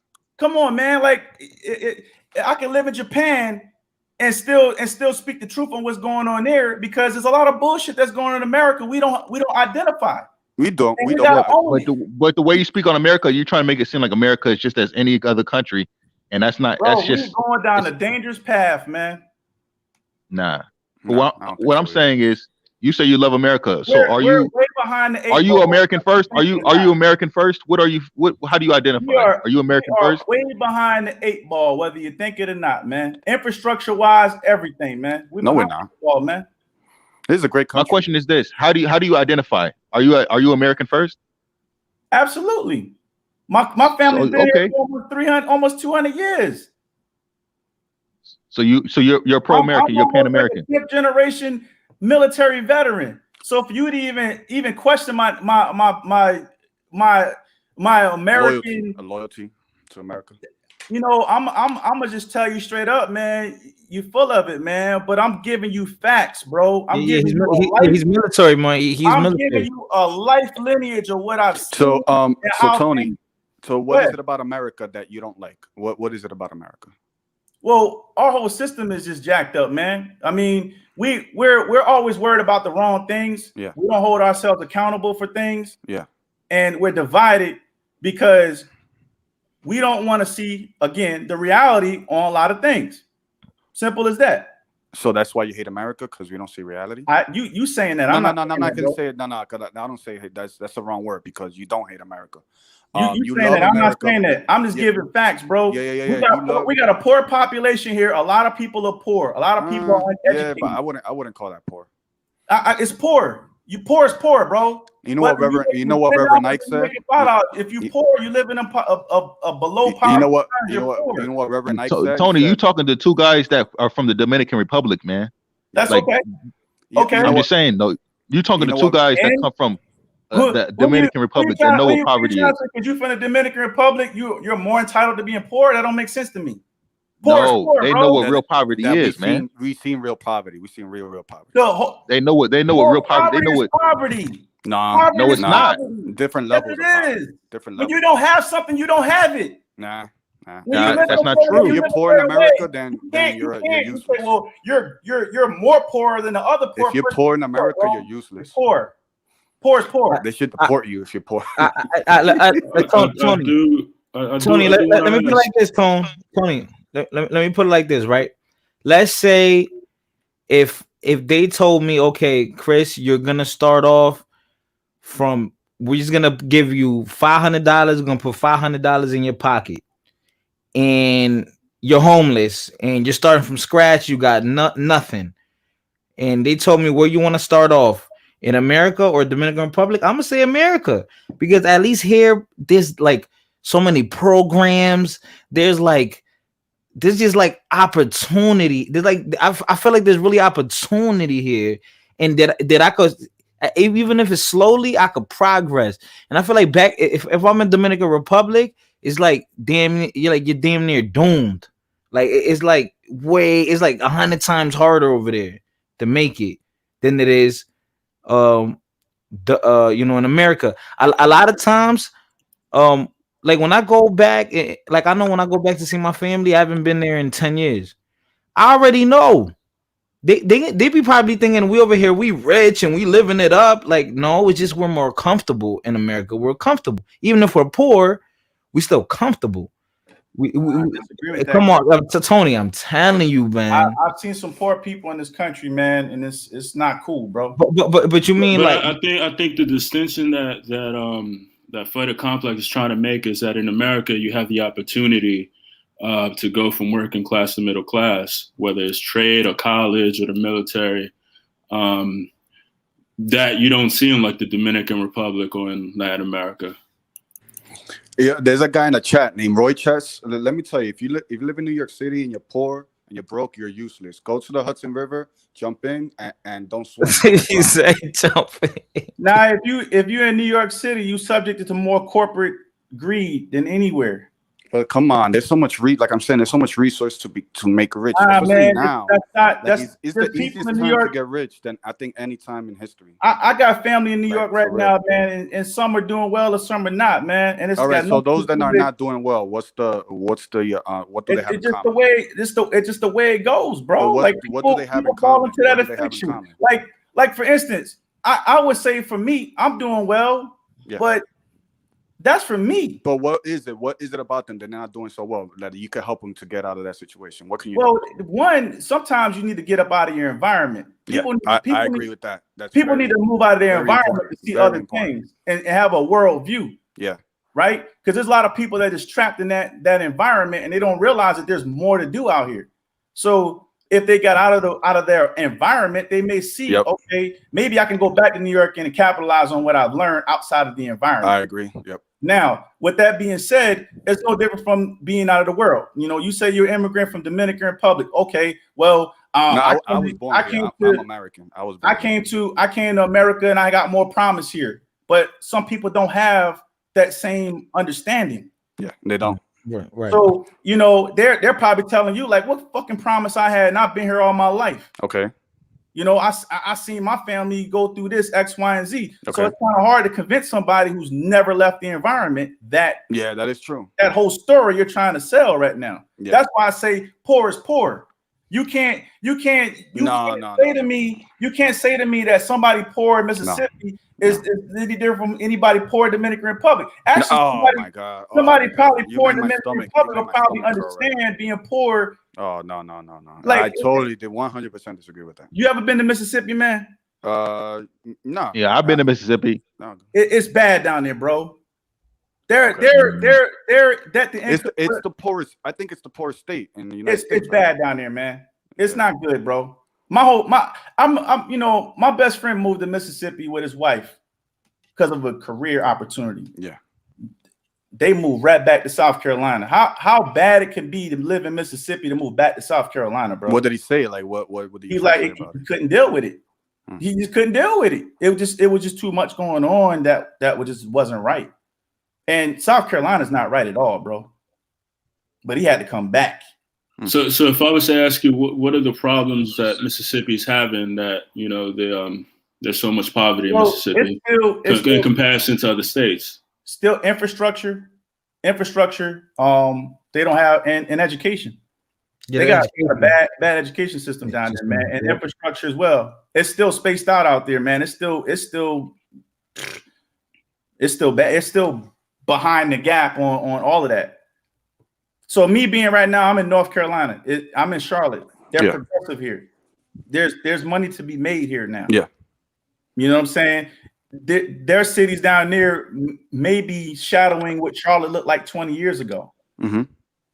So they're trying to catch up. So you think Mississippi poor is the same as Dominican poor?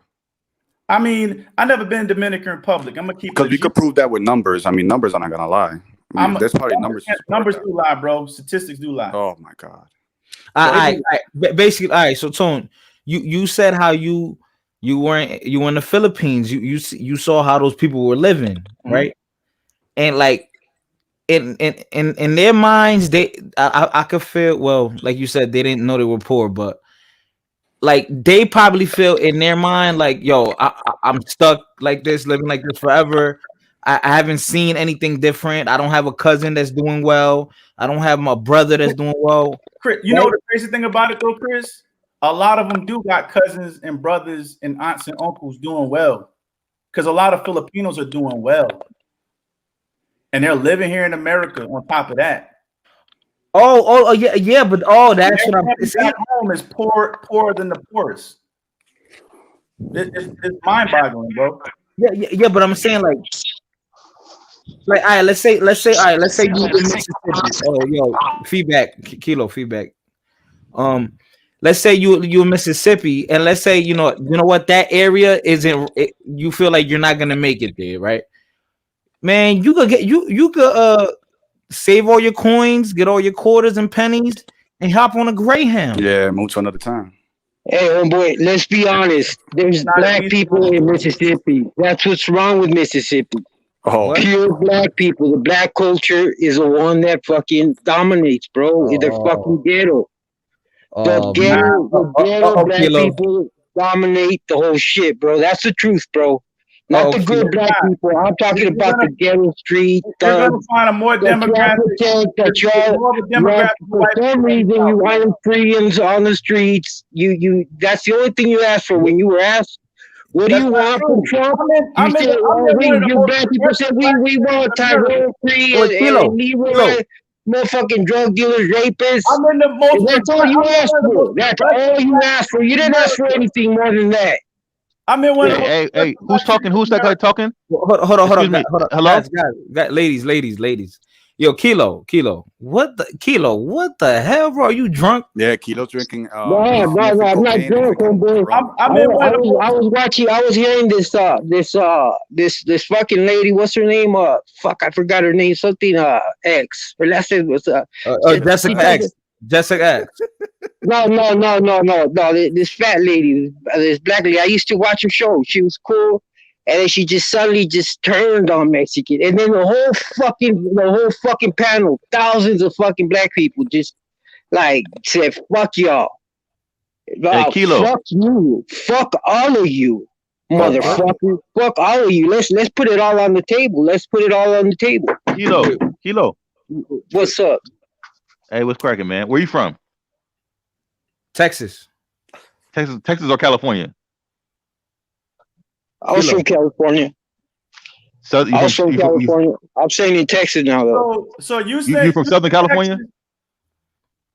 Oh, you're going with that Sureño. Oh, you Sureños are racist. No, I didn't mean if you're Sureño. I'm asking racist, bro. Till now that y'all want something, well, then that's what it's gonna be, bro. I never called a Mexican racist. Kilo. I'm not asking if you're a gang. Kilo, no one here was talking about Mexicans, bro.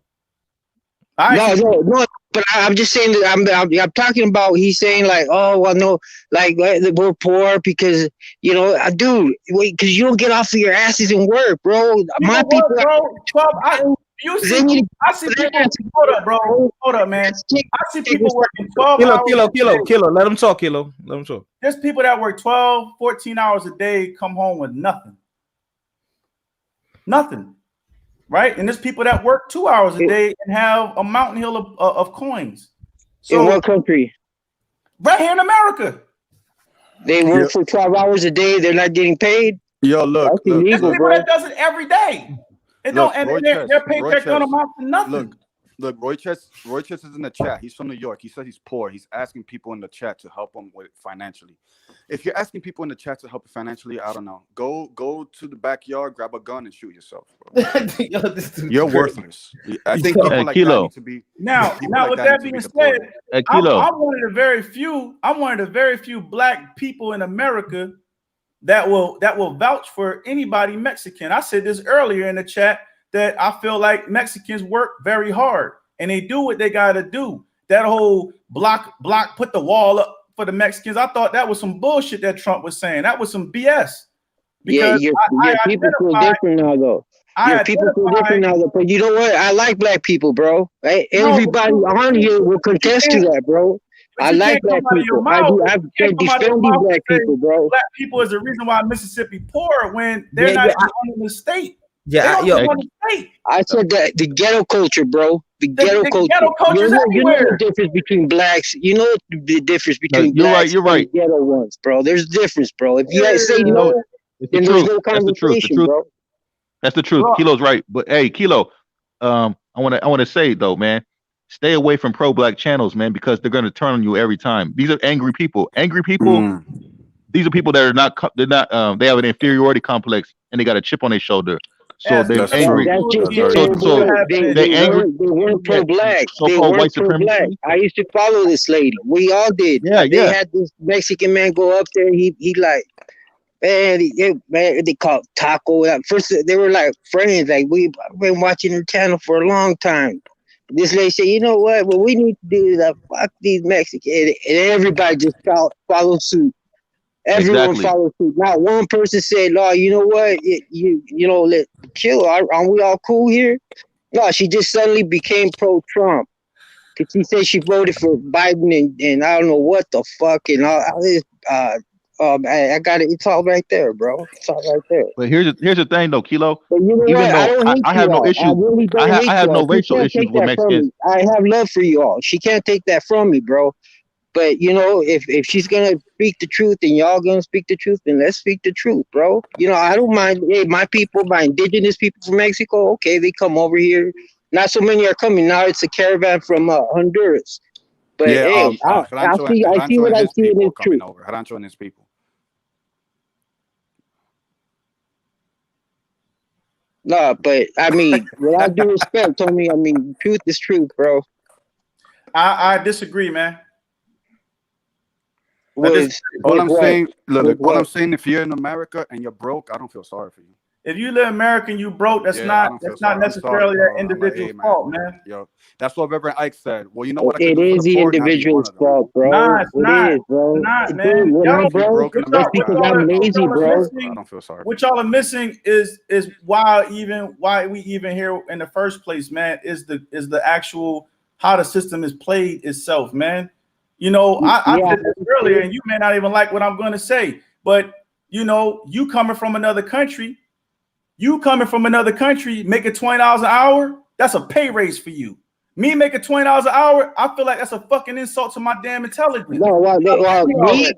My people have been here since the beginning, bro. I'm not saying on my mother's side, they were from Texas. He was part of the Alamo, so he was American.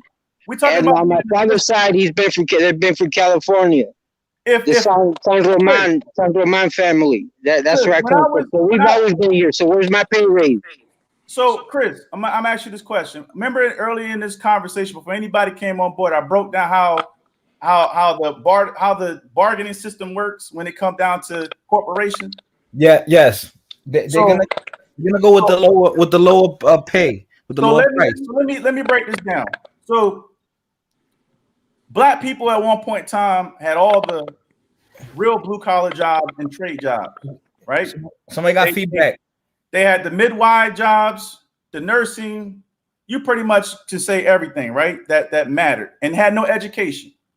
So coming into the 80s, when you had to now start getting certifications and stuff like that, and these blue collar workers that didn't have educations were retiring, the corporations upped the ante. So now Black people want, okay, if I'm gonna get a certification and I'm gonna clean your building, I want $55 an hour. I want to make money compared to my counterparts. Yeah. So now they're like, the corporation like, fuck you. I'm not giving you $55 an hour. Yeah. But now you got, and I'm gonna use, you got a Dominican cleaner, you got a Jamaican cleaner. Yeah. They want to take that $20 an hour. Of course. Because they're making a pay raise for them. So right? The indigenous people from Mexico, they to them it's a pay raise. Hold up, bro. They treat us like shit. Making $10 an hour under the table, that's a fucking pay raise, bro. Yeah. Don't give me that bullshit. $10 an hour under the table is a fucking pay raise. That's globalization, though. You know. Right now, $10 an hour to me. If you told me I'm making $10 an hour for me right now, I'm poor, bro. I'm about to lose everything. You're poor. Exactly, bro. It's why you gotta get an education, bro. Because I put myself through that. I earned that. Yeah, but Americans Nobody have, can tell me. Americans Nobody are can too say I spoiled. You earn $50 an hour for what? Americans For what? Why do you earn it if you ain't gonna work for it?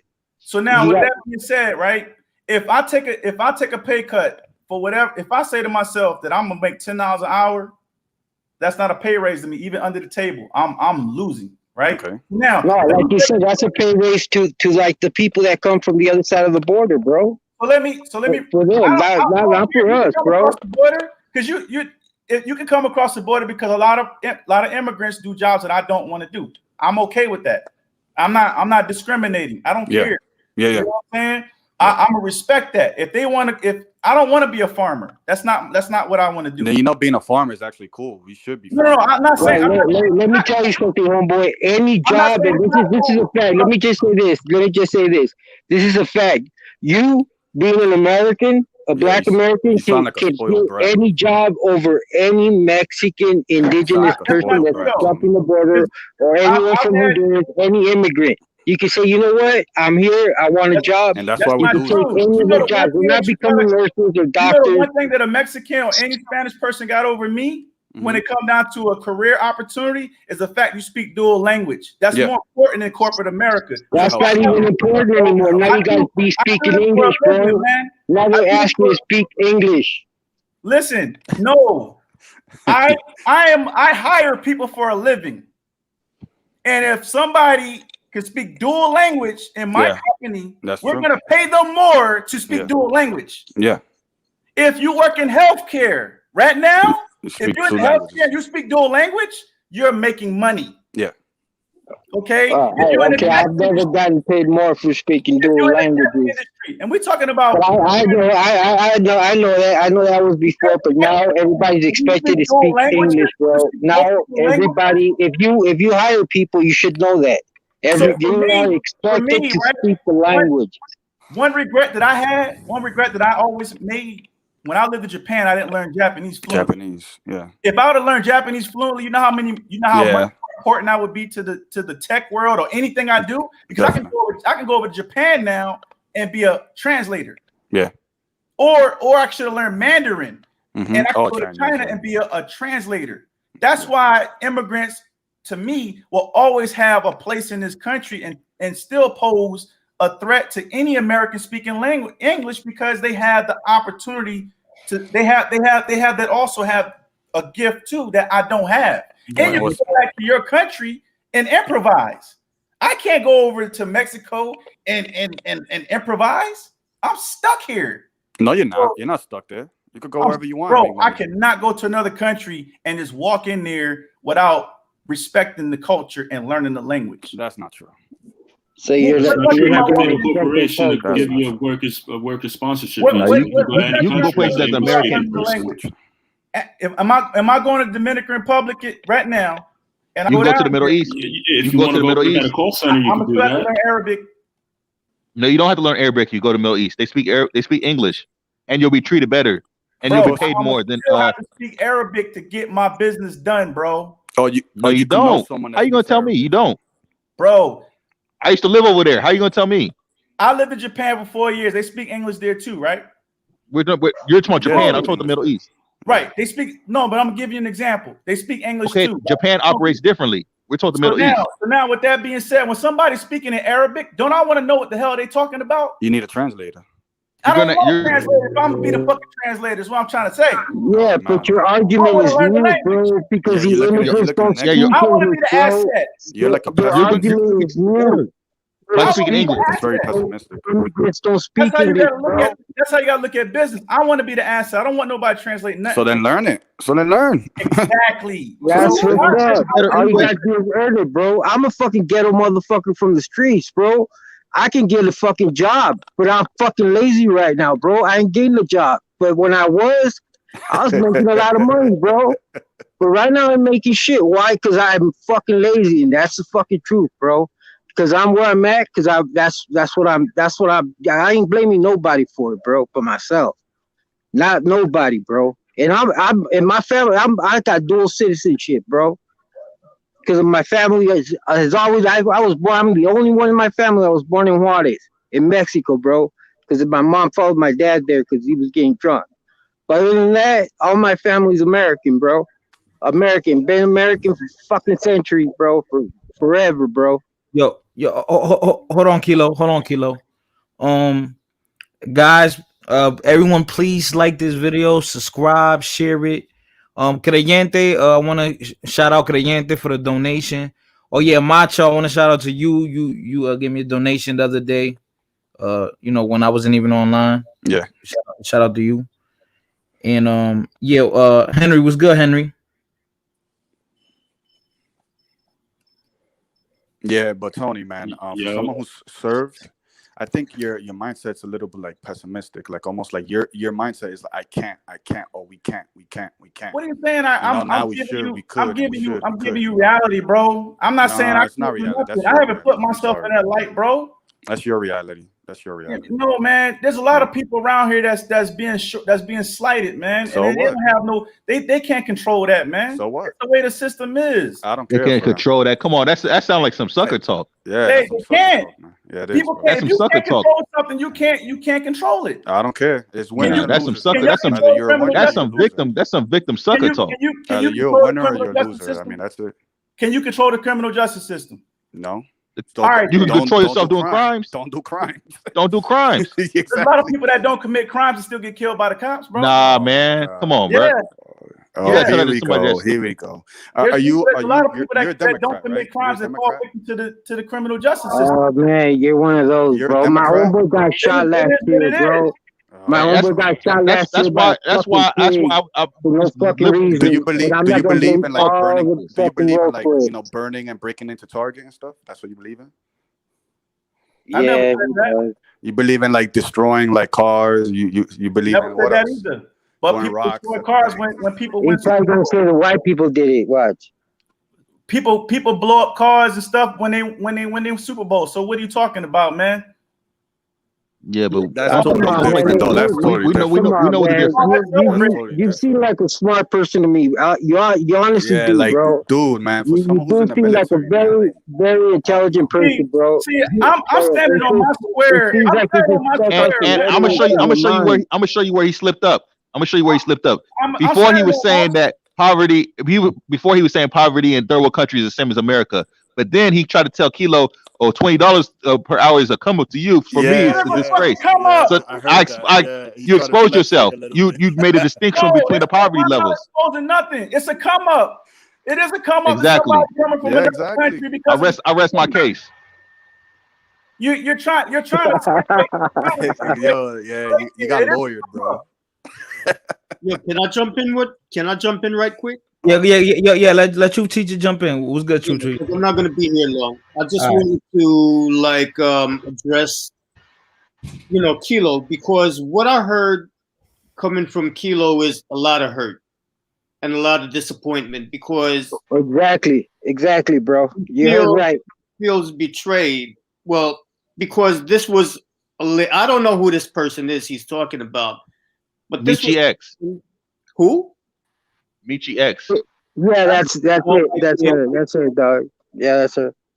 I have no idea who that person is, but what I hear is hurt and disappointment. And what I want to say to you regarding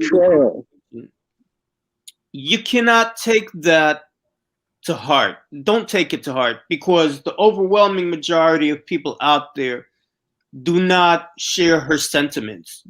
We have to the overwhelming majority in that fucking chat were thousands of people, bro, and they all turned on us like nothing, bro. Just because she said so, bro. Not one person said, "Hey, God, that's not right." Yo, that says a lot, bro. Well, if you have a brain, if you have a mind, that says a lot. If there's if there's 1,000 people, out of those 1,000 people, one of them doesn't speak up, that pretty much tells you how the whole community feels, bro. Let me say this, man. Let me speak to him. Let me say this to you. Or maybe it's just coincidence. Maybe they just happen to, be our friends. I hear you, but I'm trying to communicate with you now, so you got to let me get a word in edgewise, all right? I hear you. And what I want to say to you is that I apologize that you had to have that experience. And understand something. A lot of That's times, so sweet. a lot of times we get things twisted because social media a lot of times gives an inaccurate representation of the real world. Okay? So you have people in a certain group on a certain panel. Well, what you're experiencing there is a hive mind. You do have certain people who have, a negative outlook on certain aspects of life with certain people, but they do not represent everyone. Right now, you have an African American gentleman here, and he's telling you point blank that he does not see you that way. He's not. I know that, bro. Didn't I say when I came in, I know not all Black Americans are like that. See, okay. I know that. I know that. Yeah, but you also decimated and said reason what's wrong with Mississippi is because of Black people. That is the truth. That is not that true. Is the truth, bro. There's more white people down there poor than Black people. You're making the point for them, bro. You're making excuses to why they're not working. They're selling drugs. It's the reality. And you're saying, what? They deserve money to do nothing. Okay, Kilo. Check it out. Make excuses for reality, man. Kilo, you're making the same mistake that woman made. Okay. Not just that woman, everybody else there, bro. Go watch the one she made yesterday and the one she said she was gonna make today. I don't need to. She attacked even the children that were being. She said, "Fuck them." This bitch when fucking. Okay, she turned on us like, "Damn, I used to like that bitch." Man. All of us used to like it, bro. I don't need to. We had something cool, but no, we don't, bro. I don't need to listen to her because personally, I don't associate with people like that. And if for her to say something like that, she's messed up, and she does not represent the majority of African American people because most people. No, see, if she was like that from the beginning, I wouldn't mind, bro. If it was like a pro-Black channel, I wouldn't mind. There's fucking racist people in every fucking culture, in every fucking race, in every fucking country. It wasn't like that, bro. It wasn't one of those channels, bro. You just discovered something about her that you didn't know before, and that's been a disappointment, and I understand how you feel. But at the same token, you can't turn around and let her infect you with her poison. Okay, so you've never been to Mississippi to know the circumstances those people are living in down there. You cannot put all Black. No, you're right. But homeboy right here is proving my point by what he's saying is, and I mean, you can't agree that. You're going to agree that you don't have to work hard to get paid? Let me explain something to you, okay? He's not saying that, like Puerto Rico, like Mexicans are scabs or something like that. But those Mexicans who are coming here, they're coming from a third world country where they're underpaid. And underpaid. No, I agree with that. I agreed with that. I didn't disagree with that. That's a come up for them. He's not putting down Mexican. He's just speaking to a reality. I agreed with that, bro. I know. I agreed with that. Yes, it is. What I'm saying to you is, I apologize that you had to experience that hurt because that ain't right. And for that woman to even say fuck you about the kids, she's despicable. Yeah, I mean it doesn't truth. Like it doesn't matter, bro, because like these people that think like that, like they just there's negative people, like what I'm saying. There's negative, there's positive. Exactly. So you cannot. That's what I'm saying to him. When you come across things like that, it's a shot to your system because this was somebody that you liked and you didn't expect that. It's like a heartbreak with a girl. But you cannot let her poison. Yeah, you're right, bro. You know what? I'm gonna get off though. But you know what? I apologize to homeboy right here. You good, bro? It's probably the anger that all this, because it did hit me hard. What homeboy saying is true. It hit me really hard, and as a man, I apologize to you if I said something wrong. I'll apologize. Everybody, I'm gonna try to get my shit together, man. Can I say this real quick? Yeah.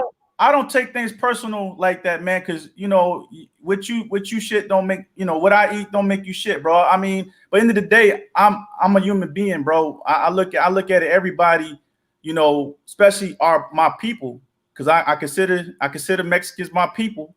You know what I'm saying? I consider Dominicans my people. I consider Cubans my people, because we all come from the same lineage, you know, whether you want to like it or not. What about Caucasian? I believe that, bro. I'm a Hebrew. Yeah. We all have a struggle within our culture.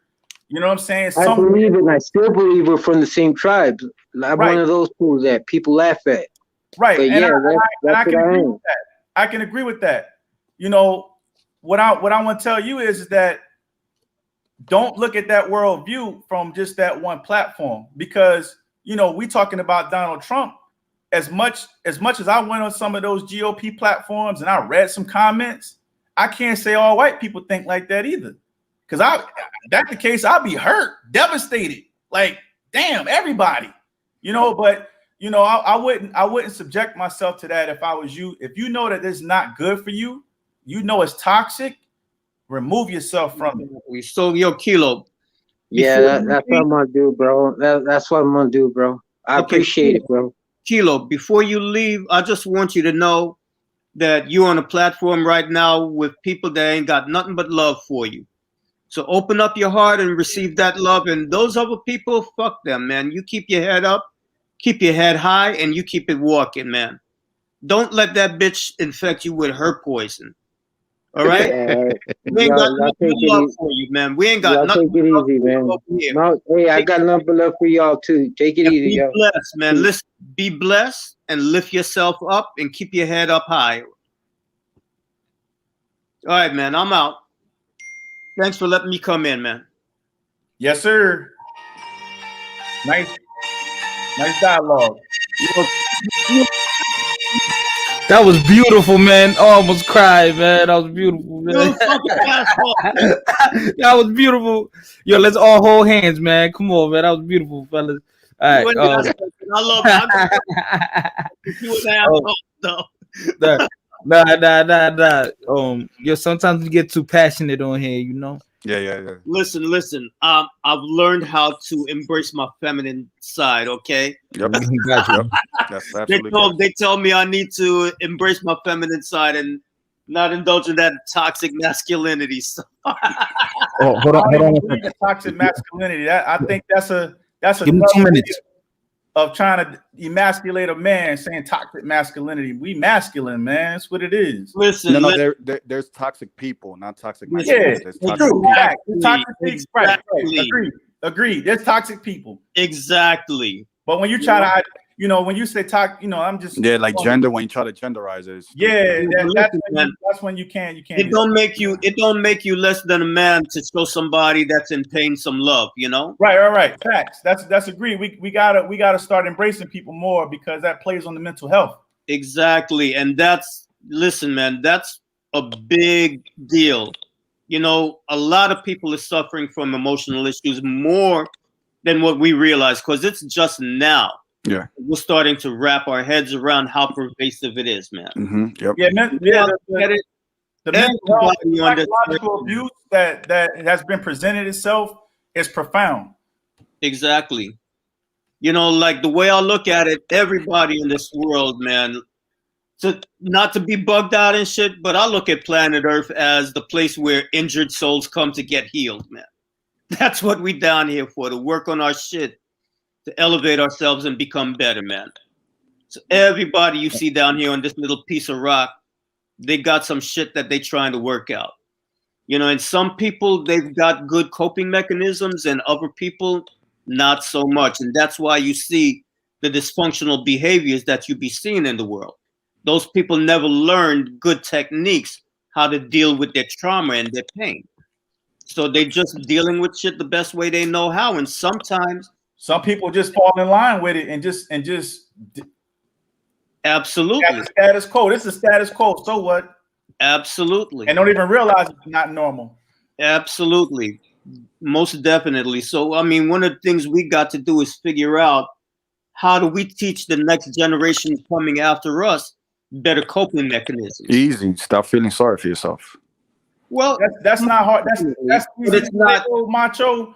But you know, that also plays into mental health, man. You like with mental health, man. You can't. And I'm not saying you wrong. I think we all have mental health, but you can't somehow, some way. You can't say stop feeling sorry for yourself, man. Yeah. When you really going through it, you know what I'm saying? Because no one's gonna feel. I told him, look, no one's gonna feel sorry for you.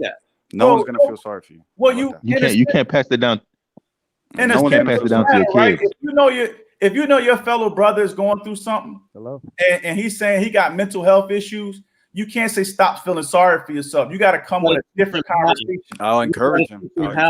But even encouragement. You take baby steps with him. You might want to say, "Hey, bro, let's go sit over here and let's go play this game or something," and then start easing them into what's really going on and try to. I'll be like, "Yo, stop taking pills and stop smoking weed." You gotta have a technique. Listen.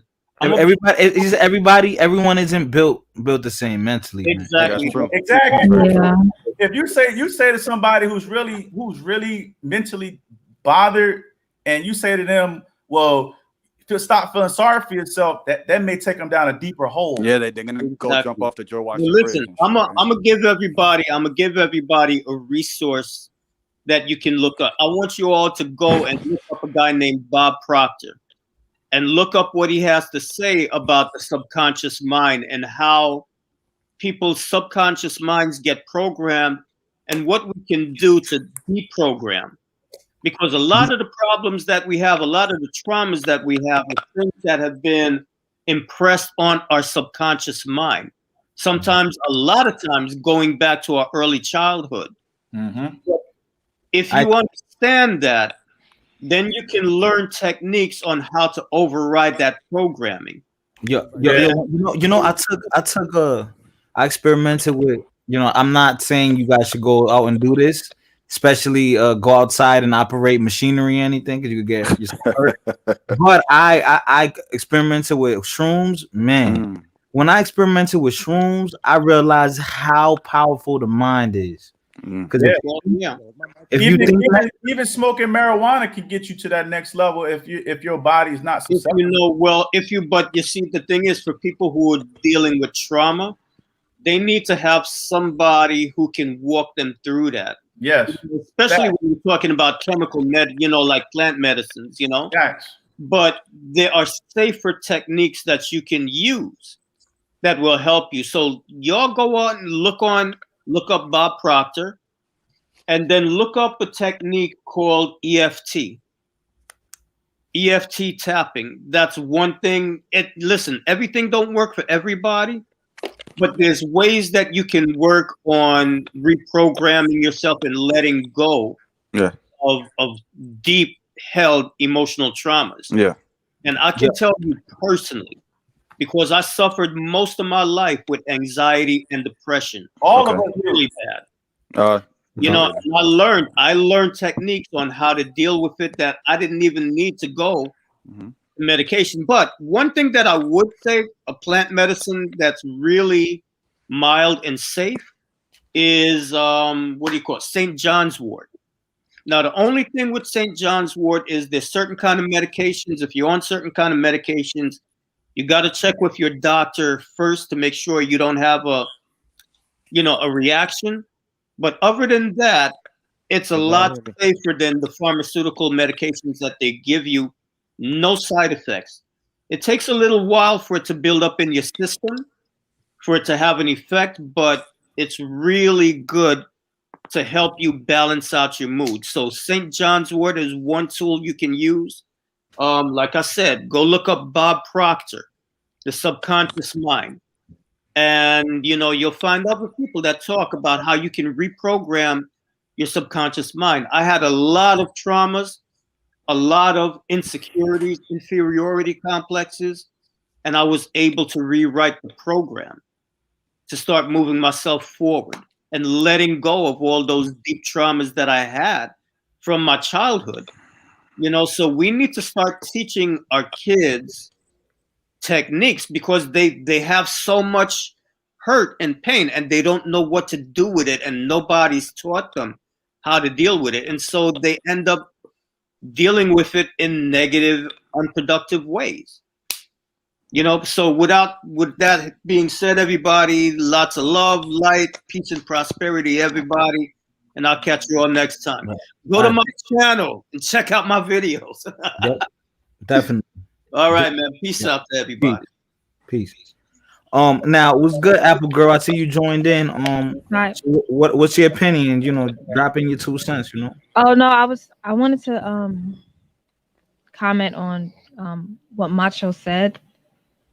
It seems like he has a you know, pull yourself up by the bootstrap type mentality. Right. Yeah, facts. And, you know, I understand that, and you know, I respect that. I understand that, but I used to be. you know, I used it's to have kinda a like, victim mentality. I used to have one. right. It's kind of like what, you know, kind of like what everyone kind of already said. It's not that simple for some people because And I sometimes don't you'll honestly. try to, That's not my problem. That's not simple for them. huh? That is not. I don't care if you can't. If you don't know how to handle situations, I really don't care for you. Right. Unless No, you know I you have like hear you. unless you have a disease, like you had a disease, a death in the family, you know, you got laid off because of COVID, like that. Yeah, I guess some sympathy for you. But if you're 100% and you're, you know, you have a brain and 2 legs and 2 arms, and you can't make nothing yourself in this country, I don't know what to tell you.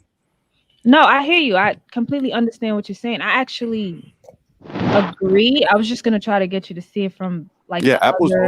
always asking me questions. Well, that's because Like, go ahead, Apple. Apple. Go ahead. yeah, I'm here. Now, what did you What was say? your question? Go ahead. No, I was saying I actually agree with you. Like, Okay, so you agree, like you no excuses, yeah, just go and get it. Like, hey, time waits for no man. right, but I wouldn't be that extreme with it because, like I said, sometimes it doesn't work for everybody. Yeah, but you can't like sit back and care. Like, there's winners and losers in life. Unfortunately, that's just how the I life hear you. is. Now, you know what the Yeah. craziest thing was? Like I saw a Facebook friend the other day posted, I hope everyone on my timeline becomes a millionaire. I don't think people understand how the world works or economics. In order for there to be one rich person, there's got to be like 100 poor people. Like I don't think people understand how the world works. Like everyone can't win. Like you speaking the truth, Chris. That's true. like And people don't have boots. Some people don't have the bootstraps. right. And it doesn't matter what country you in. Right. No, it does matter. It does. No, matter. it don't, man. Yes, it does. It just don't, bro. This, it doesn't we have matter way more where you opportunity. at, man. If there was an you could be opportunity in Alaska, you could be at the bottom of Antarctica. If you cannot do, if there was an opportunity ranking of countries, I think America would be top 3. Don't you think? No, they're not though. No. We rank kind of like as median. far as opportunities, it's like jobs and everything and We growth. kind of like median, bro. No, Because no, we yeah. need stats. For real? I thought America was number 1. Yeah, No, we're we're up there. not. We're in top No, 3 for we're sure. not. we're not number 1, but I listen. Let me put it like this, right? Like we like a lot of times we might complain about America this and that, but yo, out of like the 200 and something countries there's in the world, we definitely like top 20. Yeah, we More than top 20. I'll say happy top median. 5 for sure. Hey Tony, I want to ask you a question. Oside, I'm gonna let you win, but be a little patient, bro. I'm gonna let them speak, and then Oside's gonna go after y'all get y'all point across. You were saying earlier, like you were saying earlier, like Mexicans are your people, and you're naming all these other minority groups. How do you feel about Caucasians? Are they your people? They definitely could be allies. Oh my God. Are they your people though? I didn't say they were my people.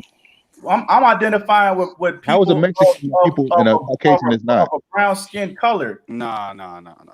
So how now is with a that Mexican your people? I don't subscribe to that. they can be my allies. I'm not. Why are they going to be your ally for what? How can a Mexican be your people to whom you have no connection with, and a Caucasian not your people. Why do you feel I don't got no connection with Mexicans, man?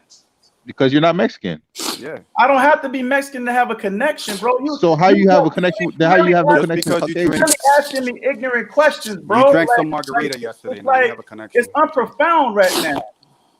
How is that It's ignorant? unprofound what you're saying right You now. know what it is? You generalize too much. Like, Nah, you I'm not generalize generalizing too much. shit. I'm still speaking fucking facts. Nah, that's why you say. If you don't like facts, it, man, like, listen, I'm man. facts, bro. They told you this. They told me this in psychology. How you gonna It's ally with easy. I'm someone? speaking facts, man.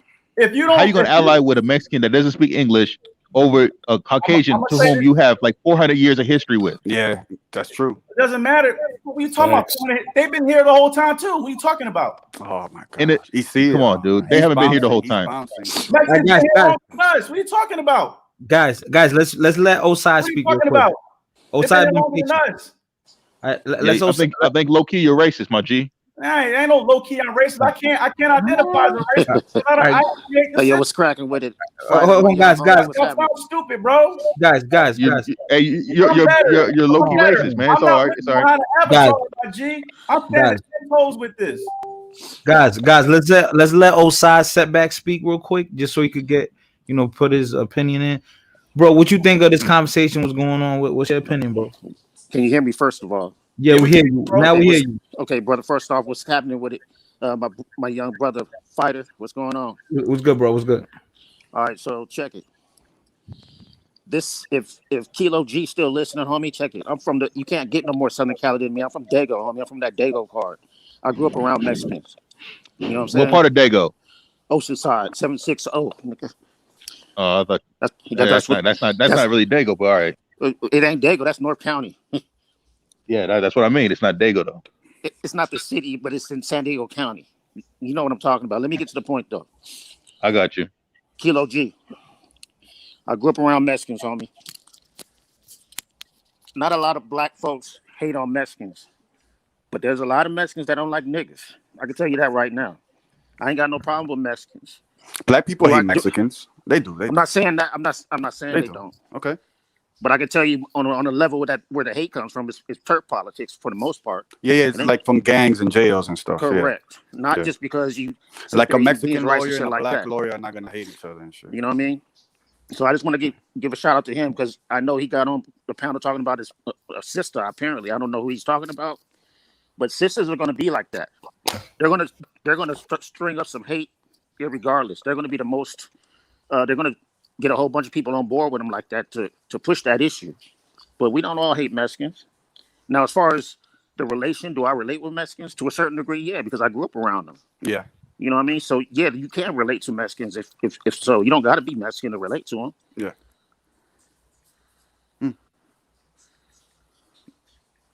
Okay.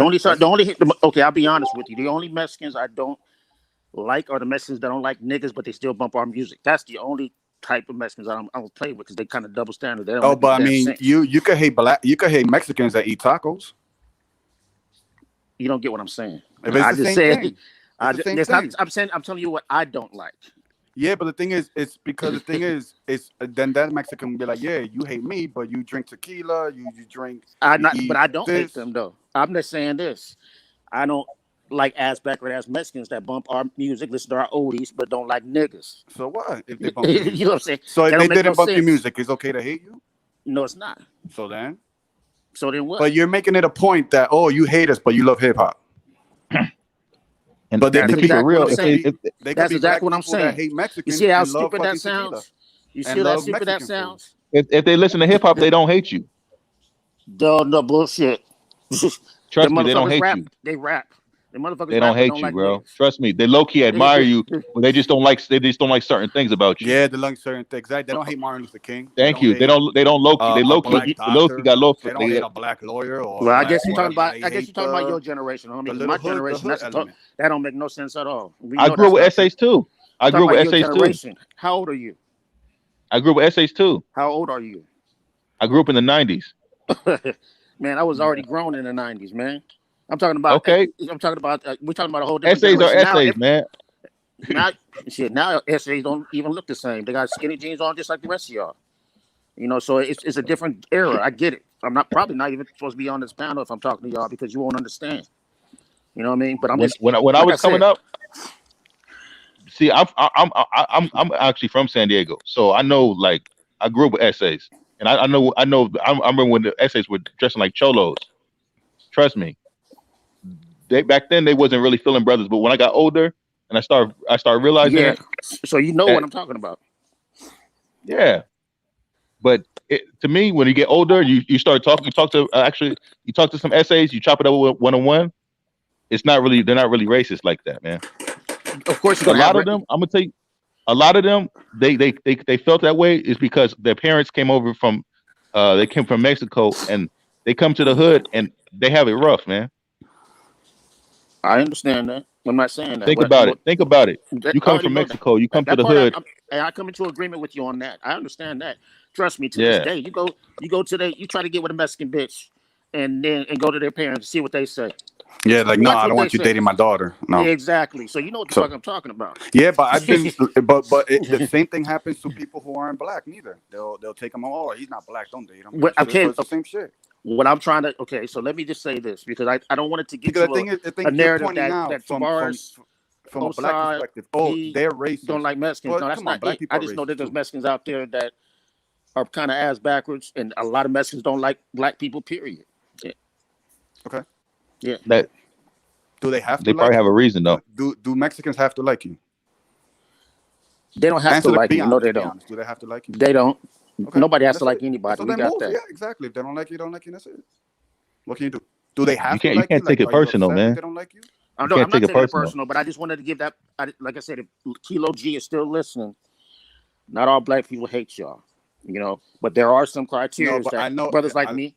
What? They hate Dominicans for sure. Who do? I've been to the Dominican Republic. I don't hate the Dominicans. Y'all niggas. What are you Come on, talking you about? hate Dominicans too. Come on. I hate the You hate Dominicans. them. Y'all You niggas. you don't like Mexicans, but you Y'all like ha- Dominicans. Come on. Nigga, you a nigga. You a Haitian at that. Y'all the What? same goddamn Wait. See, fucking hey, around. why you I'm want to just put him fucking down? with you. I don't want to We're get not no. I going don't want there. to We're get not no. going there. We're not going Okay, there. we ain't going there. We ain't going there. But Yeah, hey, we're not going there. I don't. No, we're not going. It's more obviously we feel more comfortable over there. You know. You said we're Haitian. Oh, what a disrespect! You disrespected us. I apologize. It was a joke. It was a bad joke. Okay? Yeah, it was a terrible joke, actually. What's wrong But being how you Haitian? doing, Macho? Hey, there's nothing wrong with being Haitian. There's nothing wrong with being Haitian. There's nothing wrong with being Dominican. But y'all guys have to understand that we have our own. Yeah, we have our own thing. We're neighbors. It's like, you know, it's like a building. Cut that You borderline live over there and I off, live over man. here, and that's it. That's the issue across the board, man. Right. Hey, We got Salam. these cultural barriers up, man. Salam. Salam. Go still ahead. there? Yeah, he's Hey, still yo. there. Go ahead, Salam. Oh, he left. He just left. Oh, damn. We got these cultural barriers up, and we don't want to.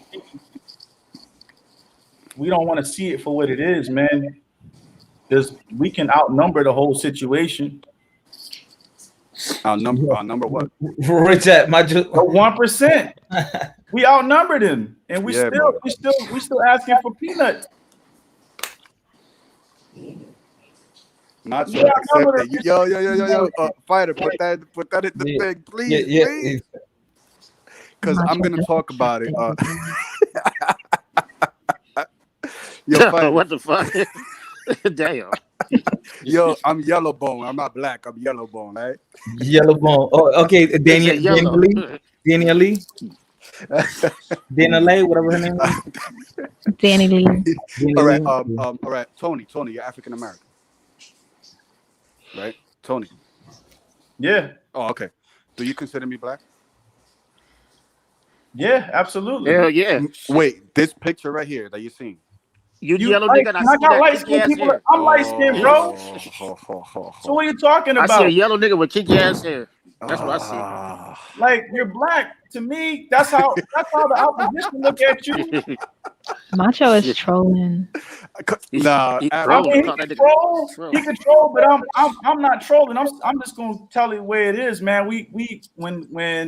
When the people are behind closed doors delegating, talking business, where's the Dominican people Renaissance? are niggers for them. Oh man. When you walk through a door and I walk through a No. door, we're gonna get labeled the same way. No. There's a difference between me and you, a big difference.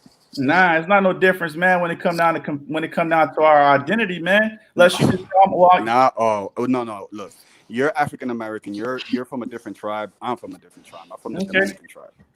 Okay. Salam back. Yes. So hey, Salam, I just wanted to say something because all my life, y'all Southeast niggas and always try to push us away from Dago, saying y'all niggas ain't Dago. But hey, man, it's all love. My dad stayed in Southeast for years. I used to go there and visit him, things of that nature. But yeah, Oceanside is North County, man. Everybody know that. I mean, but I know it's not the city. I know y'all take pride in that. You ain't the first to say it. There's plenty of y'all that don't believe Oceanside is a part of the division, but I mean, it's North County. Yeah, it's. I mean, I won't call San Diego, but you know, we with y'all. No, I well, guess to so, be truthful, some of y'all don't. Like I said, it's just like saying Compton ain't LA. A lot of them LA folks, they don't like Compton or Long Beach. They don't consider that LA, but it is. You know, Nah, that realm. it's even more different than that. Yeah, it is even more different than that. Yeah, you know. Yeah.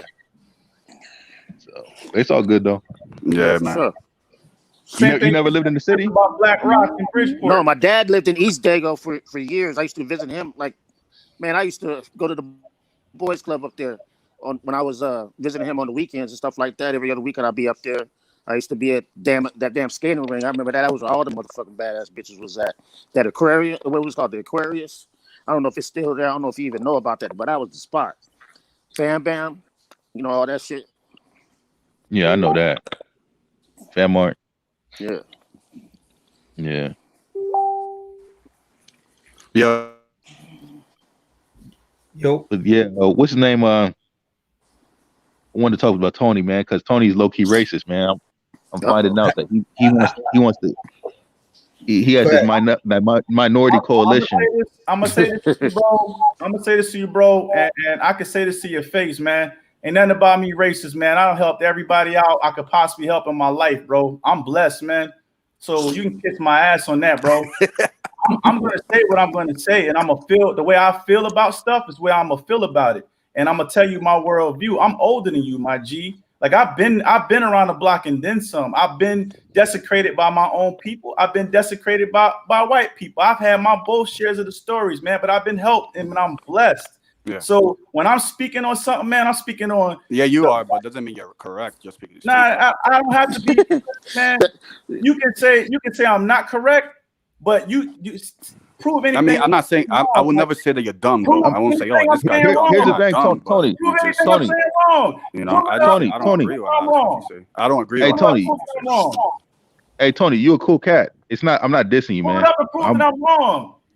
Hey, Tony. My thing is this. I'm just digging into your mind state. Your mind state. Wrong. If you can literally sit down with me and pull up and say what I'm saying wrong, I'll tell you like a man. I apologize. Prove that I'm wrong. Because right now, all right. Your mind state. What you're doing is you're trying to piss me off. But I'm not going to go there because this is supposed to be a peaceful conversation and enlightenment. Mm-hmm. And so, with that being said, I'm not gonna play into your bullshit. That oh, I'm racist, motherfucker. How can I be racist when the word means that you gotta feel superior over another race? I never said that I'm superior over any fucking body. I equated everybody to my level of thinking and humanity. I'm not claiming I'm American. I'm better than Dominicans. I ain't claiming that I could easily say that. Fuck y'all. Y'all motherfuckers go back to your country and fucking build your country. We are building. No, that's what we're doing. I can easily share that idea, but I'm not like that, bro. We're building both. I don't feel like that should be the conversation. I feel like immigrants should be able to come into the country and have a fucking chance at life. I feel like you shouldn't make an hourly wage or a certain wage a year to survive. Yeah. I don't play those fucking lines, bro. I think everybody should have equality. No, I don't. Yeah, but you said Caucasians are not your brothers, though. No, we cannot. Just by me saying they're not my brothers don't mean I'm racist, motherfucker. Don't mean I'm better than them. But you said the Mexicans are your brothers. I say they're my brothers. But you said the Mexicans are your brothers. I have to say they're my brothers, bro. But the Mexicans are your brothers. You trying to make me say something that you fucking feel. Yeah, So y'all. how you gonna say the Mexicans are your brothers, but the Caucasians are That's not? what I want to say. It's true. They my brothers. They Because fight you're trying to the build a same people minority I'm fighting. Yeah, he's coalition. doing the whole the You Democratic want them to Party, like you Joe want them to Biden. They be fight like, the oh, same we struggle down. I'm fighting, man. I see what you're doing. They fight the same struggle I'm fighting. I'm not a Democrat or Republican, man. Y'all identify as that Trump loving GOP. No, we're not. You want the Mexicans. You want the Mexicans to be like, oh, we got brown skin, we brothers. We're It the don't work like same. that. Hey, we are the same in the same struggle, bro. No, we're not. No, Nah, We we are don't have the same same struggle. We're- Same What struggle. struggle? What's that same struggle? No, we don't have the same struggle. Same struggle. I don't know. No, we I don't. don't know why No, black we people don't. want to What are they like. doing better? What am I doing better than they doing? What they doing better than I'm doing? What? Hey, Well, Tony. I'm not. Hey, Tony. Well, Tony, can you hear me? I'm listening, bro. Hey, brother. I believe me and you are from close to the same generation. I live in the state of Georgia now, man. I got to tell you, when you I'm in North Carolina, so I know exactly where you at, bro. Okay, yeah, for sure. Here's the thing. You know, me coming from the West Coast and coming down here, this is the first time I ever seen white folks poor. There's some poor white folks out here. I mean, for real. I mean, and it's the first time I ever seen black people own shit too. Is in Yeah, the South. they You know what I'm saying? run in California. Atlanta. These niggas in Cali. I'm from Cali, man.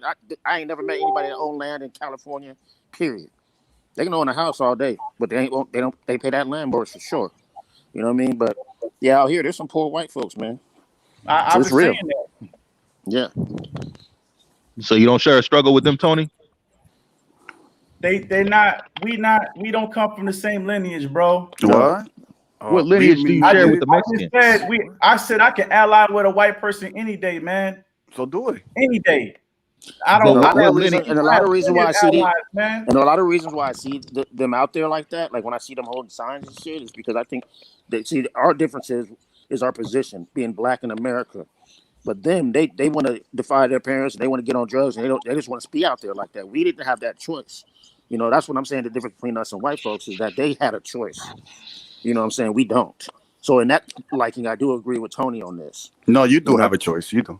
Yeah, they do have a choice. They do have a choice. You can't say what people have, bro. When you sit here telling us the reason why we're even having this conversation, the reason why America's even where it's at, is that black people has been here for 400 plus years, still fighting for equality. Okay. Trying to get to that point. You're never. What does equality mean? What does equality mean? Knowing the What difference, is that? knowing the difference what our peers make and what we should be making, and we're trying to get to that. What does point. equality mean? You want Well, like get everyone it then. equal?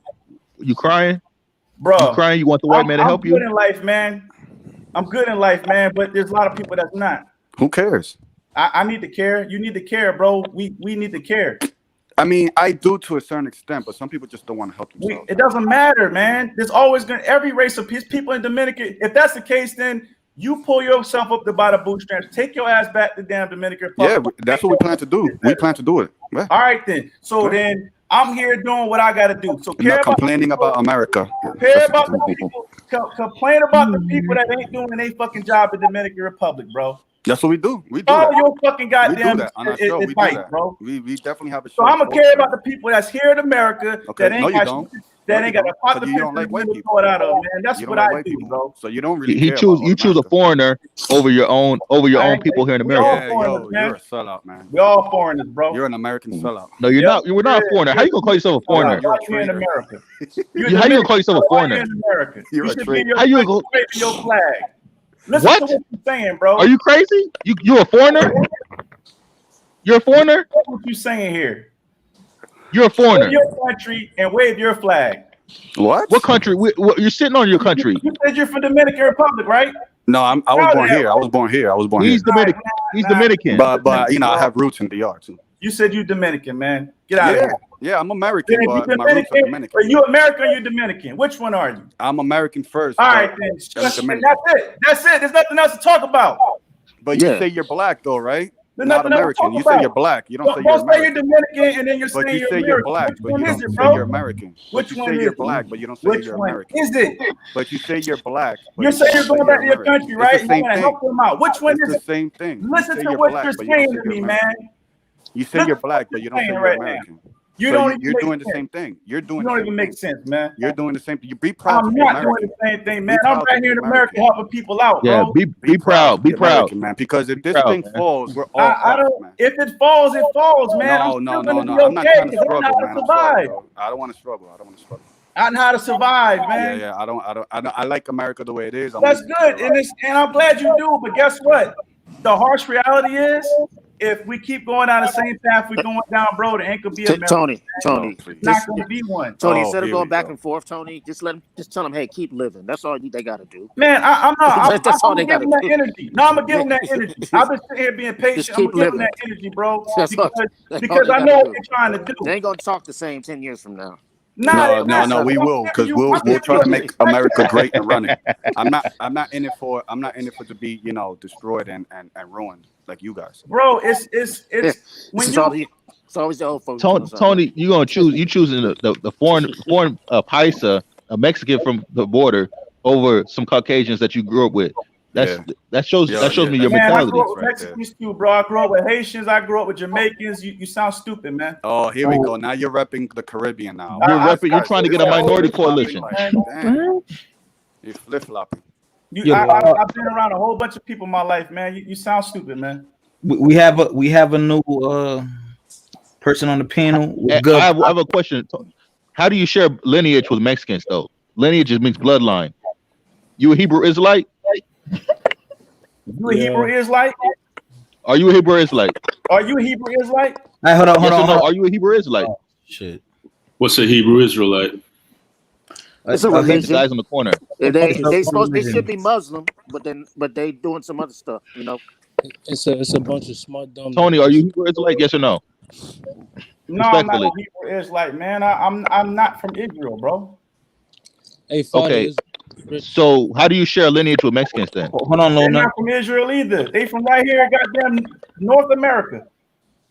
So how do you share lineage with Mexicans? They're from right here in North America, man. I didn't say I share a lineage with them. I can They're identify not from with North their America. struggle. I hear feedback, y'all. Somebody. They're just as North American as I am. Hold on real quick, guys. A popular loner, what's good? What up? What's your input?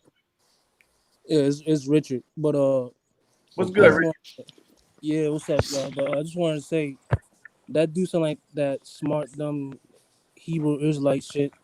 I just had an argument with I have still have yet to have this question answered. So they say I asked them, you say white people are Edomites, right? They say yeah. All right, so I'm gonna show me the 12 tribes of Israel. Is Canelo, is he your bloodline? And they're like, right. But he's white though, and they said, well, he's the tribe of so and so because he's Mexican. So you say white people are Edomites, but now suddenly he's your Canelo, a white looking Mexican, is your brother. They had a tribe for Argentina. What black people are in Argentina? A lot of black people in Argentina. A lot of black people, black people all over. A lot of South Africans America, in Argentina. Yeah. Okay, all right. There are the most Africans outside of Africa is Brazil. It's Haiti, Brazil, and Argentina. No, not Argentina. No way. There's a lot of them down there, bro. Brazil, no way. 96% white. And Colombia. You take your ass to damn Cartagena, blacker than a motherfucker over there. Afro-Argentine people, most of them are white through the paternal line. And the Hebrew Israelites say, if your father's white, then you're white. No. So that defeats the logic because a lot of the Latino paternal line in Latin America is white. Spaniard. It comes to the paternal line, and then the maternal line is non-black. So when I hear niggas say, well, Mexicans and all these other groups are white people, but not white people, which I fail to realize is us as Black Americans are very. We like to say we're not like white Americans, but we do the same shit a lot of times. Yeah. Yep. You guys have more in common than you know. We are. Thank you. You guys have a lot in common. Thank you. This country was built from criminals and gangsters. White people were the first gangsters. They bogarted this place from Britain. Yep. And then why you think black people here in America we got that same power, greed, materialism because we're still American. Can I say something real quick? It's a spiritual curse. So, I'm gonna tell you a story. Can I say something real quick? Yo, hold on, let me say one something real quick. You see how they say like your lineage is by your father? That's the dumbest shit I ever heard. Because, but you know why? Because my dad's father was more like you could say like lighter Dominican. Like you could say that he had like a tan, and then and then his mother, my grandmother, was a very dark. She looked like she was straight from Congo. My grandmother, like she looked African straight up. So, and then my father, dark skin as hell. My father way darker than me. So you telling me, oh, the lineage is the father, but the reason my father looks the way he look is because his mom. So It's like, called a recessive gene. yeah, people, We all got recessive genes, bro. yeah, but they're trying to make it seem like, oh, that it's the father is the lineage. Like, bro, no, stop it. That's that religious shit trying to put the woman down. That's very misogynistic. You know what I'm saying? Obama's father was black, and he still ain't do shit for you niggas at all. So what difference did that make? He wasn't gonna do anything. Anyone who thought he was gonna do anything is a fool. Yeah, his paternal line was black, and he still ain't do shit for niggas. So what does that even mean? African, Kenyan. I mean, we got to remember, man. Politics is a circus. Yeah, and you're not. I don't know, man. You know what? If I become president, I'm giving free tacos to everyone. Bro, I'm not Mexican. I don't eat that. Let me stop. I love.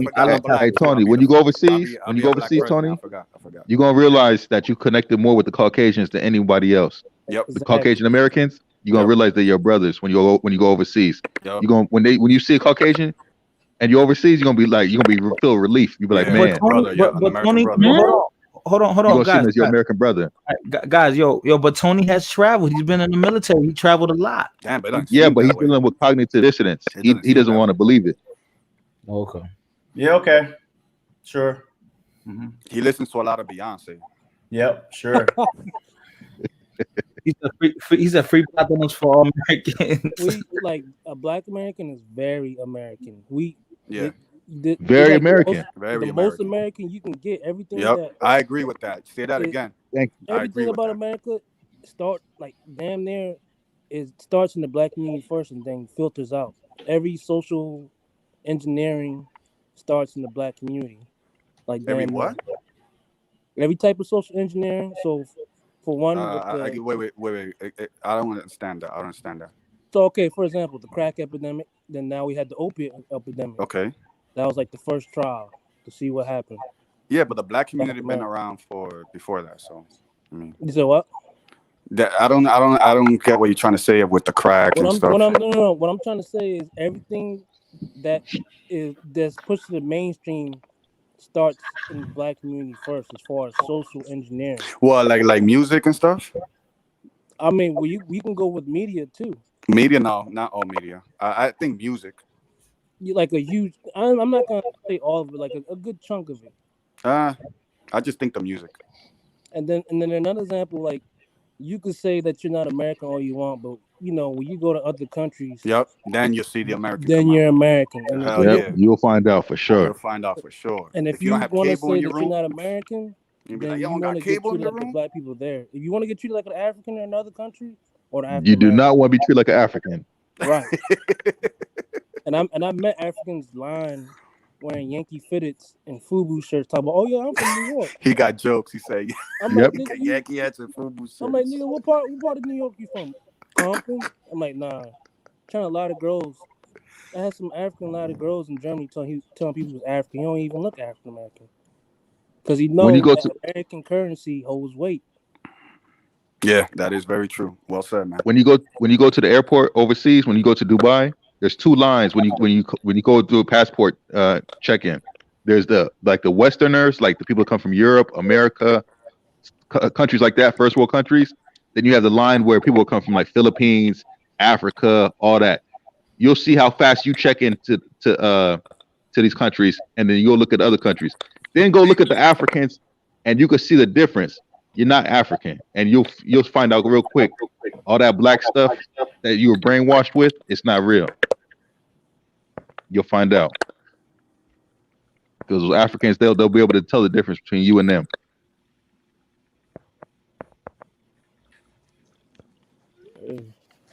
Yeah, that's true, man. I think look, you all got to be proud to be American because it's just the privileges Yep. around you. Like we're spoiled. Like it's almost like we're brainwashed to think we're poor when we're not. It's a great job by the media to make us think that like we're depressed. You know, like we're the most powerful and economic power in the world, but we're the most depressed country. That's crazy. That's crazy. You know, and it's because of the media, all the shit we watch. You know, the social media is making people depressed. You know, I'm telling you, people are concentrating too much on outside things and not themselves and what's reality. Yo, someone has feedback, man. Who is that, man? I hear the feedback. It's crazy. Somebody showering and shit. Is Apple Girl in the bathroom again?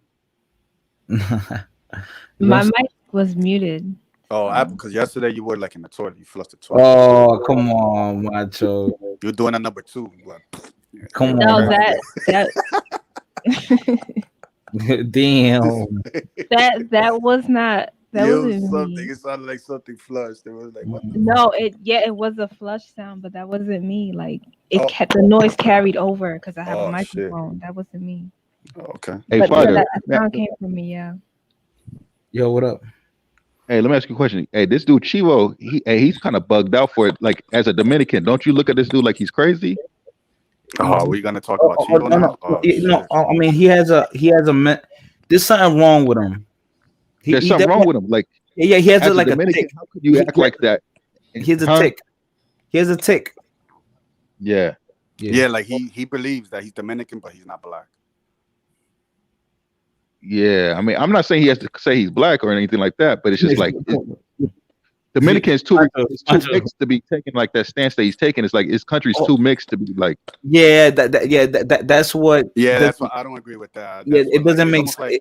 like would you go out with a dark skinned Dominican or like come on, like I mean, if you're a Dominican man, not for nothing, you know, you've dated a dark skinned girl. Like it's a given because a lot of Dominican girls are brown skinned and beautiful.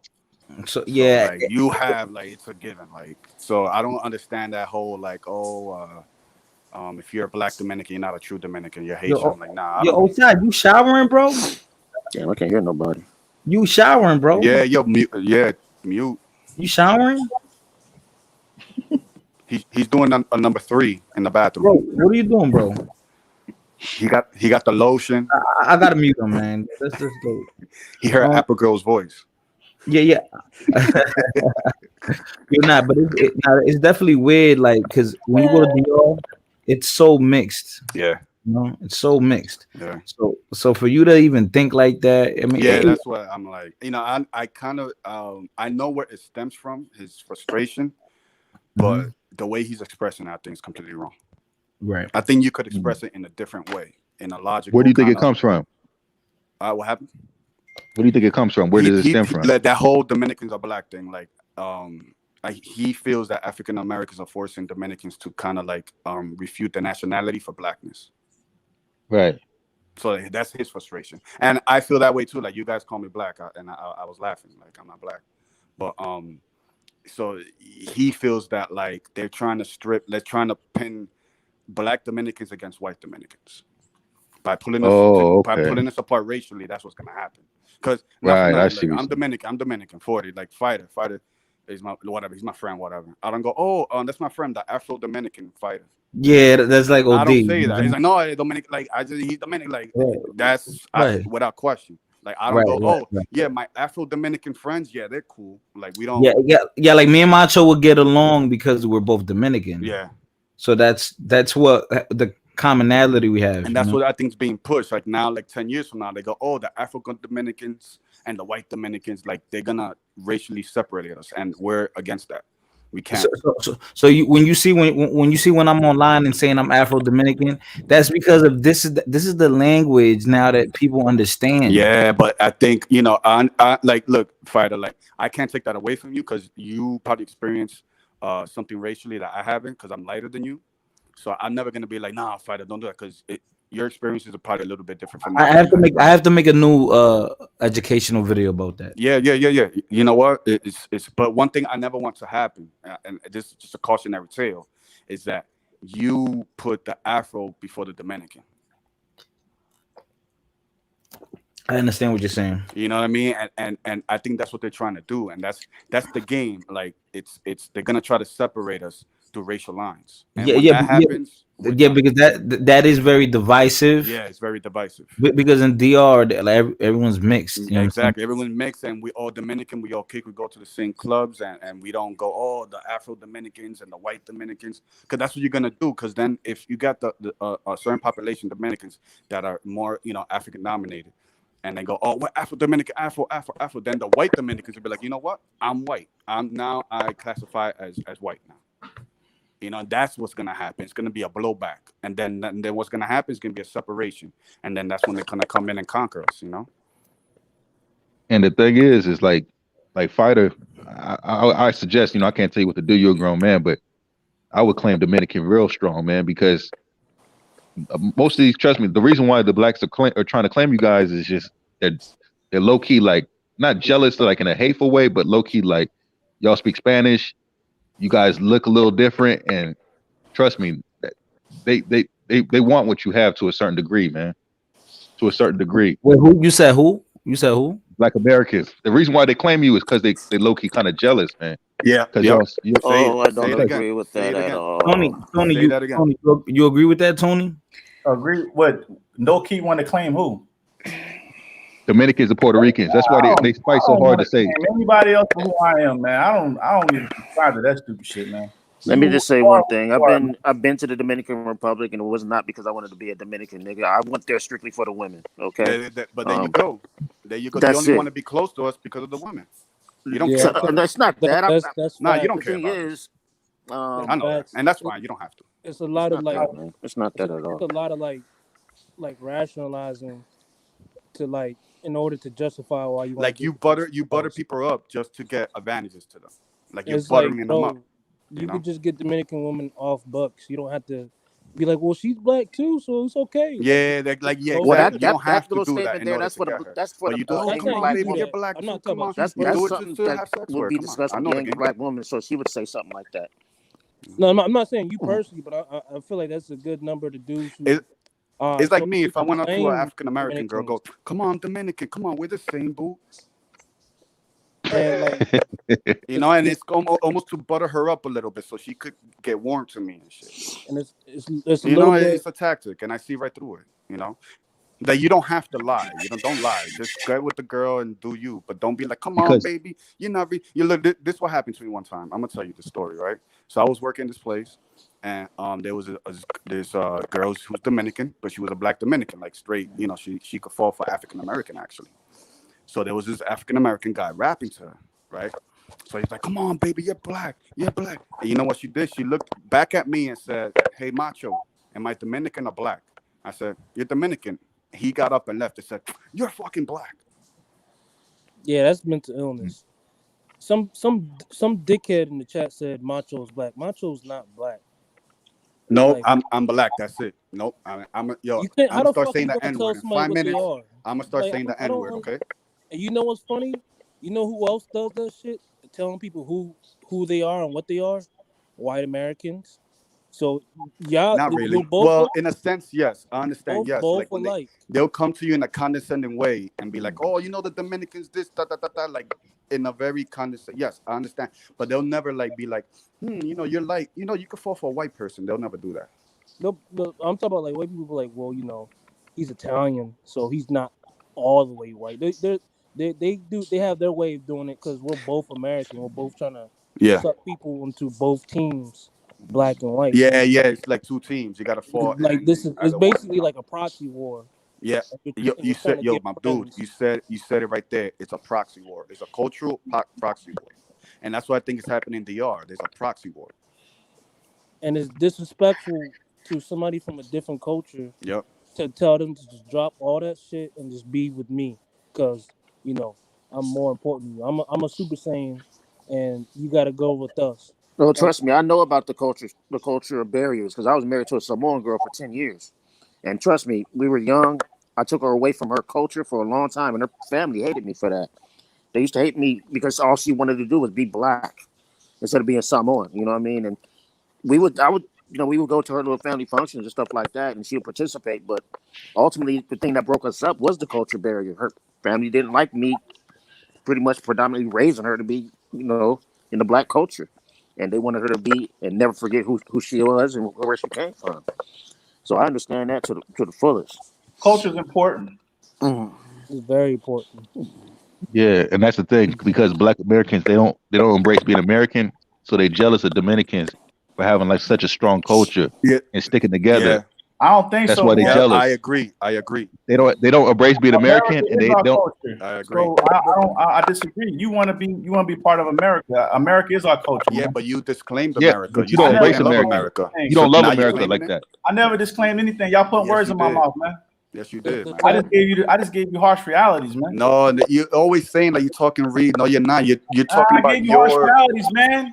America personal is our culture. your personal If you're views. American, then why are you claiming other people that are not American? Man, I can claim Over these other other people are going through the same struggle we going through. No, we're not. No, they're Yes, not. they are. No, we're they're not. Not, man. That's why yes, they are. They we're not. You're African American. Bro, Your we all go through the situation same is struggle, different. man. We all have How you gonna claim a Mexican? We have different A Mexican struggle is two different things. Coming from the Exactly. border, dealing with immigration, green cards, and all that stuff. How you gonna claim that struggle when you have a whole different thing going on? Yeah, yours is totally different. What are you talking about, Yeah. man? Okay. You talking some nutty stuff. So Yep. they give out reparations, then it should go to Mexicans too, right? Since y'all in the same struggle. Yep. Give me Listen, a man. I'm black now. No, I I'm black. I wouldn't want care Hey, if they get got reparations reparations. too, I even though don't care if about reparations. that. Hey, I promise, I guys. If wouldn't care about reparations that, coming, bro. I would I not will claim my black. care. I got land. You man. wouldn't I'm care if they I good, will man. claim I black. don't care about that. That's not on my Fighter, agenda. you too. care? You too. It's not on my agenda, man. There's black people that want reparations. Fighter, you should get My reparations. family inherited land, man. We good, man. Oh, but I'm okay. before you cared about other people. Oh, they're struggling. They're care about struggling. other Now you don't care people. about other people. If they get reparations, that's on them. Japanese Dude, got it. I'm just not stop it, complaining man. they got it. Jews got it. I'm not complaining they got it. They got it. Okay.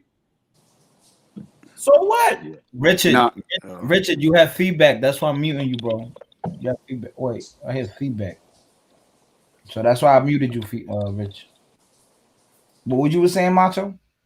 No, that Nobody jealous to nobody else's culture, man. Yes, That's bullshit. I'm telling you though. You want me to speak? Listen, man. I'm gonna speak for myself. Ain't nobody I know, black, African American, whatever, is jealous of no Dominicans or want to be in nobody else's country, man. Saying I want to nationalize with them. That's not true. Nah, ain't nobody thinking like that, man. That's not true. Nobody's thinking like that. When they speak to the Dominican mom, it's like, come on, mommy, right? Come on, you black, mommy, come on. Those Dominican men, they ain't shit. Come on, you're black. Come with us. Man, at the end of the day, that flag, whether you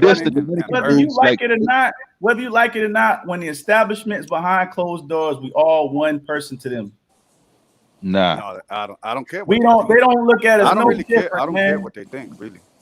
So I really don't care. I don't base you don't have my to care. my I'm just view, giving you my the world facts. views on what other people think. You don't have to care about nothing. No. You can literally say you don't care about nothing. Nope. But truth hurts, man. I don't know, man. So, okay, before I go, because I'm gonna leave you guys. All right, how many of you guys here would consider me black?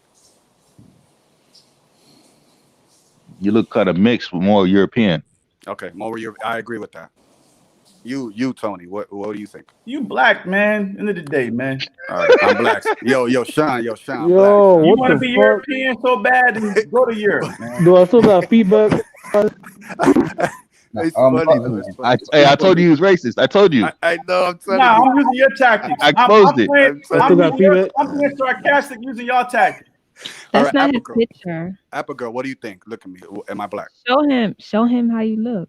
No, but you see the picture. This is me. That's him.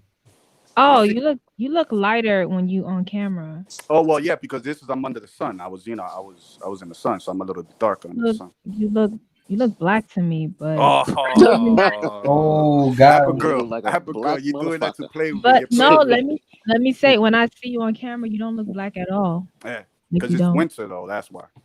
Yeah. So I'm lighter. Then if I'm late to school, I go to DR and I'm in there. I'm in there all year. Trust me, I'll be darker. Yeah. But what would you consider you? So you consider me black? Nah. Okay, good answer. Who else? What would they consider me?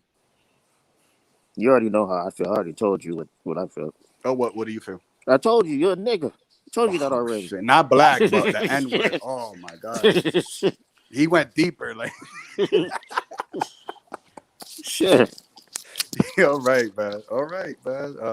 Hey, Fighter, though, I still got feedback. Nah, you good. You good.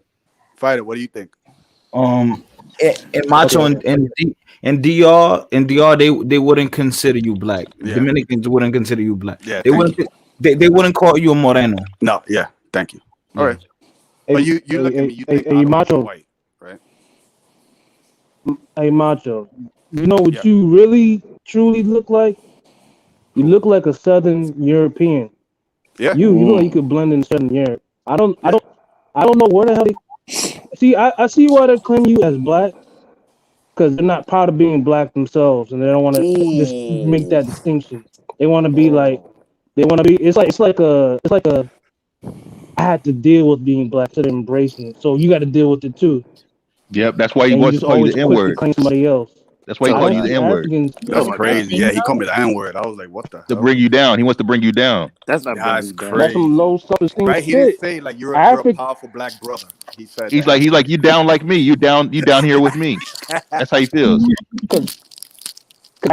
I'm gonna say I'm you on the proud bottom of like being me. That's why he keeps saying you Nigerian. struggle. They keep going. Everything is based on struggle. Everything is about like struggle. You down here with me. I also want to stop. Is like, why not show more black people with prominence? Like, it seems like anything that's considered black is like hood, ghetto, like ignorant. But why not like show like the other like, you know, classy, like upper class black people more? You know. It's called psychological warfare, man. It's no different from when they show Africa on the map small, when you know it's bigger than every other damn continent. Yeah. Well, it's trying to make you seem like you're inferior. Mm-hmm. So they don't want to advertise nobody looking. They don't want to advertise black fathers. They don't want to advertise prominent black people, because that right there lessens the agenda. You should Just though. like, just like when people out peaceful protesting, and then there's somebody in the crowd want to burn up some shit that ain't even fucking black. They want to lessen the damn the message that's being translated. It's true. I gotta say, warfare, bro. With this whole thing, I'm not gonna get too political, but I feel like black people What's good, yo? exploited. Black people's plight or misery is being exploited. It's always been exploited. We've been exploited for 400 years. What are you talking about? Not today, not as much today. You guys are good. It is exploited today. It's more sinister today. You guys are wearing. It's way more sinister you guys now, are wearing man. Gucci Because flip-flops. people think it's okay. Everybody like you Apple think everything is okay right now, and it's not okay. It is. We're not okay. We're not. It is okay. We're living the best era. I mean, no, we're not. COVID, we're still in the same circumstances, bro. We still got a 13th Amendment that says if you're in jail, you're a slave. Okay. That shouldn't even be a law. Oh man. If you can't do the time, don't do the crime. It ain't about not doing the time. You do the time, but you should not be considered a slave. And then you're getting profit off of that. Fuck out of here, man. If you see a pitfall, you could either go in it or jump over it. It's not. But the law itself, they need to change that. It's pointing towards a certain demographic of people. Okay. So you want to talk about numbers? Who's the majority in jail? Black people. All right, then. So, a lot of these black people in jail for what? I don't know. That's not true. I mean, honestly, that's I'm not gonna tell true. you this. Non-violent. A lot of these black. Hold up. A lot of black people. Whether they're the majority or not, a lot of black people are in jail for non-violent crimes. For doing a lot of time. Selling drugs. Right. So now, with that being said, they're slaves. No matter how you cock it up, no matter how you construe this story, they're slaves while they're behind them bars. Yeah. Now, with that being said, what is the whole construction of America? How that was even made through slavery. So why there's even a law to the day? If we're talking about how different. But I think you know the answer to that. I don't even know, because you think you think everything is okay. No. That's the problem we have. Because if you don't fight back, it's okay for me. No, people are. It's like a fighting bully. back. It's like a bully. If a People bully are fighting back, but we going about it the wrong way. We don't attack. We don't attack the criminal justice system for what it is. We're not fighting in the legal aspect of this all. You know, you want to know how to fight? If you want to change the culture in America, you got to fight in illegal. You know, well, no. You could go a little bit outside legality. I think what you got to do, you got to clean up your neighborhoods. We don't control the neighborhoods. Hello. Yes, you do. You've been saying that for years. If you want, no personal accountability. You can. We don't control the neighborhoods. You could. This guy. If This we guy control Tony the has no neighborhoods, personal if we accountability. control the neighborhoods, then gentrification would have never happened. Let's keep it real. Who cares? Gentrification, we're a byproduct of that. I'm gentrifying a white neighborhood right now. I moved into a nice class. No, you're not. White people. I'm gentrifying. Yeah, they look at me like, oh damn, these fucking Dominicans are moving in. Yeah. Listen, I'm gonna keep it real. I don't even know what the conversation is. But I don't even know what the conversation is. But I will say, radical. You want to hear this? The majority of black folks that's in jail is for non-violent drug offenses. You know. Okay. Michelle Alexandra. Let me say something real quick. Alexandra wrote a book on that. So let's keep it real. Radical. Let me say this real quick. How are you gonna jump in the conversation? You don't even know what we're talking about. I know the context of what I just walked into. So you have an agenda. No, I know the context of I just okay. Oh, no, I fuck with you, bro. I'm fucking with you. You know I always fuck with you. All right, go ahead, bro. What I'm saying is Michelle Alexandra wrote a book on that, and she basically broke all of this down and even has statistics. The majority of reason why black people are in jails for non-violent drug offenses. You know, and we're going to be looking at Joe Biden's crime bill and all this other stuff. We can't dismiss something like that and then say, "Oh, we got to clean up our own neighborhoods." That's stupid. Yeah, clean up your neighborhood. Clean it up. Clean it up, man.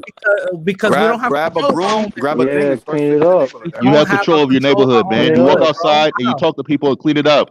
You have control. We don't Stop have with this. control of our own neighborhoods, bro. Yes, you do, man. What are you talking about, man? Yes, we do. If you step outside your neighborhood, go outside your neighborhood, pick up the gun, because if we did have control, gentrification would have never happened. How come white? It happened because y'all was playing Cowboys and Indians during the '90s. Yeah, yep. Neighborhood for some reason. Y'all was shooting them, bang. You guys were shooting up everything in the '90s. There's some resources that come around out of nowhere when white folks come in. Come on, that makes no sense, dude. If you don't treat it right, they will, and that's it. That's it. You lost your neighborhood because you guys were gangsters. These neighborhoods are created due to redlining. Are you not? Are you not aware of that? Well, they redline you to stay with your own people. No, my dude, redlining. Are you not aware of that? Yes, and I don't care. So you just said you don't care. So this whole conversation is moot then. Yeah. Like if you have excuses, I don't listen. No, that's not an excuse. That's a fact. Red line means they put you in your own neighborhood. Good, stay with your own people and build it. No, that's not what redlining means. Radical is right that. Do you know what redlining means? Come on, he's right that. Let's really have a really educated conversation. What is redlining? They don't know because they talking illegal shit. No, what is redlining? Come on, let's have some really educated conversations. What is redlining? Exactly, that's what I thought. What is it? You know what though, Radical? You know what I got? Redlining is a practice that is not only done by, housing authorities in cities, but also states. What they do is they draw lines in the map where are the worst neighborhoods, and they say, okay, Black and Latin people, they're gonna go there. So regardless of the fact, if you go into a realtor with money, go to a black realtor. I'm speaking. They will still go and go out their way and say, well, I don't know, this one is not available at the moment, but the other houses that's in the Bronx is available at the moment. You know what I'm saying? So that's how they will do. They will do little tricks. They even got me on some of that shit. I went through 15 housing applications before I even got approved, and they gave me a bunch of bullshit. You know why? Because you're black. They gave me a bunch of bullshit saying that they get approved because of my credit. My credit is 7 something. Get out of here. Black. Oh, you don't make put black in the application. Really? I don't make too much. I make at that time I was making. You should have put white. What was it? They were giving. I would have put white. Radical. All of this, and now the new thing is they want to see if you have a criminal history before you move in. What? Okay, yeah. I want to know if you committed a crime. What's wrong with that? So it's because you're 11% black. Because why now would I rent to someone who has a criminal history? With that being said, the thing is that's what redlining does. So when you guys go like, oh well, control your own neighborhoods when they putting us there purposely. Redlining is also common sense to go to another realtor and get another spot. Redlining. It's not common sense to That is having common these sense. If workers someone not won't rent practice me an apartment, if someone because won't they're rent me an all- apartment, I'm gonna go to someone else Guys, that's gonna Well, rent me. they're an all. apartment. Doesn't work like that, I man. went through 15. I went through 15. They're Doesn't all. work I, like you that. put I live black in New in York that City. picture. I'm born and raised guys, here. guys, It Oh, doesn't yeah. work like hold on, that. guys, hold on. It doesn't matter how emotional you get on here. I'm not gonna fix your problem. So, listen. Redlining is like also with the loans, isn't it? It depends on how much money you make, in the area you live in, right? False. Right? You No, can make false, 6 because- figures. If they want a red line, you can make 6 figures. It doesn't matter. I Bank- was making 6 No, figures. no, no, no, I was no. making 6 figures, and they were telling me no. A bank, I a had lender, my a credit score borrower. was 780. They were telling me no. They and all this other bullshit. Like, dude, that made no type of sense. So they Because can you still put- tell you no, because- regardless of because of when you anything. put They race- literally can make anything up. No, wait, Why you want to move into a white neighborhood anyway? okay, black, hold on. But like literally, if in the financial like Fighter, I went through 15. hold on. Like in the I went financial, through the 15, financial bro. radical. What the fuck, my nigga? I can't fix your problem, bro. You talking to me like I'm a banker. Relax. Listen, Yo, Fighter, you gonna give me a loan, bro? yo, listen. In the financial definition, it means like it can, because they feel like it's risky.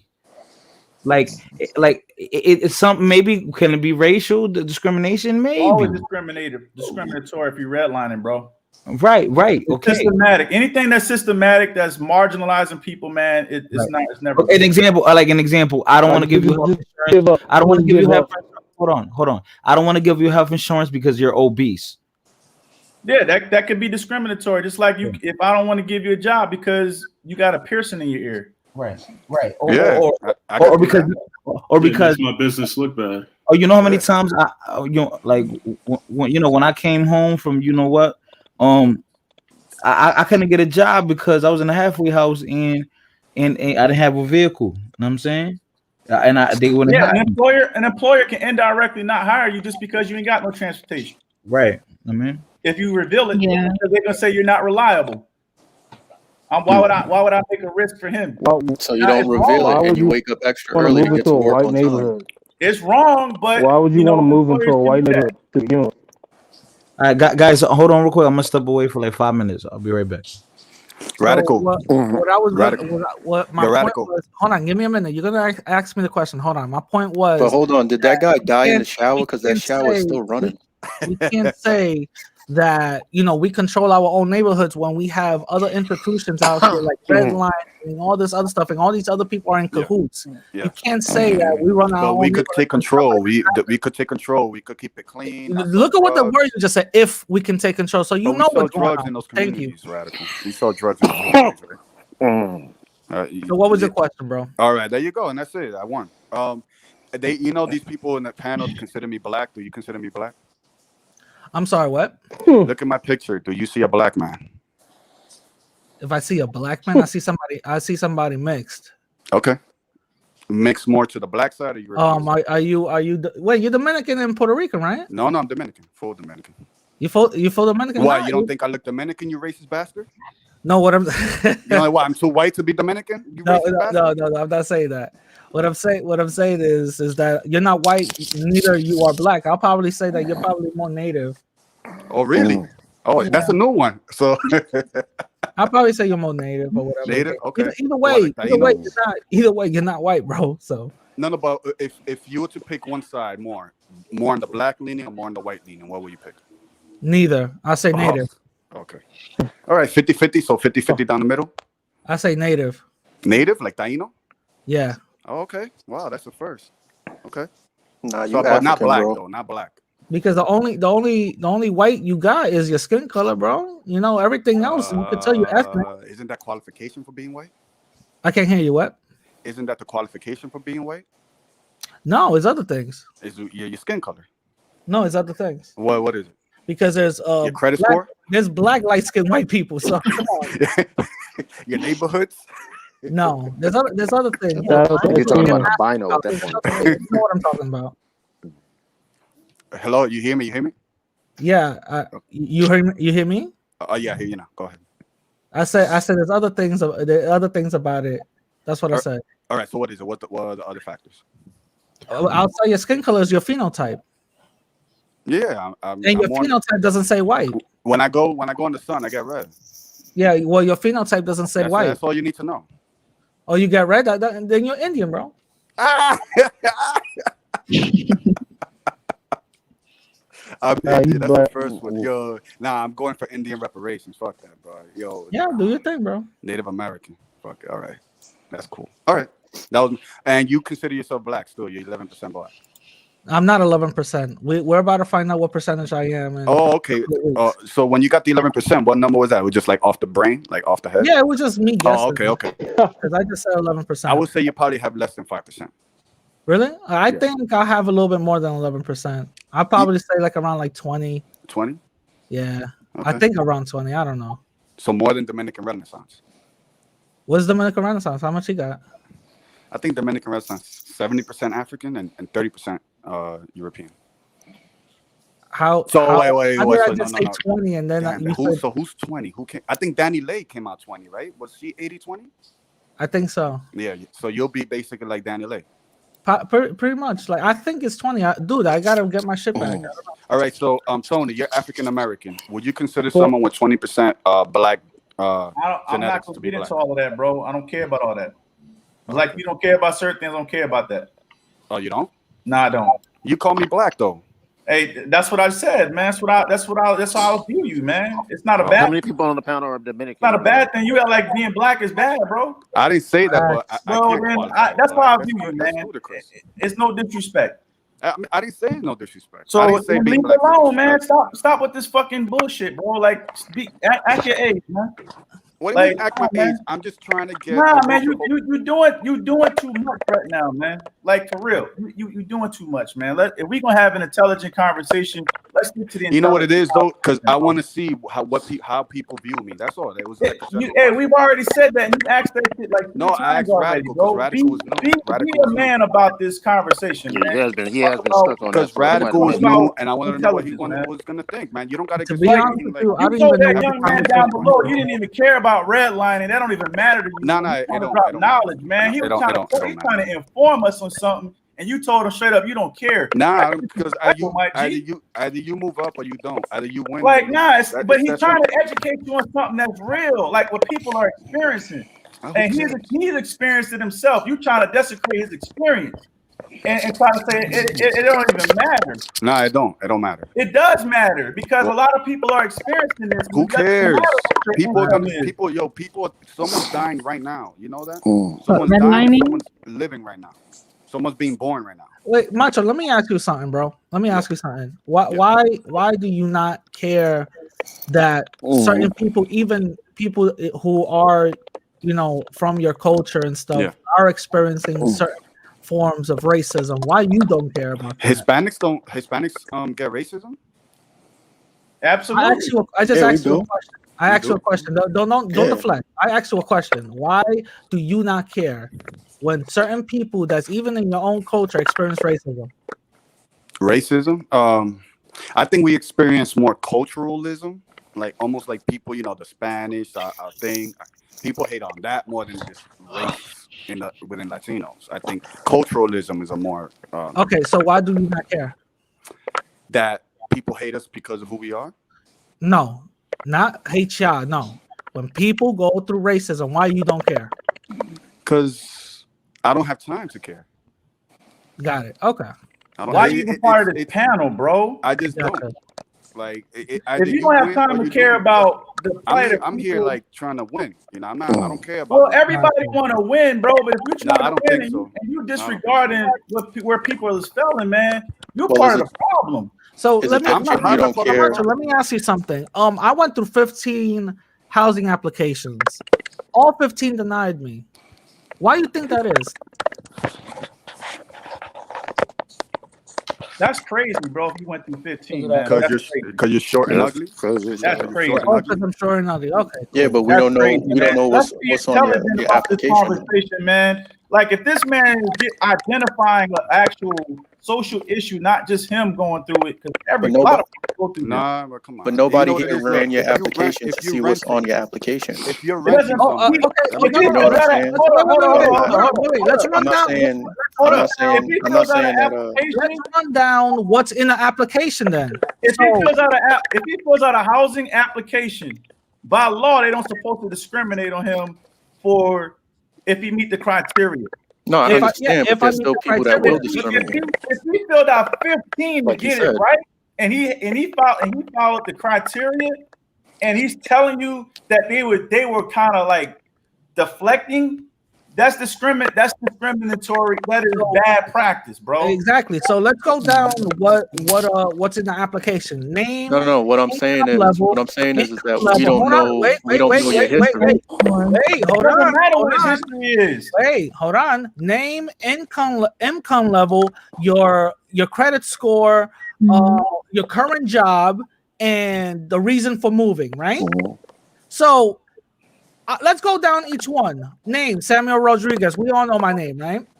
Income level at that time I was making over six figures, right? Credit score 780. Last time I checked, banks were tripping over themselves giving me credit cards. Yeah. 780. Come on now. 780. Okay. Well, it's more qualified. Well, it's over the hump. Current job. I owned a gym. I was owning a gym, a franchise gym.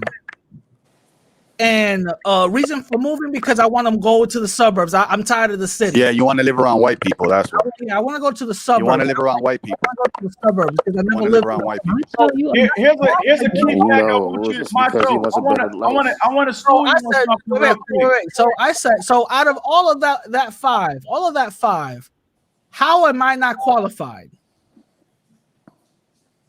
That's what I thought. So I don't we know. can go and I don't, rule what out. do you think? Why do you think I We're gonna rejected? rule out short and ugly and actually say, okay, it's because of racism. No, but why is that the first thing you think? Because I'm more what than it is. qualified. process of well, elimination. did they tell you it's because of racism? It's Then? because I'm more than qualified. That's not true. That's not true. Oh, really? So what am I not qualified in? I already I don't list know. five. Because I'm the same race as you. And I I got a list loan. down to five, Macho. I'm Which the, one I'm am I the not same. qualified in? I'm Latino and I got a loan. So Macho, which one am I not qualified in? I just don't know. Like I got a loan. Exactly. So we're gonna go to racism. Thank you for proving my point. Nah, I don't. So What we're are you gonna talking go to about? I gotta racism. prove. So that's the reason I gotta why prove, and I'm I black. was denied 15 times. And I'm look black, where and I gotta go. prove. Look hear, where I want to Panel, go. you Look hear where this? I want to I'm go. black, and I gotta Look prove. where I But want he's to go. not, I want and to that go he to the didn't. suburbs. You see, so I I got don't see it. denied 15 times. So there you go. That's racism right there, bro. No, it's not. No, Bro, it's but not. So I what is mean, it then? No, I it's moved not. to the I don't know. suburbs. I don't know what it is. So what You're is telling me. exactly? I don't know what it is. You don't know. So you don't want to accept it. It's okay. It's cool. I I don't moved know. to the Like, suburbs. why I didn't have you no getting mad at problems. me? I'm I Puerto just Rican. don't think it's racism. I don't think it's that simple. It's not that simple. It's No. pretty cut and dry, bro. But you're assuming though. Do you have straight facts? Is there something on paper I saying? do have straight facts. I'm more than qualified, and they still denied me and gave me bullshit reasons for denying me. Oh yeah, but they didn't say. Oh, by the What way, was the because reason? you're 11% black. They will They give didn't me. say- They will do that. tell me I don't make much, which That is what? bullshit. I can't You hear you. don't There's feedback. Sorry. We denied you. You don't make much. Another reason would be, your credit score doesn't meet our standards on their website. Your the minimum credit score is 650. Yeah, but not all credit scores are the same. So Though. I'm It like, depends. It depends. it doesn't meet It all your depends. standards if It all your credit depends. score is And 650. maybe your loan amount was too high. Maybe you went for a high amount and you then they got would rejected. say that Maybe you got to you're, lower it a little bit. then they will say is that the apartment that I'm applying for is no longer available, but yet it's still on their website. So they will give me little bullshit things like that. Yeah, they Did don't you want you to report lower them the to the Better property Business value. Bureau for They their don't want you to lower the for their property practices? value. That's why. I'm sorry, what? Did you report them to the Better Business Bureau for their practices? No, I did That not. doesn't change No, nothing. No, I did not. No, but I mean, Because just to when have you that have out to- there, when you That have won't to, change you their know, playing practice. games like no, that. when you have to, I think this he is made something it that I've learned. When you have to actually go out and report, some racism, it has to be cut and dry, saying that the reason why we're not Yeah, you denying gotta know how to. You gotta pull the fact. you got to hear them out. Not is that this is what I'm feeling. Even though everything adds up to racism, they will still be like, no, well, No, because There know was what I'm nothing. You saying? see, the point you proved, there was nothing race about. I didn't hear nothing about race. No, the It was point all I proved numbers, that they did that shit credit, under the and loans. table, I and they did were not hear very anything about covert race. about the racism. That's what I just proved. No, but what Okay, you're so you assuming, can make the you're fact assuming, you're you assuming. can point out the fact that they did it under the table, but you can't prove the fact that it was racism. Exactly. No, I didn't. I think that's what he's trying to say, I right, don't- Macho? You don't necessarily have to prove racism. Wait, I couldn't prove. I couldn't You prove. can find a loophole. You can find an actual loophole Exactly. in discriminatory practices. I couldn't prove. Yeah, but that's a quick. Couldn't Yeah, prove but the he fact doesn't on have their concrete criteria. evidence, On their criteria, I couldn't prove it because their criteria is bullshit. Okay. I know for a fact I got them not because of racism. I know that for a fact. All right, radical. Let me tell you this. All right, I just bought a home like a couple of months ago. Big, beautiful. Oh, home, here, right? here we go. Here we go. It's gonna be some bullshit that has nothing to do with the conversation. Go ahead, bro. Well, he's trying to All tell you right. that he got a loan right, too, look, because I've gotten you loans got- also, you got a and I home. was born and raised in the projects in New York City. Hey, the black man is talking. You listen, okay? I'm sorry. Look. Wakanda forever. All I'm saying is, I got rejected for a loan when I had all the by Quicken Loans. Actually, I had all the requirements and everything. They still rejected me. I went with another loan company. Guess what? I got accepted.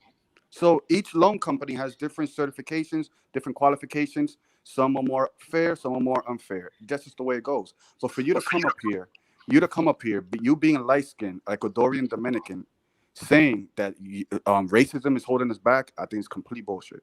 And I'm calling you When out. did I ever say anything about It's loans? complete bullshit. You went directly for the race. It's like you're a race When did panderer. I You're ever a say race anything panderer. about loans? You're trying to No, he didn't sell say to nothing about a people loan. that He said he everything's filled out an about race. application for an I apartment. filled out applications and I went to see these apartments and houses. I Okay. physically myself went over there. Okay. You can't handle rejection. You got rejected. There's You got housing rejected. That's discrimination. it. There's housing discrimination all the time, man. Yeah, That's- there is. There is, but why? and it ain't make right. it By the an way, issue? And, I and want racism, to Why point make this it an out. By issue? the way, and racism can be a part of the. It's a part of racism everything. could be a It's a part part of of everything. the I'm on the problem. phone with these people and everything. You gotta have proof. But radical, the way he does it, it's like right away. That's what he points to. That right away. But by the And I way, think that's I wrong. just want to say I was on the phone with these people and everything was fine. They were like, "Yeah, sure, just come in." Blah blah blah blah blah. But once I got there, that's when everything changed. You could tell the energy changed. And I'm like, "Oh shit, here we go." Okay. Another one that's gonna be denied. Okay. all over, But you why know? does that get you so upset? Yeah. Because it's not supposed to happen. Oh my God. Yeah, because they're just supposed to hand you money, right? Because you're special. Who's handing money at It's a a loan. It's you're asking for a loan. So Vato, are you loan- retarded or stupid? Which one are you, bro? Because here we go with the names. fuck is talking about a loan. No, I'm a black god, all right? About a loan. I'm black trying to go god. see a house. How are they handing me money, macho? Which one are you? Are you retarded or stupid? Which one? I didn't see. Look, guys, I didn't say any It names. has Did I nothing say to any do names? with a loan, bro. What the Guys. fuck are you talking about? Tony, you said I was immature, right? I would say like this, man. But you won't. We're call trying to have radical a. Latino we're trying, that because this man. he has- Which one are you, macho? Because it I looks said like both you're of wrong. you guys- both You of you got guys that get a man room together frustrated. Concept. and go. Hold up, baby you got that okay? man frustrated to the point where he's going out of his box, man. Who? Stop with the sarcasm, man. Be square up, I man. am. Be a man about You're the not conversation, listening to anything I'm saying. You're I not. hear what you're saying, man. I'm saying do not blame race for every little thing. Just It's because not. you You get can't blame race. Wait. Tony, let me finish because you said something bad about me and Radical Latino. Both of you guys. Shame on you. Shame on you, Biden Kamala subordinates. You know, shame on both of you. I'm just saying. Biden wears both of you Pampers, guys by the have- way. You guys are both have a victim mentality. And that's very dangerous. Nobody. It's You very got a dangerous. victim Hold on. mentality. There's It's a very difference dangerous. between a It's very victim dangerous for mentality not for and- nothing for the Latino community, Dominican Bro, community. having And I would facts even versus say, being a Tony, victim, I Tony, never claim Tony, to be a victim, wait, bro. Tony, There's a wait, lot wait, of people Tony, out here Tony, that are Tony, suffering, man. Tony, wait, Due to the wait, Tony. system. The only Man, the I best don't want to thing- hear that shit you're Tony, trying to say right now, Tony, bro. I'm gonna be rude just like Tony, you. I'm gonna be an Tony, asshole just like you. Tony, Fuck what you saying you've been right now. talking the whole time. You don't like it, you right? You inquired don't like about it, do you? something, and I'm You gonna don't like it. and I'm gonna fix it for you. Okay, I'm gonna You fix don't. it You for can't you. fix nothing I'm for gonna you, fix it for you. Bro, not just retarded. Don't worry about it. That's No, what no, retarded. that's fine with the They- radical. That's they fine with talk, the name they don't calling. understand But what's at least going I on. don't pander. You know, I don't that's pander. what retarded people do. I It's don't all say right. I'm 11% black and think I'm black. Yeah, That's okay, one okay. thing. I don't. Well, do that. hold on. You gotta help But out. one thing I'm gonna Real say, quick, don't why blame why racism does right away. why does the Don't racism blame thing racism. stress everybody out? That's funny. My man got a helmet. on. Racism is a system. No. There's What I'm saying is like why do people get so worked up on because if a white person likes you or doesn't like you. It I grew ain't up in the about white projects of person. Staten Island. We were one of the only Puerto Rican families in the neighborhood. Okay. Black people, a lot of the blacks there didn't like us. Some were cool as Okay. hell. You know what I'm saying? When I went to the store to pick something up, I didn't have green cash. The money that I used was red, yellow, and blue. Anybody Okay. from the hood knows what I'm talking about. Oh, the food stamps. Exactly. Okay. Yeah. I What's grew wrong up with that? dirt poor. Yeah. I made it Okay. out the hood. That's what's up. And why did you make it out? Tell me why you made it out. Tell us I made it out the hood because that's not how I want to live my life. Right. Everybody. I changed the way I speak and everything. But if you Yep. see me walking down the street in Brooklyn, yo, that's 100% spick right there. Yeah. There ain't no Right, denying but it. But my Go ahead, hard work, Anthony. Go ahead, Red Anthony. my hard You work about to say something. outshines my skin color and the way I look 100% of the time. Yeah. I like that mentality, bro. You, me, and So you I can be friends. understand. Me and you I can be understand where Macho is coming from, and I also left New York City for 6 years, and I lived in Vermont with nothing but white people. Ooh, stop flexing, man. Yo, stop, bro.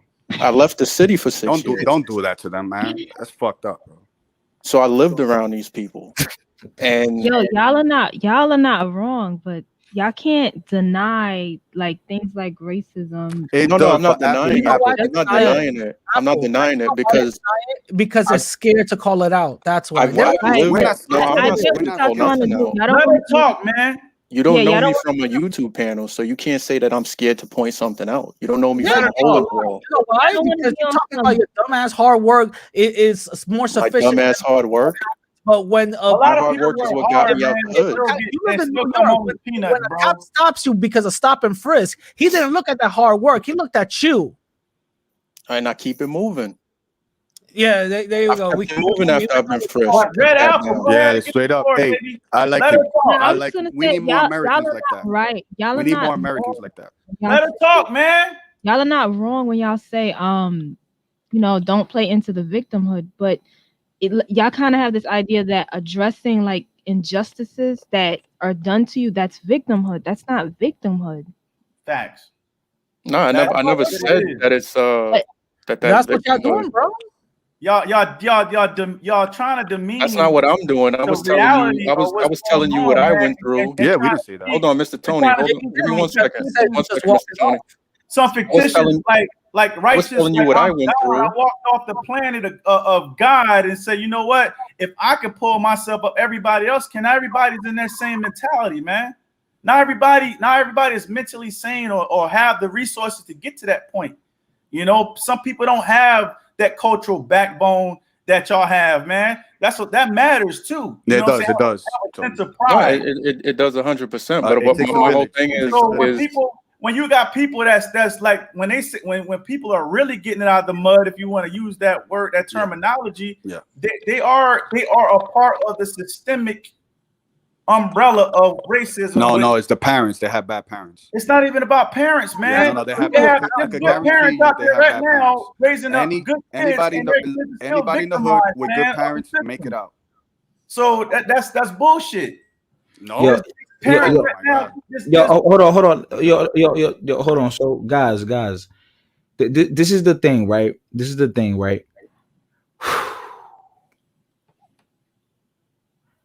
I don't know what it is, but if I have a man that I look like a man that's guiding me, giving me advice, I would admire a man more and look up to a man more, and I would want to be him and emulate him if he's like, yo, you know what? We know the world is tough, but we're gonna find solutions. We're gonna maneuver. We know. Yeah, there's certain things that are unfair. We know. I know the color of your skin. I know sometimes that shit ain't. You know, they're gonna treat you unfairly. Some people might say things about you. And fighter, you know what? You learn to manipulate your environment to your advantage. It's as Yeah, simple as that. and you know what it is, guys. Like I can't act like I never used to be like, oh yeah, fuck the white man. Like I used to think like that and be angry. But yeah, but yo, on some real shit, I always say what this. happened? You know what happened to me? I started paying fucking taxes. Oof. You know what I mean? Ooh. I started paying taxes and I grew the fuck up. Yo, why? Don't do that. Because at the end of the day, if a white dude doesn't like me, a black dude doesn't like me, I don't give a fuck. That shit does not move me. It does not affect me. Because you know what? You know what I learned living in Vermont? There was some cool ass white people out there, and then there was some that wasn't cool.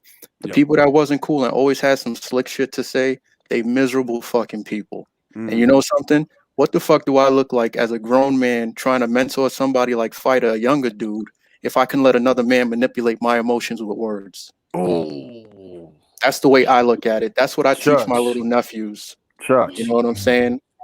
My family is mixed. I got nephews that are half black. They look black. You would think they black if you saw, and I teach them that all the time. Don't let another man's words manipulate your emotions, because then you just as weak as the person trying to manipulate you. And that's 100% fact right there. Yep. And it's like I said, your hard work, your hustle, your grind, that's gonna outshine any everything. bias that somebody has anytime. Yep. A lot of people out there working hard, man, and doing exactly what you're saying, man. I know and it works for some, not and it gaining doesn't. where you at, It bro. don't work for We gotta everybody. acknowledge that fact. We gotta acknowledge that, man. We can all say we're successful. We can all say we don't care about other people, whatever, man. But we still gotta acknowledge the fact that there is a problem in America that we don't want to have a conversation with. We don't want to sit here and identify the real issues. And we want to push it to the side because we made it. That's the wrong mentality, man. Because like what Chris said, we need to have solutions on the table, man. I've already threw my solutions out there. No, you threw a lot of problems. Nah, I identified a lot of problems. You and Radical Latino got got 99 problems, and the solution to the problem is unifying. Stop with this fucking Dominican or I'm Puerto Rican. We all in the same I'm not gonna boat. stop that. I'm not gonna stop that. We all in the same boat, bro. You in America. I'm not. No, but I'm not gonna.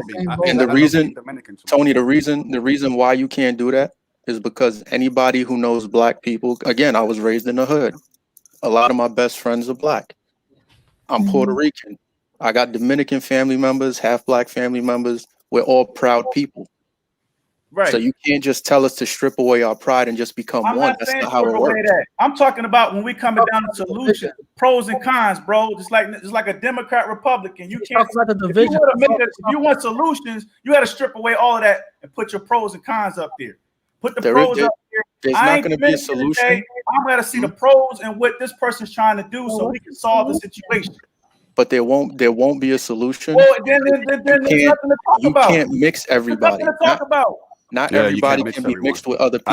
I like being There's nothing to talk about like then. being If you can't, No, what I'm saying, you can't can't forcefully mix people together.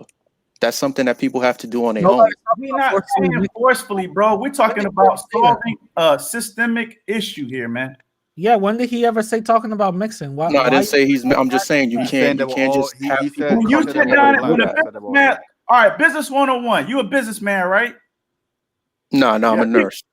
All right, so you're a nurse. So let's do business 101. If a businessman is sitting behind the closed doors and he got to partner up with somebody, and they may be black, maybe white, whatever. Mm-hmm. They're gonna lay all that shit to the side because at the end of the day, they got a damn common goal. We got to find that common goal. Profit. Yeah. They're not going to say, "Well, I'm black. I'm black, and I don't agree with you, Paul, because you're white, and I don't care about that business over there."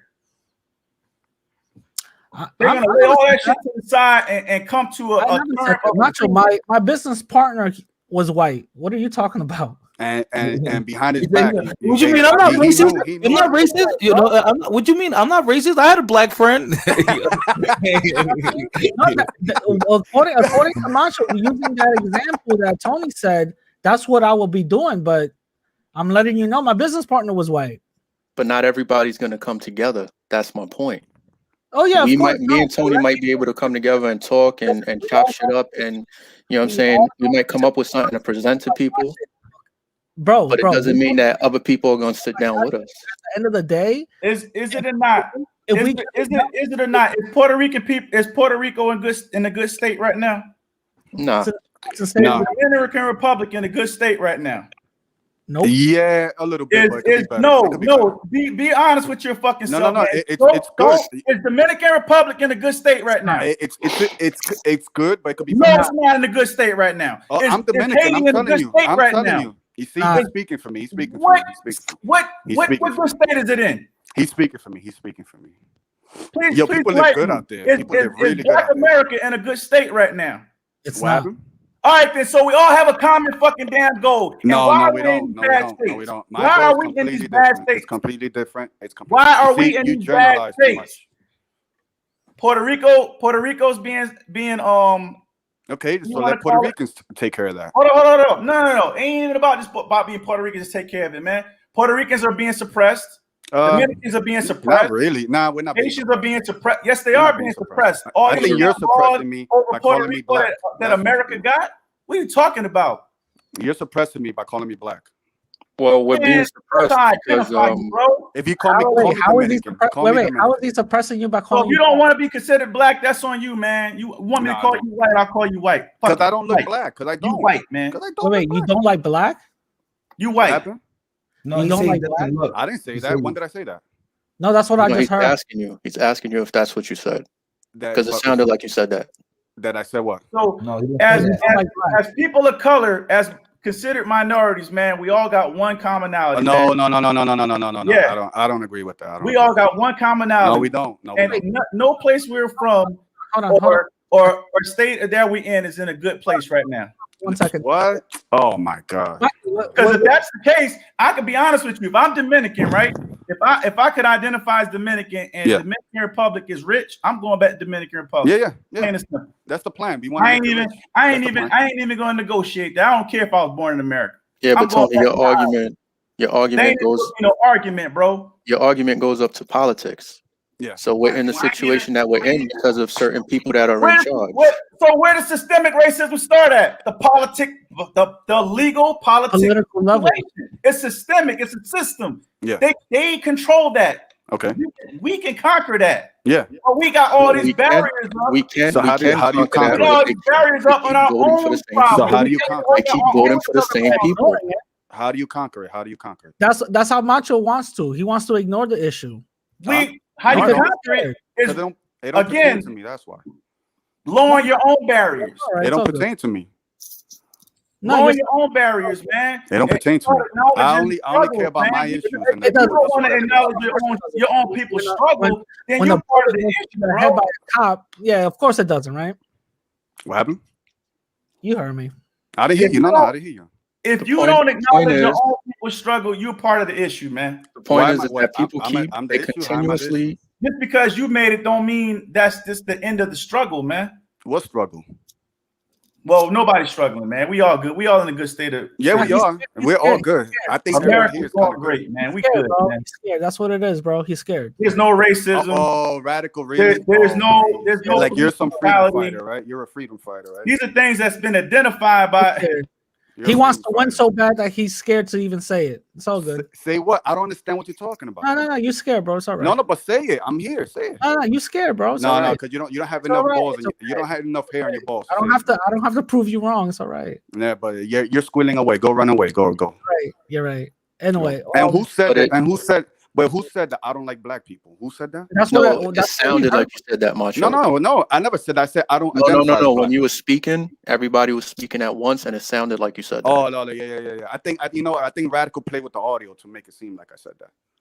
Yeah. I doubt that, but Wait, so but like why I you- said, it goes. Hold on, real quick. No, It goes all I up gotta to say- politics. It goes up to politics because people keep voting for the same fucking politicians. You can I'm an get those independent, politicians out and there. it's in my opinion, it's the liberals, and this is coming from an independent. This ain't got nothing to do with liberal or conservative, bro. So I mean, liberals even know what constantly liberal push. means? I don't agree with Excuse me, progressive liberals constantly push these identity politics that Yep. separate Yeah, people. that's Once why- you that's lift why- those man, barriers, that's like you Latino, said, man. He's a liberal agendist. That's not true because conservatives push the same agenda, man. What? Like what?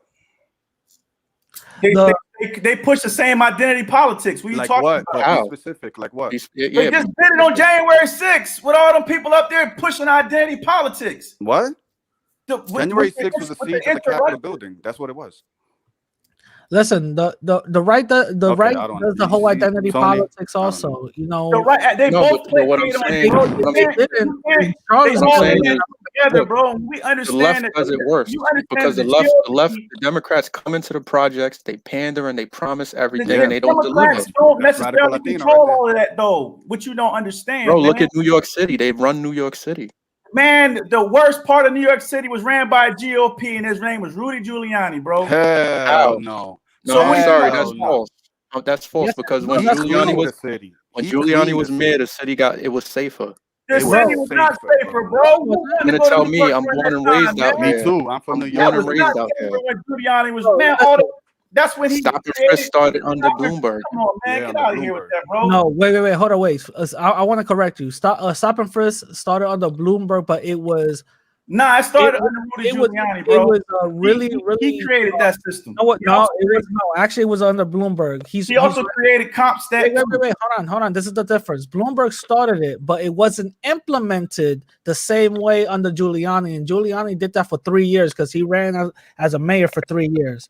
So he was the one You ran that as a mayor for 3 years. You're mayor for Nah, 6 you're years. getting them mixed up, bro. Giuliani took over after he got David elected 3 Jenkins. times. So Giuliani ran New York for a very long time, and he got elected 3 times. So all Yeah. I'm saying Bloomberg is got elected 3 times. whichever. All I'm saying, Giuliani got elected. Yeah, a couple get your times. facts It's not straight. whichever because when Giuliani was mayor for 8 years. Radical, hold on, radical, hold on, radical. Yo, hold on, guys. it can't be whatever when we're talking about important things. Ladies. Yo, radical, you can't say whatever, bro. You can't. I could look whatever. No, whatever. You gotta you educating the people. That's So what I'm talking about. So all I'm saying is that under that mayor, stop and frisk was implemented crazy. under which mayor? Under which mayor? Bloomberg or Giuliani, whichever No, one. Bloomberg. Both of Giuliani them started the implemented. police state. The police Both state. of them implemented stop and frisk. Bloomberg was the first to acknowledge that the shit was wrong when it finally backfired on them. Simple as that. And then when they found it unconstitutional, they moved on from it. Yeah, but And they Bloomberg realized that when he was they running for still fucking go virtually president. do it. But it's deeper than that. Anybody know what CompStat is? Say that No, again. I don't. CompStat was created by Well, like a Giuliani. jail, right? It's like a jail or something. No. It's a system. Back to systems. Okay. It's a police system. It's Oh. almost similar to redlining. Is that Where- the crime statistics for the NYPD? Right, but what it does is sections off neighborhoods to put police in more crime, well, you wouldn't call it crime-ridden areas. And so if your police presence is in one area, you're gonna get more arrests. So with that being said, CompStat was also discriminatory and it led to the stop and frisk movement. That's how all that stuff was created. And Giuliani systematically implemented that on top of going after the mob. He knew what to do with that. I ain't gonna say I like Giuliani, but the way he manipulated the New York State law, he was a beast. Yeah, well, he's an attorney. He was an attorney, so Right, but he know how to do that shit. I mean, I agree with that part. I mean, he's racist as hell. I agree. He was the attorney general. He manipulated the law. He got the mob up out of there, running downtown, Manhattan, the borders, and all that stuff like that. Mhm. But in the same breath, it was not good for brown skin. You know, it wasn't. You know what he did, Giuliani, one time? He says, literally, this is one time they asked him, why are police only stopping black and brown communities? He pulled out a paper and pulled out the stats, says, look at the statistics. Yeah, it's discriminatory. I can you can't dispute numbers. I mean, hey, I'm but the from New real York. numbers, Look, let's keep I'm it from New real, York. You can't dispute numbers, Macho, because Tony, the NYPD officers were actually suing the city for their chiefs forcing them to stop only black and Latin people. Yeah, you can skew the numbers and statistics, and this is how you do it, right? Okay. Like with statistics, and criminal justice statistics, right? Yeah. You can skew the numbers easily, and it's almost like. So you don't believe in numbers? All the numbers that show you. No, you can skew them. I can make you believe statistics if I want you to believe the statistics I'm giving. You can manipulate statistics, yes. Absolutely, you can manipulate numbers, and in the criminal justice system, that's what they do. They do that they do that for a living. Listen, I've had prosecutors, lawyers, you name it, tell me this. That's actually working in the system. Cops, they know how to skew the system, and they know the criminal justice system is wrong. A lot of them, they will tell you that when you go to school for it. I got a degree in this shit, man. And so if I was to ask you, what was the cause for the drop in crime? What do you mean with the cause of drop in crime? I think most of us could agree that the homicide rate in, like, let's say New York City, the past 20 years after has Giuliani declined. came, New York Well, came. Yeah, so I'm asking, if you want to look at homicide as a drop in crime, but then rapes. But I'm asking, like, in total, not just like homicide. I'm just giving an example, like what caused crime to drop. If you're telling me that the statistics are skewed. I'll be right back, guys. I'll be back, guys. Now, with that being said, that's not to say that New York didn't promote jobs during that time either. So there was an economic growth. In the 90s was great. Yeah, so economically. job creation is always going to lower crime in a certain sense. But still, with that being said, there was brown and black people being targeted. Yeah, because we were selling all the drugs. And it was because we were selling all the drugs. That's why. Not necessarily. No. We were. White people. Let's put it this way. Look, I'm from New York. I'll use Governor Malloy's. I'll use Governor Malloy's son for a case in point of how things could be mismanaged. Okay. Governor Malloy's son was in drugs, right? Selling drugs, right? Selling. Well, he was into drugs. He got caught with cocaine. Oh, like using drugs? Yeah, he was doing both, using and selling. So he got caught with it. They put him on probation. So a couple years later, while he's on his probation, he goes to Darien or one of them rich cities, and he robs the weed man with an air pistol. Now in Connecticut, an air pistol is just the same as having a regular pistol. You're supposed to get a mandatory year, and then whatever they prosecute you with after that, they can give you extra. This guy was looking at 10 years. What do you think he got out of that? Nothing. He got a 2-year suspended sentence and put back on probation after violating his probation. Now, if that was a black guy, it didn't matter if his father is the governor or not. Who you think going to jail? I don't know. The black guy 100% of the time. Okay. And that's just the way the system can be skewed. So why is it not for nothing? As you as an African American, why has America, let's say, purposely tried to like kind of corner the black community? It's not about cornering us. It's systemic. Remember that. But why? Why do you think it's done? Well, because let's just keep it a G, right? It's all about power. Okay. Right? Power and control. Yes. And the old thread of America feel like they should always have power and control over us. Yeah. And we're not having that. Okay. So every time we make a rise to the occasion and we get to a point where we're going to make progress, they boom. Remember, I control you, nigga. Yeah. Every time I kind of agree with that. It's a power. I control you. You got civil rights. Okay, I'm a kill you. I'm gonna kill Martin Luther King. Bomb. We gonna let you know that, hey, we control you. Yeah. We still can cut your head off. You want to make Black Wall Street? You want to create your own communities? You want to succeed from us? Now we're gonna pull you right back in. You know what I'm saying? Yeah. So we do all of that, and on top of that, we're still trying to do that now, but it comes back to what I'm trying to. I think now it's more self-imposed by African Americans. Nah, it's not self-imposed. It's still the same. It's still the same. I think back then, listen to me, bro. It's more. It's still the same circumstances. It's just a different ball. It's on a different playing field. From the outside looking in. You're outside looking in. You can't tell me what an African American is going through, man. That's true. I can't. I'm not trying to tell you. You can't tell. You can't you tell me. You know, because you call me black, because you call me black and stuff. Man, listen, man.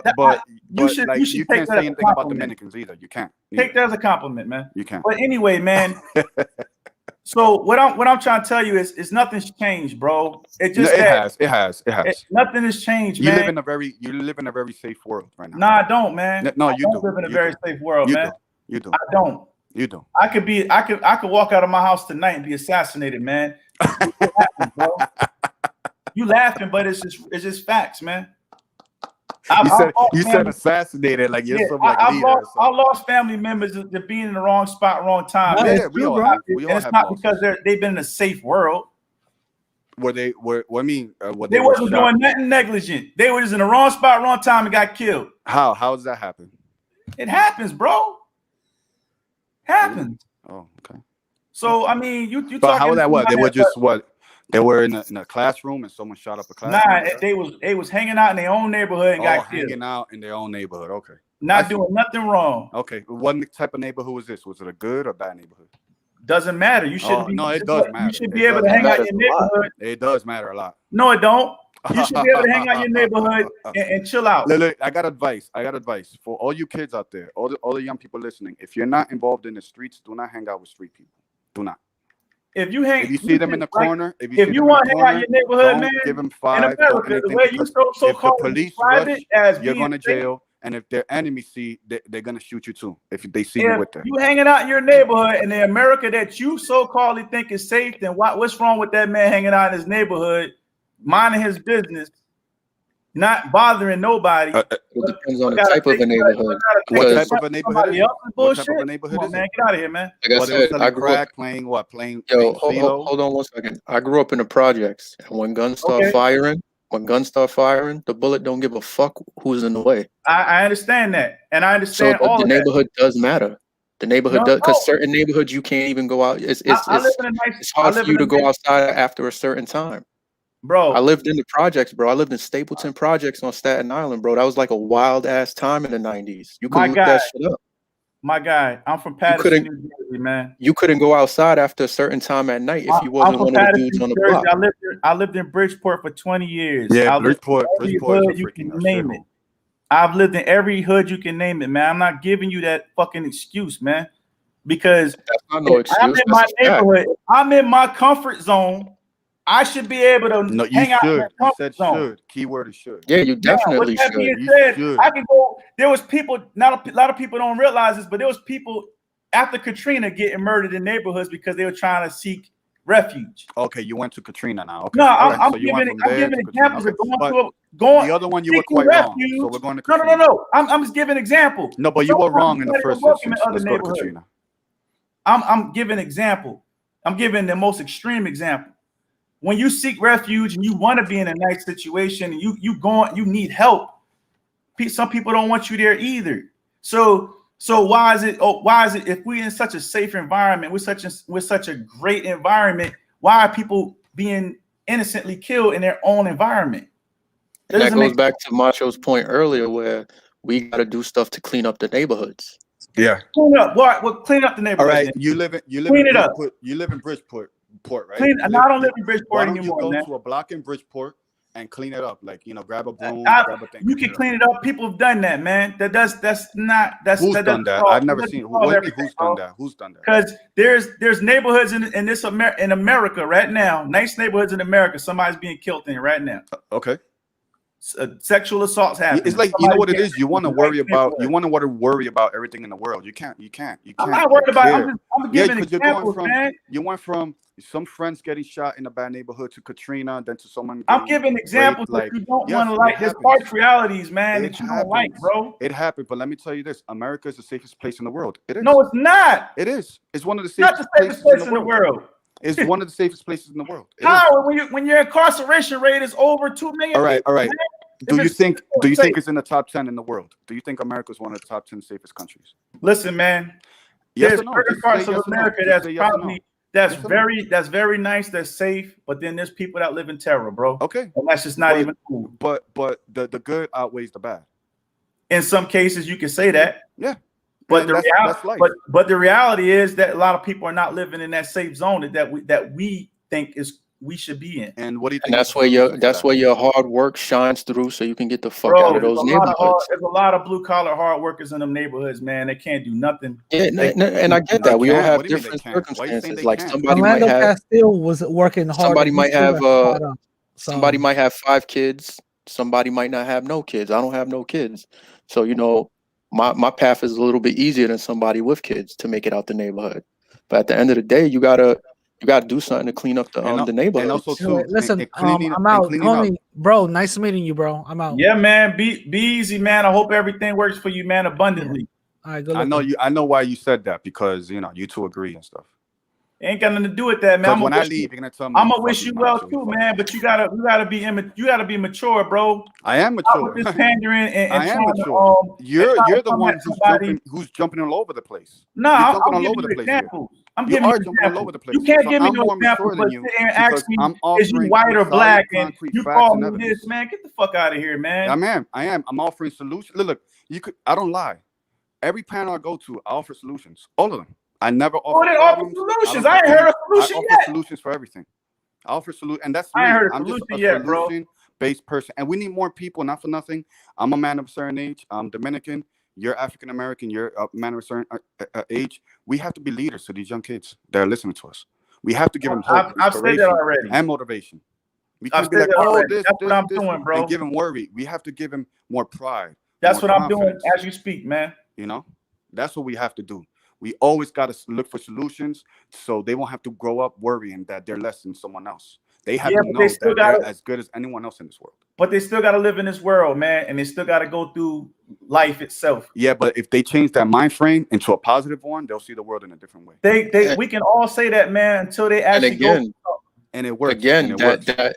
that doubles back to that progressive liberal mindset where they're trying to, they strip you of your identity. They want everybody to be the same. That's not what life is. We're all different. I might be smarter than you when it comes to world history. You might be better than me at math. You know what I'm saying? I might be able to lift more than you on the bench. You might run faster than me. Everybody's different. Right. And guess what? We're never going to be the same. End of the day, that doesn't even matter, man. What? You're a human being, bro. We are human beings, but we have to inspire. We have to inspire our youth. I'm gonna say this again. I'm gonna say this again, bro, and then I gotta go because I got a career too, man. Yeah, I'm a bum. Now, with that being said, I have a life. Yeah. With that being said, man, I've listened, I've entertained, I've given my energy to this, man. I don't even subscribe to being on social media like this, man, because I got too much shit. I don't have social media either, bro. But what I'm gonna say is, man, being liberal, being conservative, you can identify being progressive, because progressive, some things in life we need to be progressive in. Some things you don't need to be progressive in. Some things you need to be conservative in. That's all subjective, man. I'm not gonna blame when you don't subscribe to any of that. Because if you want to point the finger, the GOP's been running this country for the past 40 years predominantly. Okay. In every angle of politics. Okay. And I'm not pointing the finger of any fallacies that they may have made. Okay. Now, with that being said, right now, where we at right now, we gotta come together, get our pros and cons together, get our pros together, see our cons, get them shits off the table, and we gotta start helping each other out. Period. Who? That's in a perfect ideal world, but it's like I said earlier, it's not gonna happen the only way you're going to solve this. Because we're gonna have to drop barriers. We're gonna have to drop our barriers, drop our pride, drop our culture. I'm not dropping pride. barriers. Yeah, I'm not you have dropping to do pride. that No, I'm not doing to that. have this conversation. I'm not doing because if not, you're going to come. It's always going to be the immaturity. I don't care. I mean, hey, you could throw. It is what it is, bro. But I'm not for that. But you're all over the place. You are. You haven't educated You me all on over the nothing. place, You haven't man. educated anybody you on have anything. not- No solutions. But when they listen to me, they go, "Wow, he's confident. He knows what he's talking about, and he's offering solutions." You could say that about me. You could say that about me, and that's Bro, all you I sound offer. like Donald Trump, bro. You sound like a narcissistic asshole, bro. That is so narcissistic, man. Oh, being better for That's yourself and telling that's people don't that's listen all to losers. subjective, man. Not Don't listen everybody's to gonna losers. like what you're Everyone, saying, bro. don't listen to losers. Yeah, but he everybody's also, gonna like what If you're you surround saying. yourself with winners, you will win in life. Not everybody's gonna like what you're saying. Not everybody's gonna like what you're saying. That's just reality. Not everybody's gonna like what And you're that's saying. fine. No I'm matter not if you're here. right. I'm only here for the 5%. That's but it. you have the Nobody- choice. The You have 95, the they choice could go. not to I'm only here listen. for the 5%. Not everybody's gonna like what you're saying, whether you're right or whether you're right. You could be right That's 100% life. of the That's time. life. Everybody's gonna That like is that, life. bro. That is And life. those people have the right not to listen to him. They can make Right. that choice not to So with listen. that being said, that doesn't make them wrong either. I don't really. I don't care really. doesn't make them wrong. Doesn't make them wrong for not wanting to listen to what you say. Yeah.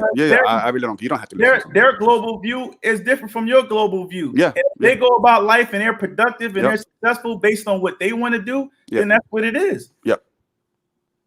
Okay. I don't understand. I don't understand your point, but that's fine. Your voice sounds pretty good. Yep. So, you know, Yo, this chat got me dying. Yeah, Nah, y'all y'all shout out to the chat. Shout out to the chat. Y'all can play to the crowd, man. I ain't playing to no crowd. I don't care if nobody don't agree with me, man. No, I'm not playing to a crowd. I fine. mean, I disagree with you on certain points. That's fine. I'm stand on my square, man. And I'm gonna keep blessing people, and I'm gonna keep doing what I gotta do, man. Mac, hey man, keep talking about them problems, man. Salute, bro. It's they're there. You gotta identify them in order to solve them. Okay, I want to talk about solutions. I love solutions. You can talk about solutions. I love problem solving. If you don't identify the root cause analysis to it, then you can't have no solution if you don't know the root. Yeah. You get the problem and then you just solve it. That's it. You can't solve a problem if you don't know the root, bro.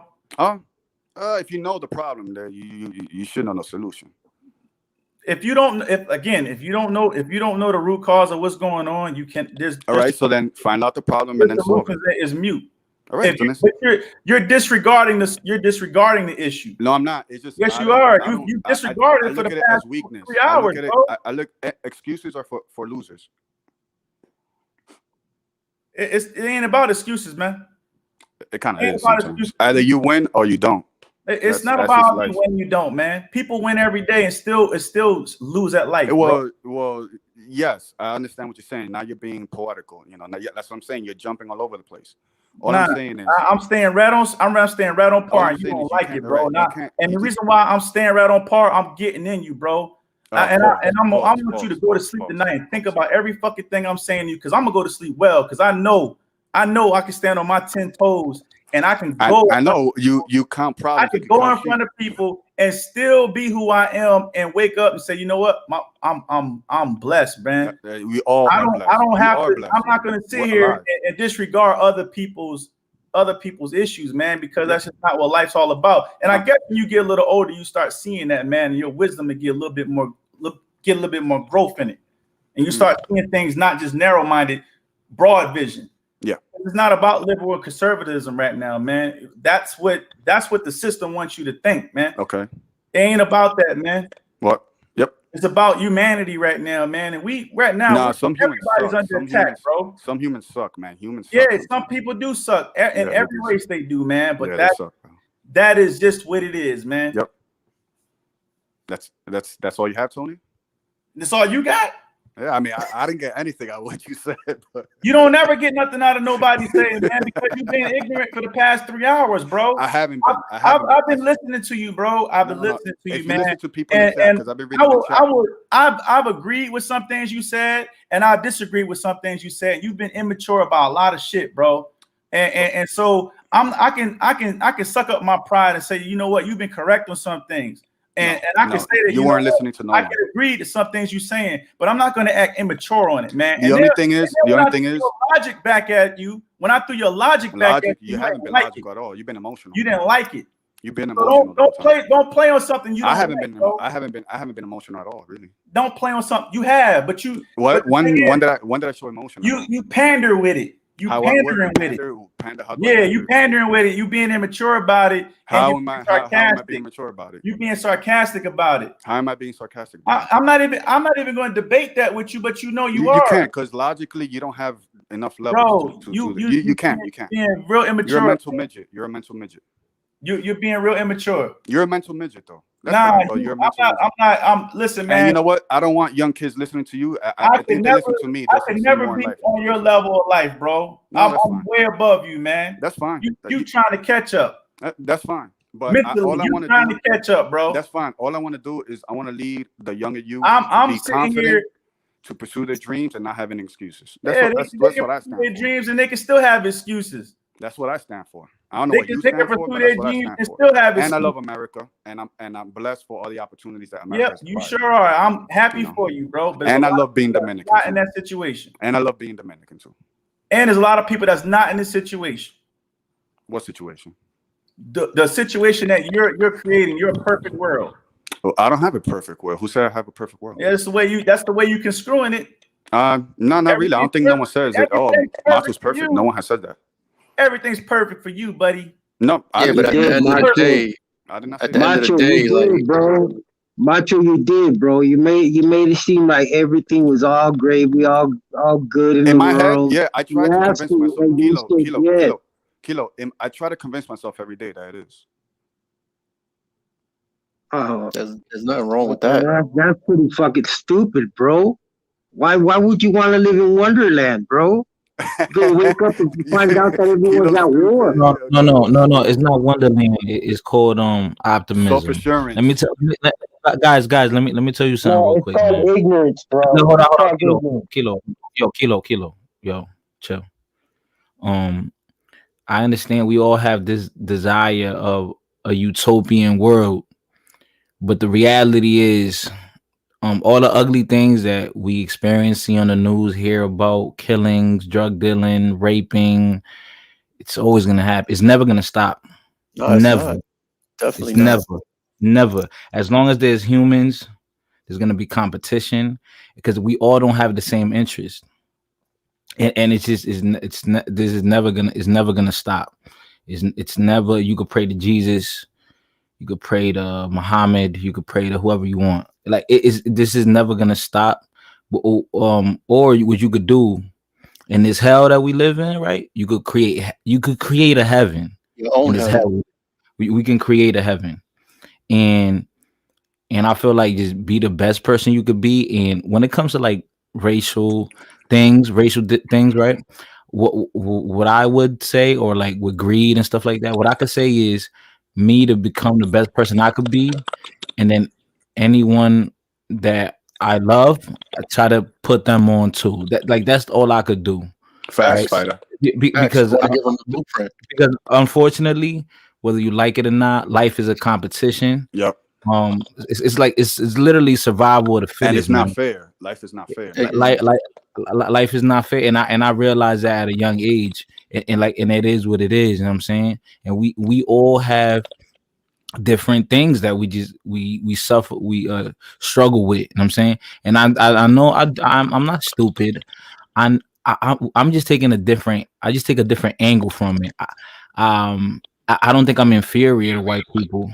Shit, I'm the exact opposite. I think the exact opposite of inferior.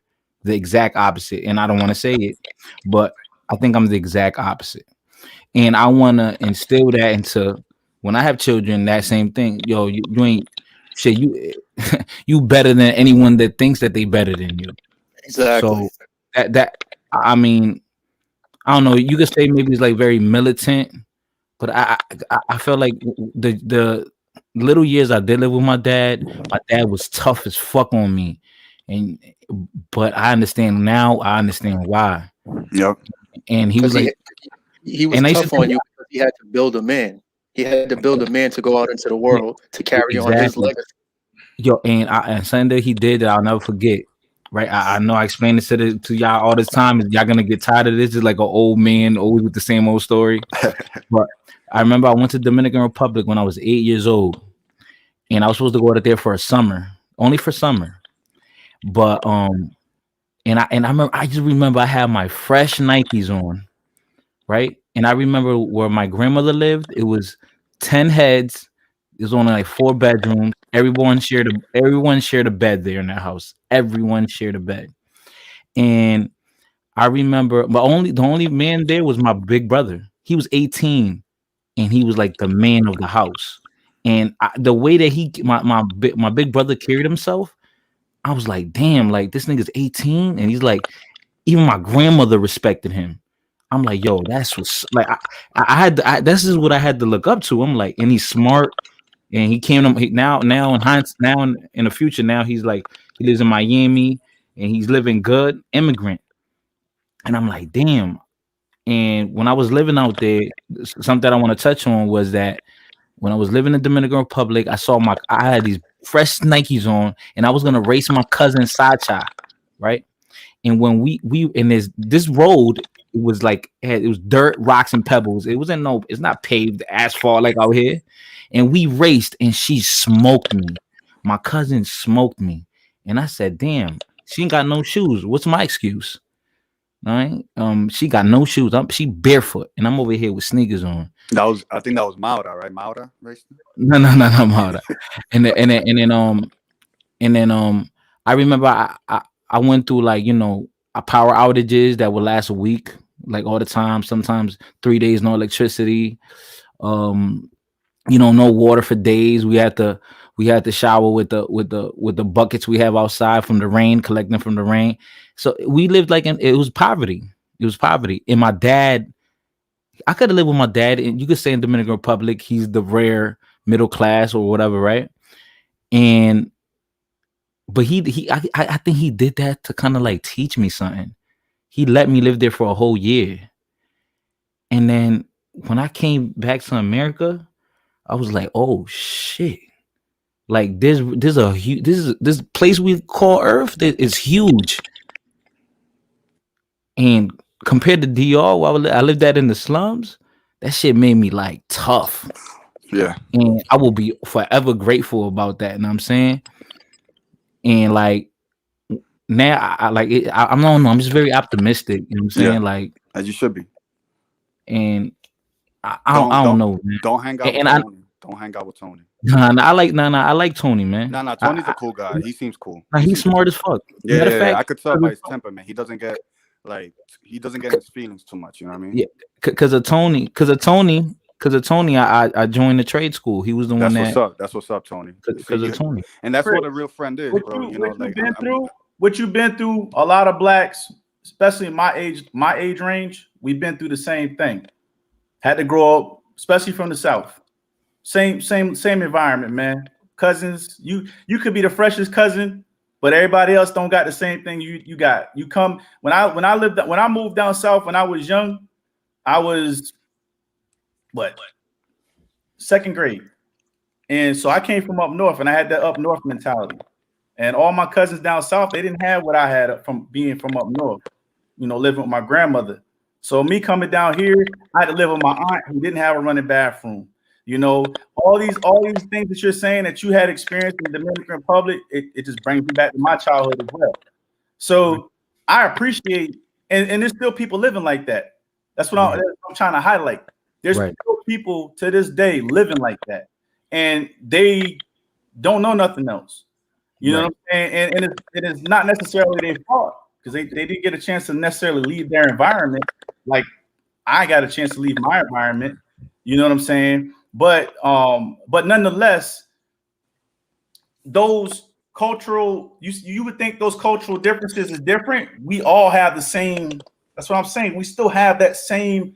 Well, I think it's because of, I think, not cultural, but more classism. So like we're both, we all come from the same place.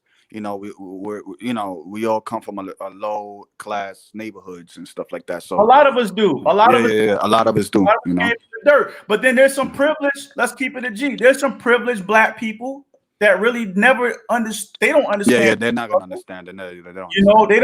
There's a lot of that is the newer generation. Yeah. You know what I'm saying? Because a lot of us work hard to get to that point. And if you got kids now, they're just nerds. They're like, nah, my kids ain't living like how I lived. Yeah, and they shouldn't. And they shouldn't live how you live. Right. And that's just a fact.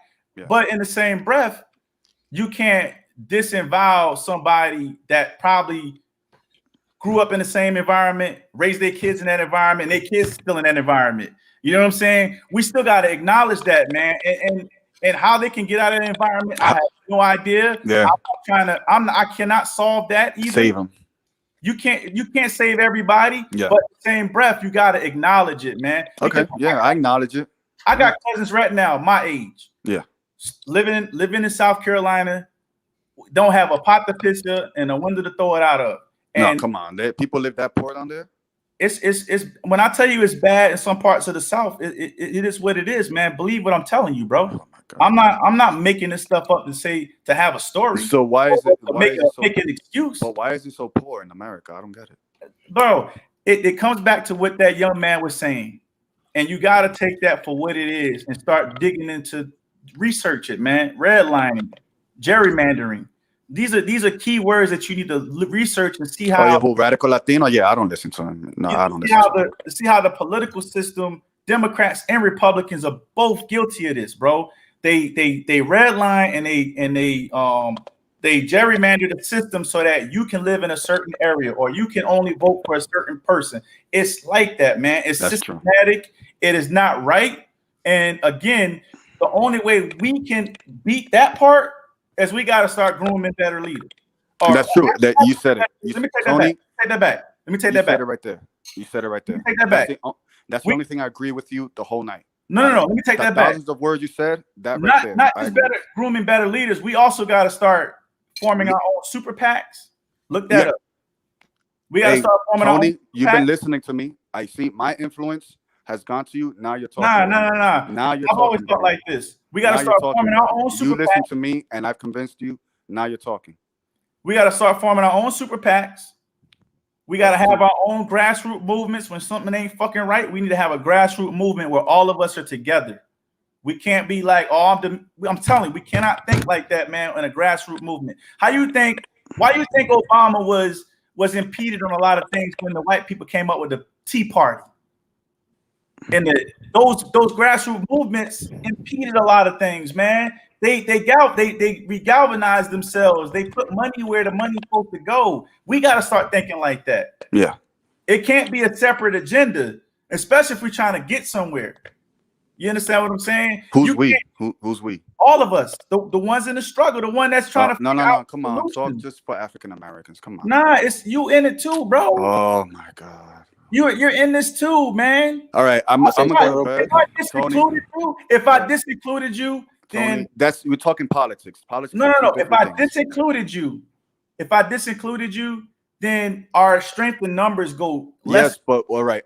You're all right. Tony, let's play make believe, right? Okay, you're a proud something of the African American chapter, something like that. Macho. Yeah. Let me finish. He's making a lot of sense, bro. He's making a lot of sense. Why are you trying to break it down, bro? No, Kilo, let me finish, right? So you have an African American chapter, I have a Dominican chapter. Now, you come to me, Tony. Come to me like you want assistance. Just let's make believe. I don't have to come to you for nothing. I mean, you're knocking on my door. Who is it? I don't have Tony? to come to you for let nothing, bro. Tony, How you doing today, Tony? I don't have Macho I from don't even the Dominican necessarily have to delegation. include you. How can I help you I don't today? want to. I can be inclusive and say, you know what? I can be on that racist American nationalist mindset and say, fuck you guys. Okay. I don't need your fucking matter of fact. Let me start voting for these damn GOP motherfuckers let me galvanize the black. Let me play devil's advocate real quick. Okay. Let me get on let me and my people, every black person, African American, every black person, African American from America, get on the GOP bandwagon and say, you know what, close the fucking borders, and that includes every fucking body. Yeah, and if you ain't nationalized, send your ass back home. How you feel if your family got sent back home knowing they doing right? Because I feel that way. Nah, I feel the same way because it affects me. Well, honestly, borders are there for a reason, bro. I believe the borders. I was born in Mexico. I have a lot of family in Mexico, but borders are there for a reason, bro. If they want to come over here, they should get it legalized, bro, so they won't be thrown out. We got borders in Mexico, man. We're trying to stop Honduras from coming in. Borders are there because men conquer things. Right, boy. This should be no. That's common sense, bro. And true, bro, because you pour water on them, and water is wet. If we really want a free utopia, right? Hold on 1 second. Want a perfect world, there should be no borders or nothing. That is all. That's like with somebody. Yeah, but we're not living. Yeah, but we're not living there. We're not living in Monopoly. That's what we're really playing is the game of Monopoly. That's like radical Latino talking about there's no race. What the? No. I'm just using that for example. I'm just using that for example, bro. Like if we really want to say a perfect world, there should be no borders. No, I believe in borders. You're gonna need borders because I believe in borders. Okay, hold on 1 second. The land should be free, bro. We should be able to know how to roam this land freely. Fighter just said that the land was taken over, it was conquered, right? So the land gets conquered, it's made into your home. What do you do with your home? You protect it. You lock your windows at night. You lock your doors at night. A lot You of people protect don't your know. home. Yeah, the Dominicans need to protect their borders. Everybody needs to Yeah, protect their borders. no, but listen. If there was a utopia, there would be no reason to need security. Exactly.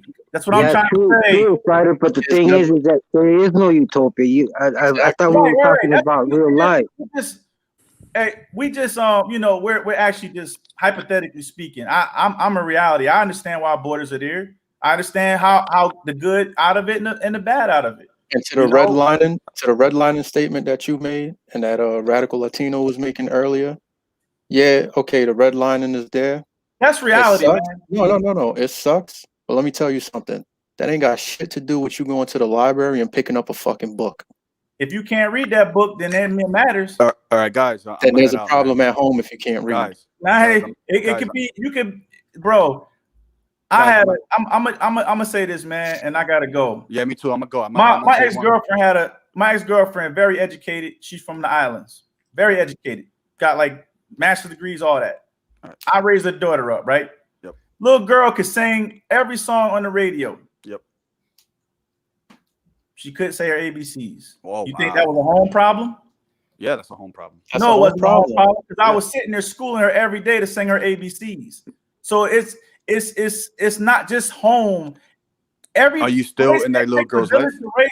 When they say it takes a village to raise a It child, does. It does. I was raised in that village type of mentality. Yeah. It wasn't my mom would send me out, whatever, and I was, you know, whatever. But my neighbors were able to still Yep. I remember that. Intervene or teach me something, Yep. X, Y, and Z. Yep. And see, we went from that mentality to well, I don't care about that child up the street. Fuck out of here with that. If I see a child up the street and I know he or she's in danger, I'm gonna step in. You gonna jump in front of the bullet?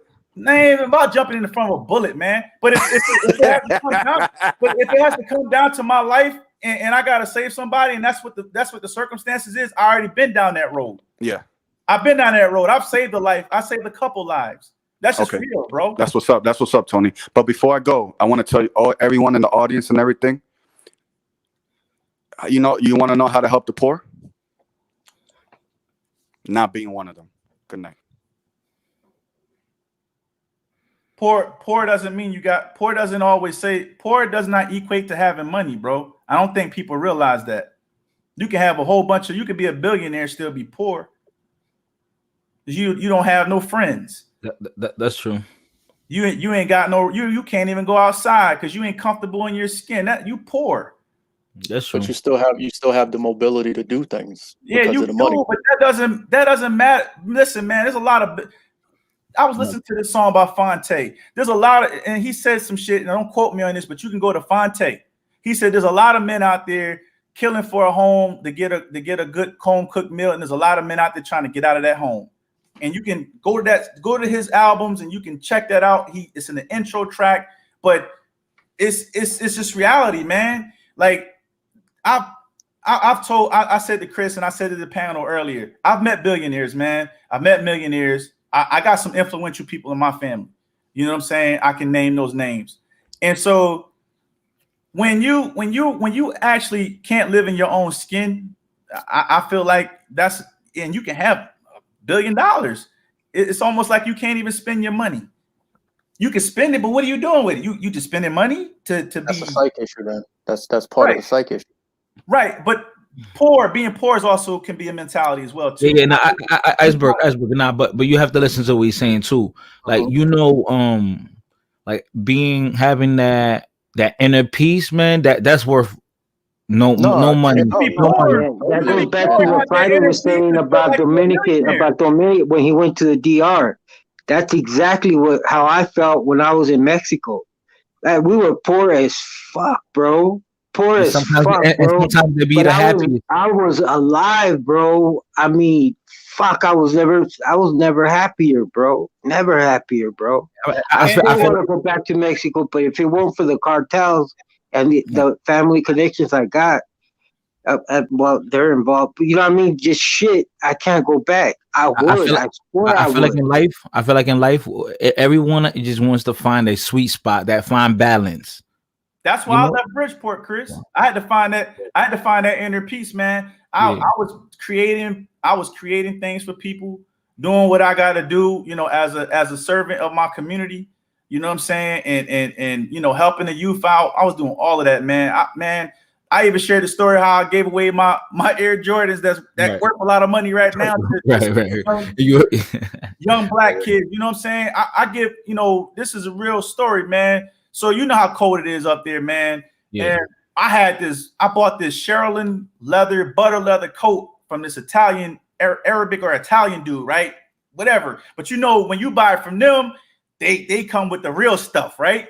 Right. And so it was one of those type of coats, man. I paid a pretty penny for it, man. And I saw this guy, man. It was cold, bro. It was brick outside, man. And I said to myself, why do I need this coat when this man out here freezing? Get it, man, in my coat. That's the type of person I am. You know what I'm saying? I didn't the care. exact same way. I didn't care about the cost of that joint because I got me another one. I had a whole bunch of coats in the closet. So I think of people like that. But I was giving, and sometimes you gotta look out for Tony or yourself being before you explode, because if you're not good, nobody else around you is good. Right. You can't be a productive citizen in life if you're not healthy in your mindset. You know what I'm saying? If you seen everybody else growing, but you're not growing, you planting flowers, but there's weeds in your garden. You gotta reconfigure, and I had to reconfigure, and that's what led me down to Charlotte. And now I'm seeing even a bigger position in life, because you're talking about liberalism and progressive, right? Charlotte's a progressive city that's conservative, using liberal ideas. So we gotta like kind of balance it out and not try to like demonize the other side of the ball game, because you didn't commit a crime for being liberal. You didn't commit a crime for being conservative.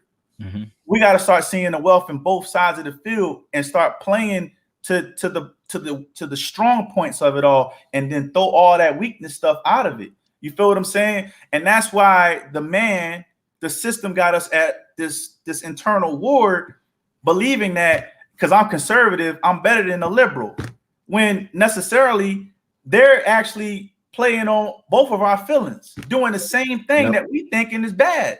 That's the exact thing I was trying to say earlier, because you know everybody was talking at once.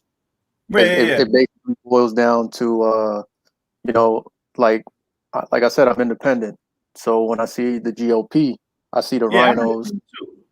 I see the rhinos who are sold out to foreign interests, along with a majority of Democrats who are also sold out to foreign interests. And then I see next to them, you know, you see the patriotic Republicans who want to go straight by the Constitution. Then you got Democrats that are next to those other sold out Democrats on that side of the aisle. And they pretty much want to go with the Constitution, but with some tweaks to it. You know what I'm saying? And that's why I said people keep voting for the two corrupted parts of the party to continue on. So that's your Mitch McConnell's, that's your Nancy Pelosi's. But the key word that I said to you, keyword, gerrymandering. Yo, shout out to Blood Moon for the donate. Shout out to Blood Moon for the donation. Thank you. Gerrymandering is why that stuff happens, and that's systematic. And Democrats and Republicans are very bad, and they have done both. That redlining. Yo, my homeboys here. My homeboys here. Y'all take it easy, man. Y'all take it easy. Peace, Kilo. So with the redlining, right? So with the redlining, right, it puts black people or Hispanics in a certain area. I'm using Bridgeport, for example, right? Bridgeport, the Fairfield County hates Bridgeport, Connecticut. Hates it. Because most of Fairfield, Connecticut is GOP. Right? So Bridgeport is in that redlining zone of still in Fairfield County, but they identify as Democrats. So that system is gerrymandered to the point where Bridgeport is always going to outweigh the majority in Fairfield County. That's just how it works. Now down here in the South, it's kind of different. These outer towns where nobody fucking lives will outnumber Charlotte. Doesn't make sense at all. That's how it is in Florida. That's how it is in Texas.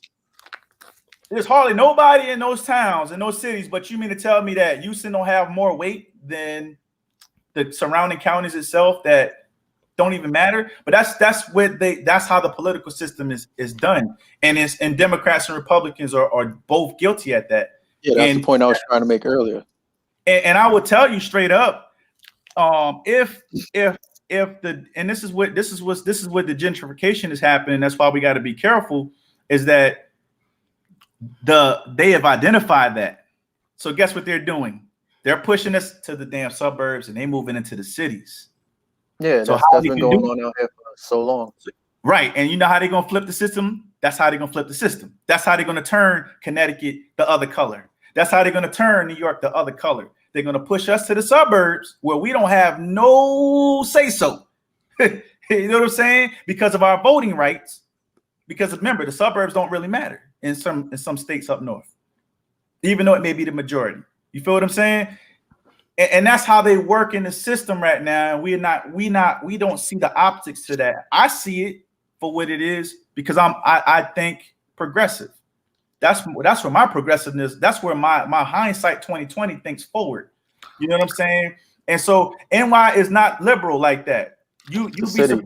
New York as a state is more. No. I meant the boroughs earlier when I was saying that. Well, the boroughs is listen, man. Staten Island is all right. Let's keep it a G, right? Let's keep it a G. Let's keep it a $100. What the most racist stuff that you've seen in the past 20 years happen? In New York City. In New York City. Yeah. Let's keep it 1G1000. New York, yeah. You feel me? They've always been on that. They've always been, and that's Connecticut. I was telling Chris this. In Connecticut, right off of Stratford Avenue. You know Stratford Avenue is the hood. Yeah. They got a Hell's Angels.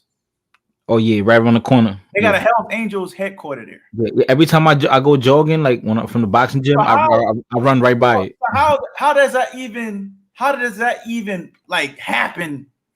Because you're not gonna find no black biker group in the middle of a white community. Am I right or am I wrong here? Yeah, Hell's Angels, yep. So we gotta be careful on how they infiltrate our system, man. And if they push us out to the suburbs, bro, like Mike Epps said this, man. Mike Epps a silly dude, but he said something real truthful. He said we don't realize that white people don't want to commute no more. They want to come into the cities, and that's where all the money's at. That's where the chicken is at, is in the cities. We occupy the cities. So they're pushing us out to the cities, to their castles, not realizing that's gonna be the next hood. Think about that. We thinking it's cool because we living out there in luxurious while they buying up all the high rises, and they rebuilding the cities within. Well, that's what's going on now with De Blasio, with all that missing money from the mental health. He's going to try to make a power play when he's out of office and try to become the next Donald Trump by buying up all the business, the buildings and everything, because people are fleeing the city. Well, the people are being pushed out of the city. They ain't not leaving. They pushed out. They forced because of the lockdown. Because of the lockdown and stuff, people are just up and leaving. That's Cuomo, bro. That's more the governor with the lockdown. Oh yeah, right. Oh yeah, I was hearing something about how empty New York is right now. Yeah, it's like a ghost town when you're in Manhattan. Yeah, it's rightfully so. You know, let's keep it a G. This pandemic, we don't know what we up against, and you know, a lot of people are working from home. You know what I'm saying? Like the country went remote. You know what I'm saying? So it's not like Manhattan is not working. They just working remotely. The people that matter is working remotely because they have that option. And the essential workers got to go in there and actually die from whatever they're dying from. And so most of us are essential workers. So what that means is we you know, because I work in the healthcare industry. So you know, I'm human resources in the healthcare industry. So I see our business growing. So definitely. So with that being said, we got to smarten up with that mindset and start. You said you're a nurse, right? Yeah. So we got to smarten up and again set that masculine pride to the side and start shooting for those type of trades. Because I look at nursing as a trade, not necessarily it's a necessity. You know what I'm saying? Trades are the need. You know, so we gotta smarten up. Like I told my ex-girlfriend one time, you know. I looked at her because if I can't be with a woman, I can't educate her, and we can't learn from each other, I can't be with her. And so me and her was talking about her point of view where she wanted to go, and she had a lot of this blinding factors around it. And she said, well, I want to get in the medical field. I said, so what part of the medical field? Because there's so many things you can do in the medical field. And so she was like, well, I want to get into a doctor's office. I said, well, then you're going to be a nurse? She's like, no, I want to be a medical assistant. All right, are you serious? Do you understand the medical assistants work for the nurses? You make more money as a nurse. You may spend a little bit more time in school, but it's worth it. Oh, I don't want to do that because my friend, she listened to her friend who spoke dual language. She makes this amount of money and she's Hispanic. I said, because she's getting paid because she speaks dual language. I mean, I don't get paid extra and I speak Spanish, so. Well, I'm just saying, in those lesser jobs, hear me out. In those lesser paying jobs, a physician will pay you more. A private office will pay you more. Yeah, probably in a private, but I mean, like, you speak both languages. Yeah, I haven't seen that in the nursing homes or the hospitals, to be honest with you. Across the board, you know, they're going to hire the most qualified person in a more of a public entity. But we talk about private entities. You want to get paid as a nurse, get into the private sector. You feel what I'm saying? Jump into that sector. Now you're running stuff. Now you're running the whole clinic. You know what I'm saying? Now they got to. Me, I'm not trying to head that route. Like, my ultimate goal is a nurse anesthetist. So I'm trying to go for that big money. You know, I had a friend of mine. She was a nurse practitioner down in Florida, and she ran a whole clinic. She was also a midwife, and bro, she was getting paid. She was getting paid. But I mean, out here in the boroughs, if I'm not mistaken, nurse anesthetist, I think it's starting like 150 or 200 a year. Okay, so, that's not bad, but you got to think about your living costs. Definitely. Florida.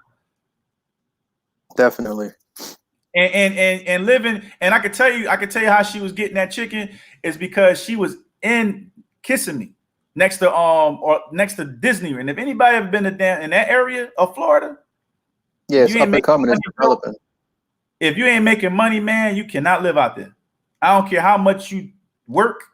I don't care how many hours you put in. If you ain't making that bread, bro, you're not living out there. Yeah, a lot of people out there work 2 jobs and shit in that town. That part too. She wasn't working 2 jobs. Yeah. You feel me? She was 10 minutes from out of Disney. But the point of the matter is, it's about what career you choose and how you grow on it. You know, and a lot of us got to start choosing those careers where we're in need now, because coronavirus ain't going nowhere no time soon. Nah, but then again, like I said earlier, that depends on the person.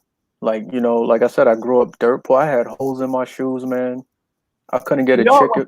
I can show you pictures of myself, you know, wearing dogged out sneakers and stuff like that, man. But you know, I couldn't do nothing when I was younger, man. And then I decided, you know what? This ain't how I'm good. You know what I'm saying? Like, I was put here for whatever purpose. But while I'm here until I fulfill that purpose, I'm not living like this no more. Fuck this. Yeah. And that was a mentality. You know, I was ingrained in that same mentality too. And I always tell my cousins, you know, y'all my first brothers, y'all my first sisters. We all raised the same. We all came up in the same house. We all slept in the same bed on the same floor, whatever. And we all struggled together. We all got the same ass whoopings when we all ate the same food. But if you didn't make it out of this situation, you know, mitigating circumstances, right? Mitigating circumstances. If you didn't make it out of this situation, you really got no excuse, because we had the blueprint. And like I said earlier, when I teach my younger nephews, even some of my nieces that'll listen, you know what I'm saying? My friends that have sons, when they come to me for advice, I give them that blueprint. You want to get out of this circumstance? This is what I did. Now you might have to tweak the blueprint to fit you, or you might have to do something completely different. But here's the blueprint. Yeah, that's the way I you know, my nephews, my brothers, oldest 2 sons, they're Puerto Rican. They're part Puerto Rican. You know, their mom's Puerto Rican. And one just joined the military. And he's a good kid, man. And so with that being said, you know, I had to give him the ins and outs of what the military to expect in the military. And of course, the recruiter gave him the sugar coated. And so, you know, I broke it down to him and I gave it to him raw. Like, this is what you're going to expect, man. This is what you got to deal with, you know. But if you can get over that hump, it's going to become easier. And that's no different from in life. You know what I'm saying? Some people just can't get over that hump. And when they do get over the hump, it could be later on in life when they actually matured. You know, because sometimes we don't mature at a certain rate as others. Some of us are forced to mature quicker than others. You know what I'm saying? So, you know, I can't say it's privileged to be, you know, in a certain demographic or a certain country, whatever the case may be. There's people that lives out of this country that feels privileged. You know what I'm saying? But nonetheless, I don't take anything for granted. But I'm gonna tell the truth. I'm gonna be real. I'm not gonna sit and sugarcoat reality, man. It's just not gonna do it. And I'm not gonna create this picture, this perfect world that's been sold to us, because they sold us a perfect world. If you do this and you do that, you'll live the American dream. That's bullshit. Oh, 100%. 100%. You know what I'm saying? And a lot of people think that, and they walk into the situation thinking that, oh, this is the American dream. Why you can't do it? Because that's not really what it is. It's not meant for me. But as far as like the racism and all that shit, in my opinion, I just ignore it, man. Because I refuse to let another man ruin my day. You know what I'm saying? I try to ignore it, man. I do so cold-heartedly. But now I'm more into the HR world, where I see it happening in your face. Yeah. You know, like, you know that this person didn't get hired because of their race or their nationality or their name. Like, why you didn't hire this person? What's your reason? And then they give you some BS reason. But I know better. I can read in between that. You know what I'm saying? And so you start to really see it. And then it also to the mentality. You know, it goes back to the wager game, right? Some people feel like they're worth more than $15, $13 hours, which they should, but their resume don't speak for that. And then when you try to like give them a little bit of knowledge, like, okay, if you get in, if I get you into this company, you can grow. And they got to see that vision, you know, and I'm only going to tell the truth about that. Because but you can't make them see it. That's the thing. You know what I'm saying? You can't make them believe it. They got to want to do it. You know what I'm saying? And I can give examples till I'm blue in the face.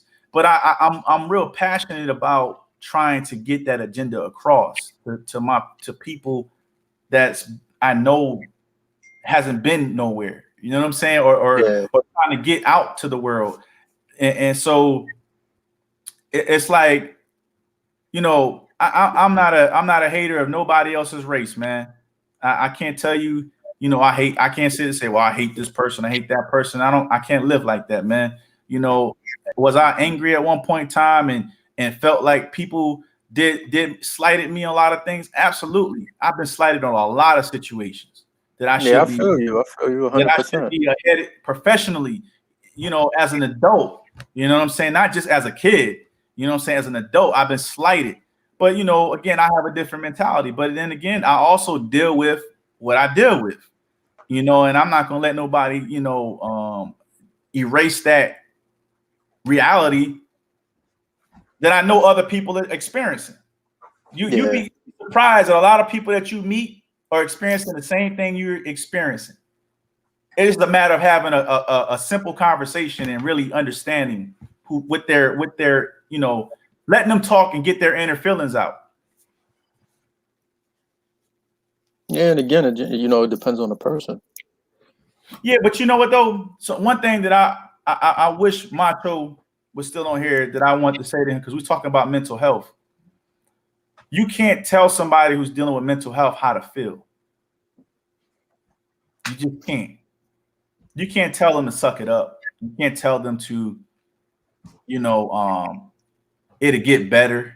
I think you can if there's invasive ways to do it.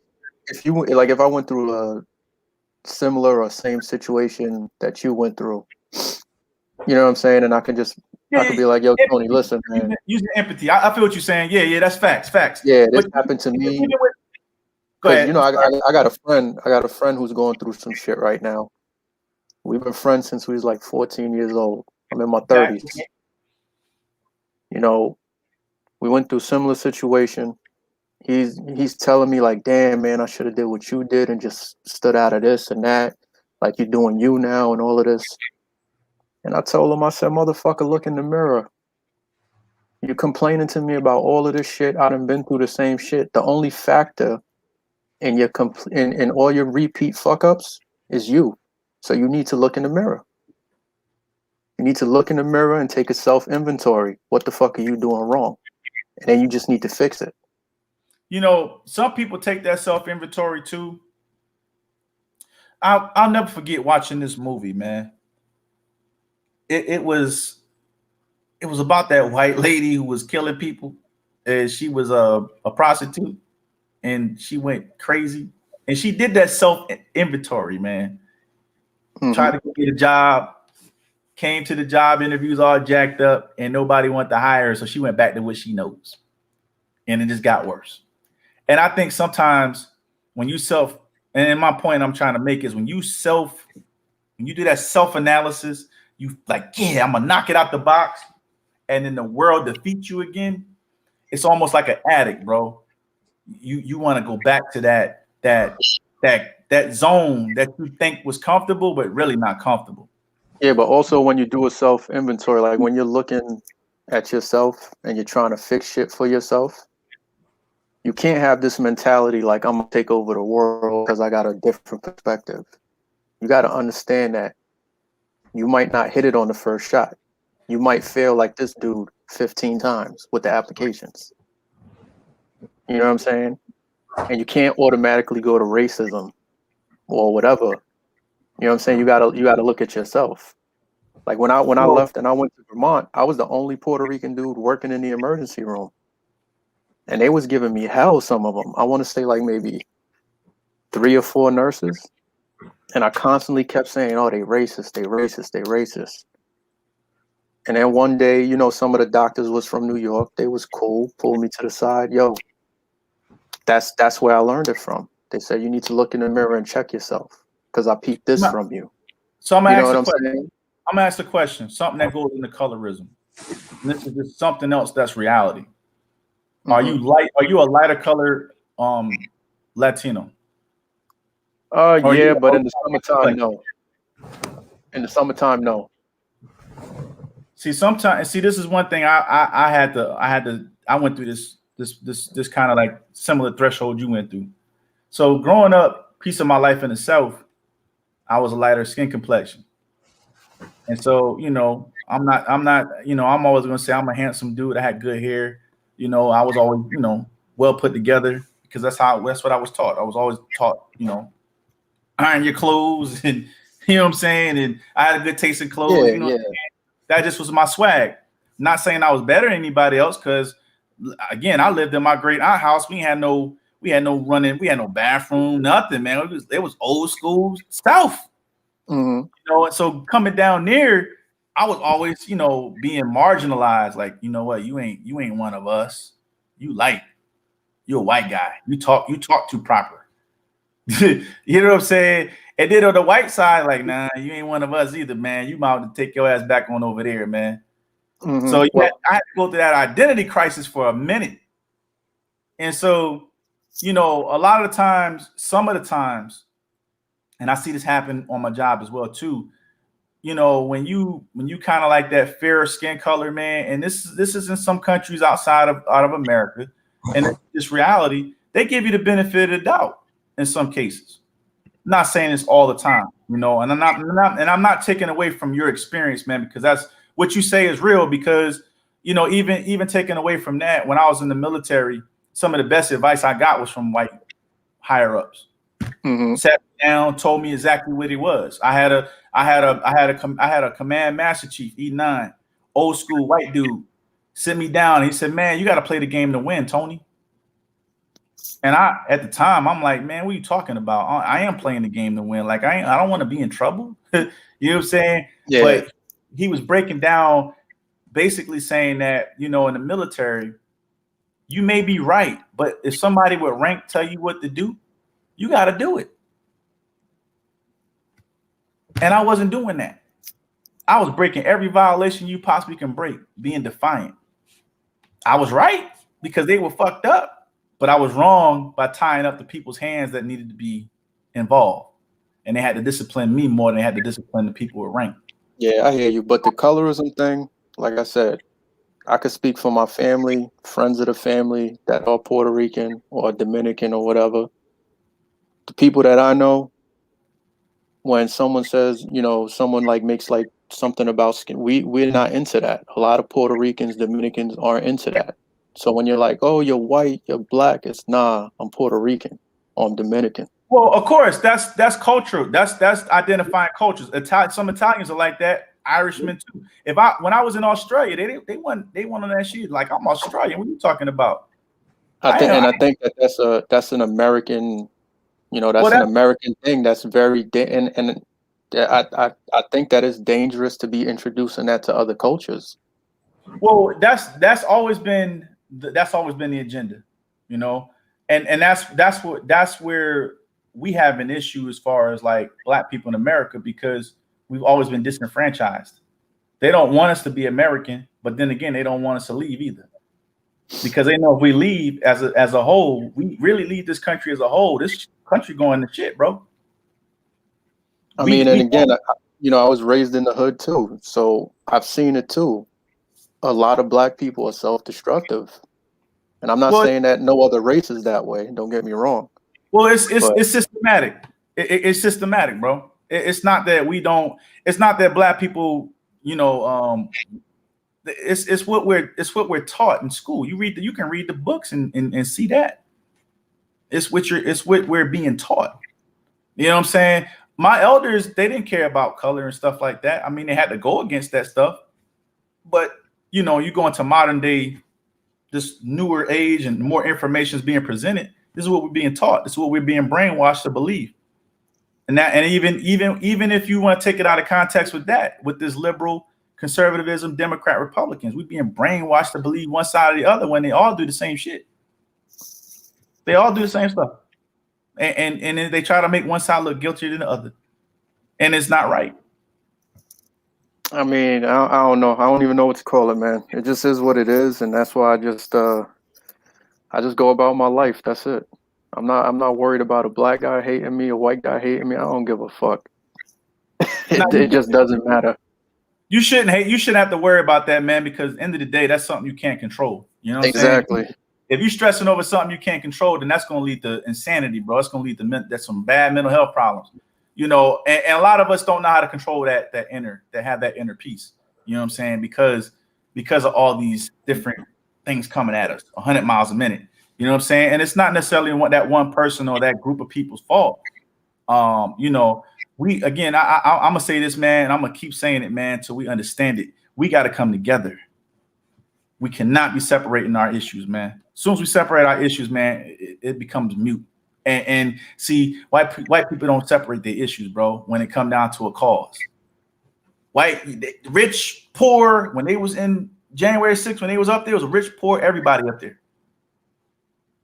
Well, I mean, they were up there because of the videos that they were releasing of some of the fraudulent activity. You know, there was some suspect stuff. I can release the video, man. Let's keep it real. Let's talk from a legal standpoint. Let's just use logic real quick. Mm-hmm. Right? If there's a video out there that literally says to me as a federal judge who's conservative, I was appointed by Trump, that there was some fraud going on, you don't think I'm taking that case? I mean, I've never been in the mind of a judge. So I can't answer that. No. Come on, man. Let's keep in a perfect world. In a perfect world, if I was a judge, if I am a Trump appointed federal judge, because Trump appointed the most federal judges since Jimmy Carter. If I am a federal judge who sees fraud in our system, and I was appointed by Trump, and I'm a conservative, any federal judge could take the case. It doesn't matter which state, right?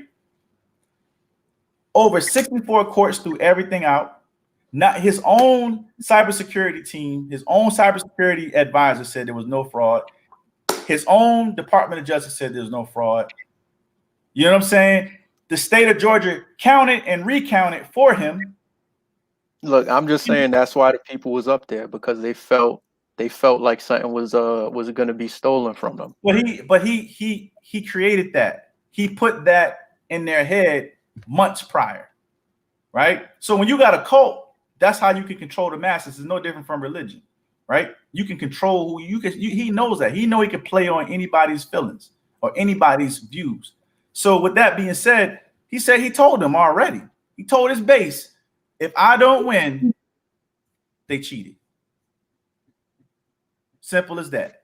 And what you think is based, when you think somebody who's hardcore down for the cause is gonna believe? They're gonna believe him. Because he knows that.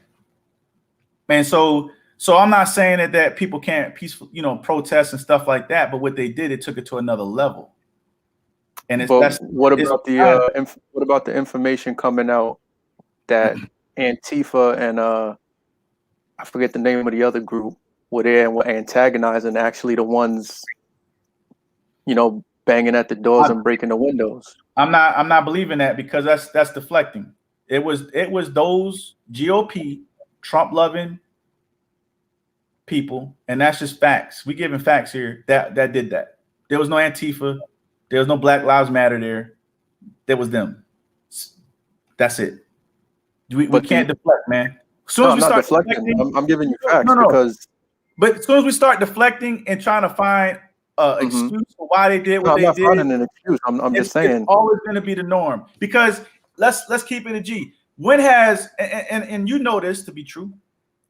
I've been to plenty of protests, right?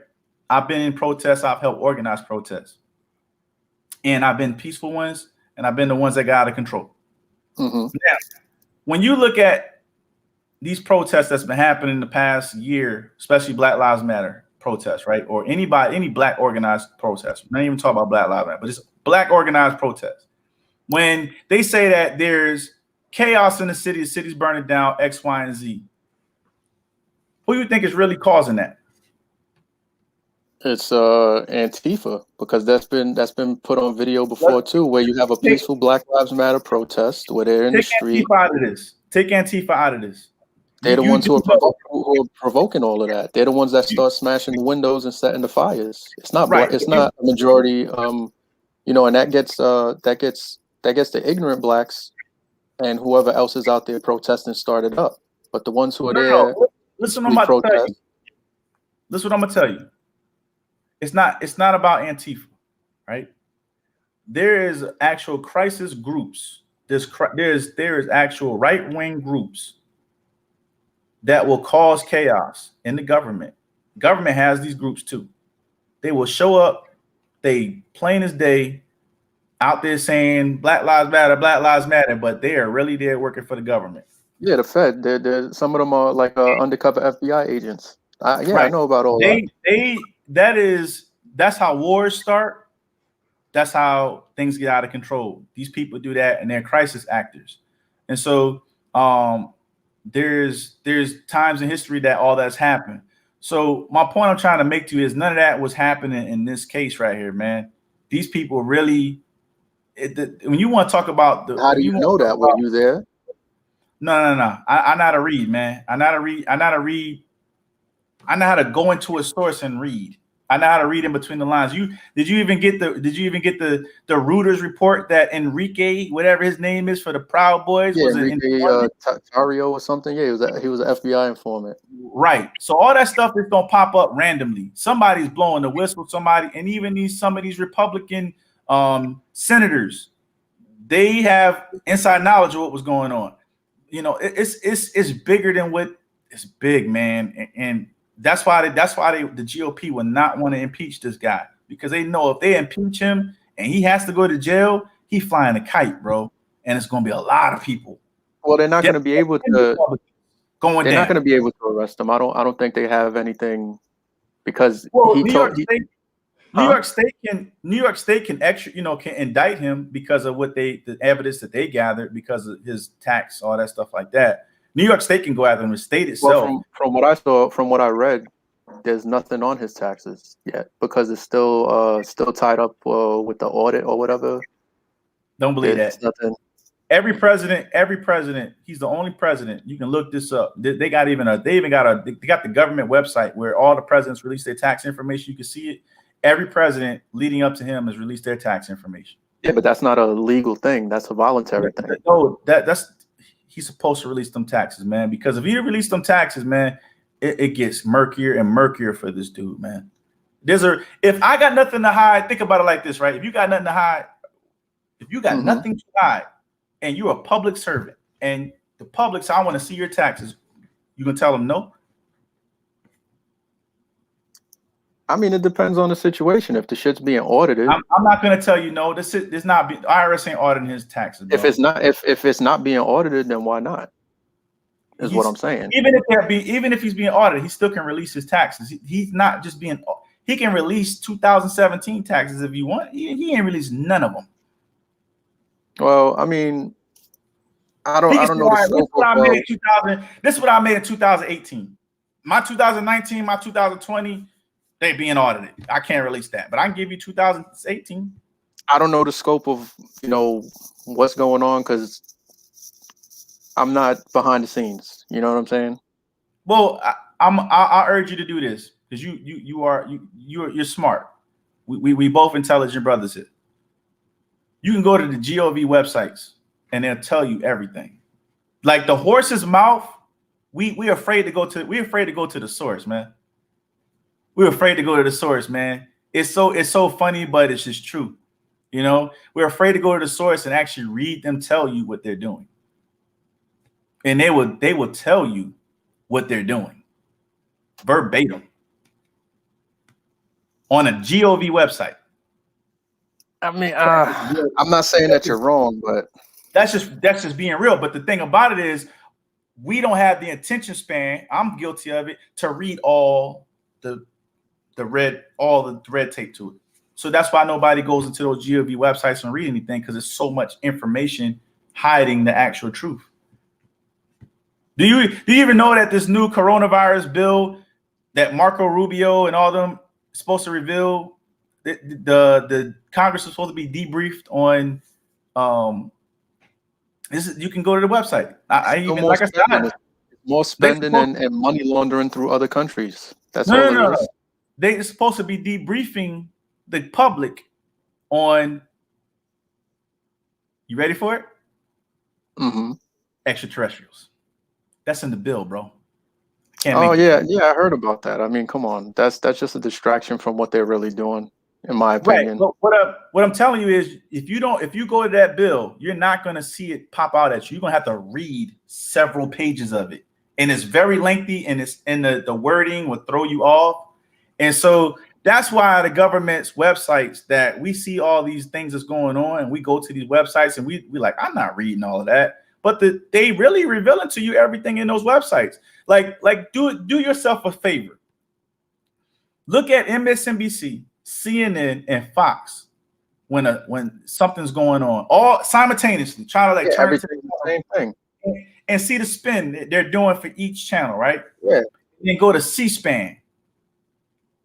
Go to C-SPAN and see something totally different. Now, C-SPAN, there's no editing. There's no. Yeah, it's like when they do like the votes and stuff. It's live. It's right there on the floor. And the only way they cut the screen off is if the senators and congressmen and women leave the chamber. Right, and they don't leave the camera. The cameras don't leave the chamber though. They don't cut the cameras off. The chambers may be empty and everybody may be gone, but the cameras are still on. And so if you go to C-SPAN, which I think at one point in time, Donald Trump wanted to defund PBS for the C-SPAN and stuff like that. He wanted to defund all that. That was, I don't know if that was. It wasn't NPR? Nah, he wanted to defund. Yeah, he wanted to fund PBS, all of that. He actually defunded them, but they private investors invested back into it. My point I want to say to you is that the truth lies into that. You get what I'm saying? Yeah, definitely. But we'd rather go to CNN, or we'd rather go to MSNBC, or we'd rather go to Fox because they give us the edited version, the watered down version, and then we try to make a world point of view instead of looking at the long version. I mean, me personally, I don't watch mainstream media at all because I know about Project Mockingbird. I know about all of that. You know, you can look up and see that Anderson Cooper was a fucking he was an intern at the CIA. He interned there. it's a lot of things, man. I mean, just even being in the military, this is information I can tell you to blow your damn mind. You be like, damn, really? Yeah, this is what really would happen. And I don't like to even talk on it because people think you're crazy. So, I try to keep it as rated G as possible, unless I know you personally and we can have that conversation. Yeah, definitely. You know what I'm saying? Because Especially people not over YouTube. people saying conspiracies, but bro, you can go to the government website and read it. It's more like legislation. Yes, if it's a law, if it's an act or a law, and you best believe that there's redlining. Like I'll use for instance, crime bill, right? That always come up with Biden, right? So the crime bill was loaded, had all types of stuff in it, and so you can go back and read these laws, right? Because it's historically there. You can read this stuff, so you can go back and read it and see that there was money in it for the urban community as well. An exchange. There was an exchange for an exchange, right? And so when Clinton signed it into law, if you realize something that a lot of some black people, they went upper middle class for the first time ever, was able to buy homes for the first time ever. A lot of inner city schools got grants, federal grants. That was all a part of that crime bill. This is reality, man. Yeah, but in exchange, let me desecrate. Let me break down the structure of your whole neighborhood. It's a bad trade-off. It's no different from Donald Trump signing this first step act, right? Saying let's release all these non-criminal, non-violent offenders. Right. But then I'm gonna tell my DOJ to lock people up. Doesn't make sense. Yo, Doesn't make sense. Guys, is it 2:30 in the Yes, morning? sir. I'm about to go, man. Yeah, man. Luckily, I have control of my schedule and I can work as long as I want. Yeah, I gotta wake up early. I got some stuff to do tomorrow. All right, man. Well, we agree we agree on some things, disagree on others. That's just what it is. That's life. Remember, I told you this. That's how you weed out your pros and your cons. The cons we know is already bad. Let's stick with the pros. That's how you solve situations, man, across the board. If we do not know how to intelligently do that, we're always going to be right where we're at right now, spinning our wheels, bro. I hear you, man. I'm gonna let y'all go. I don't want to fall asleep with this live stream going. Yo, thank you for joining, Iceberg. Hey, no problem. Tony, thank you for coming, bro. You did great. I mean, man, yeah, I'm gonna go visit you in Charlotte, man. I'm gonna go visit you, son. I'm out here, man. You can start seeing a bigger picture, man. That I've been actually, I hope that a lot of us start to see up north, man, because up north is turning into the new South, man. That old school mentality is going up north, and they infiltrating like a mug, bro. Yeah, playing man. on your feelings. Yeah, man. Hey, when you coming up here, up north? Not for a while, man. Not with this damn Rona, bro. I'm trying to stay. Yeah. But listen, guys, man, I'm gonna go to sleep. Good night, Stina, Marcel, Flor, Danny, everybody, Macho, and I'm gonna talk to y'all, man. Yeah, man. Yeah, Tony, man. Next time a topic that you interested in, I'm gonna have you join, bro, because you did good. I mean, nah, man. I got range, man. I don't pay attention to what the ignorance, man. You got to start. I ain't mad at nobody for their point of view, but if you're gonna have a forum like this, man, where we really diving into information, it can't be. You got to set the rules, man. Got you. You got to set the tone, and it got to be intelligence, bro. Because we're trying to solve stuff, man, and if we cannot talk like men amongst men, we're going to disagree. But if we can't talk men amongst men, and you got these little petty jabs at this culture, this little I'm not for that, bro. I'm not with the shits, man. I stand on that, man. especially when it comes to this, man, because this is real life. You know, real life. But People suffering, man. I can't go to sleep at night. Oh well, I'm doing good. Everybody else kiss my ass. Nah, that's not the way life's supposed to be, bro. I learned that the hard way. But I appreciate you, King, Young King. I understand you more. You know what I'm saying? Nah, you open my eyes up too. Yeah, man, I appreciate you. But thank you, bro. Thank you. And yeah, man, I see you on Facebook. Yeah, you got my information, man. My links ain't never changed. If you want to call, talk, build, whatever, man, just let me know. You know, we both have a common love, man. I actually met a promoter down here that promotes boxing for PC. Oh yeah. Yeah, met him in the car wash, man. Black dude. He I gotta pull up his card, man. But he does promotion for oh man. He's cool. He's actually cool. He does promotion for Roy Jones. Like he's in that circle. Okay. And I met him, and we reason why he spoke to me because I had on Muhammad Ali shirt, and then we just got to talking. And he gave me his card, and I got it somewhere, and I'll give you that information, man. But nonetheless, you know, one of my best friends down here, he's a real fight advocate. Like he's a Bud Crawford dude. Like he loves Bud, but but he's really in depth with boxing, man. So if you come down here, man, I tell him you got to that level. Oh man, he would love to talk to you. All right, bro. I'm a definitely hit you. Definitely hit you. All right, man. Nice talking to you. Good night to everybody. Thank you everybody for joining. Make sure you like, subscribe, and share this video. Good night, guys. Good night.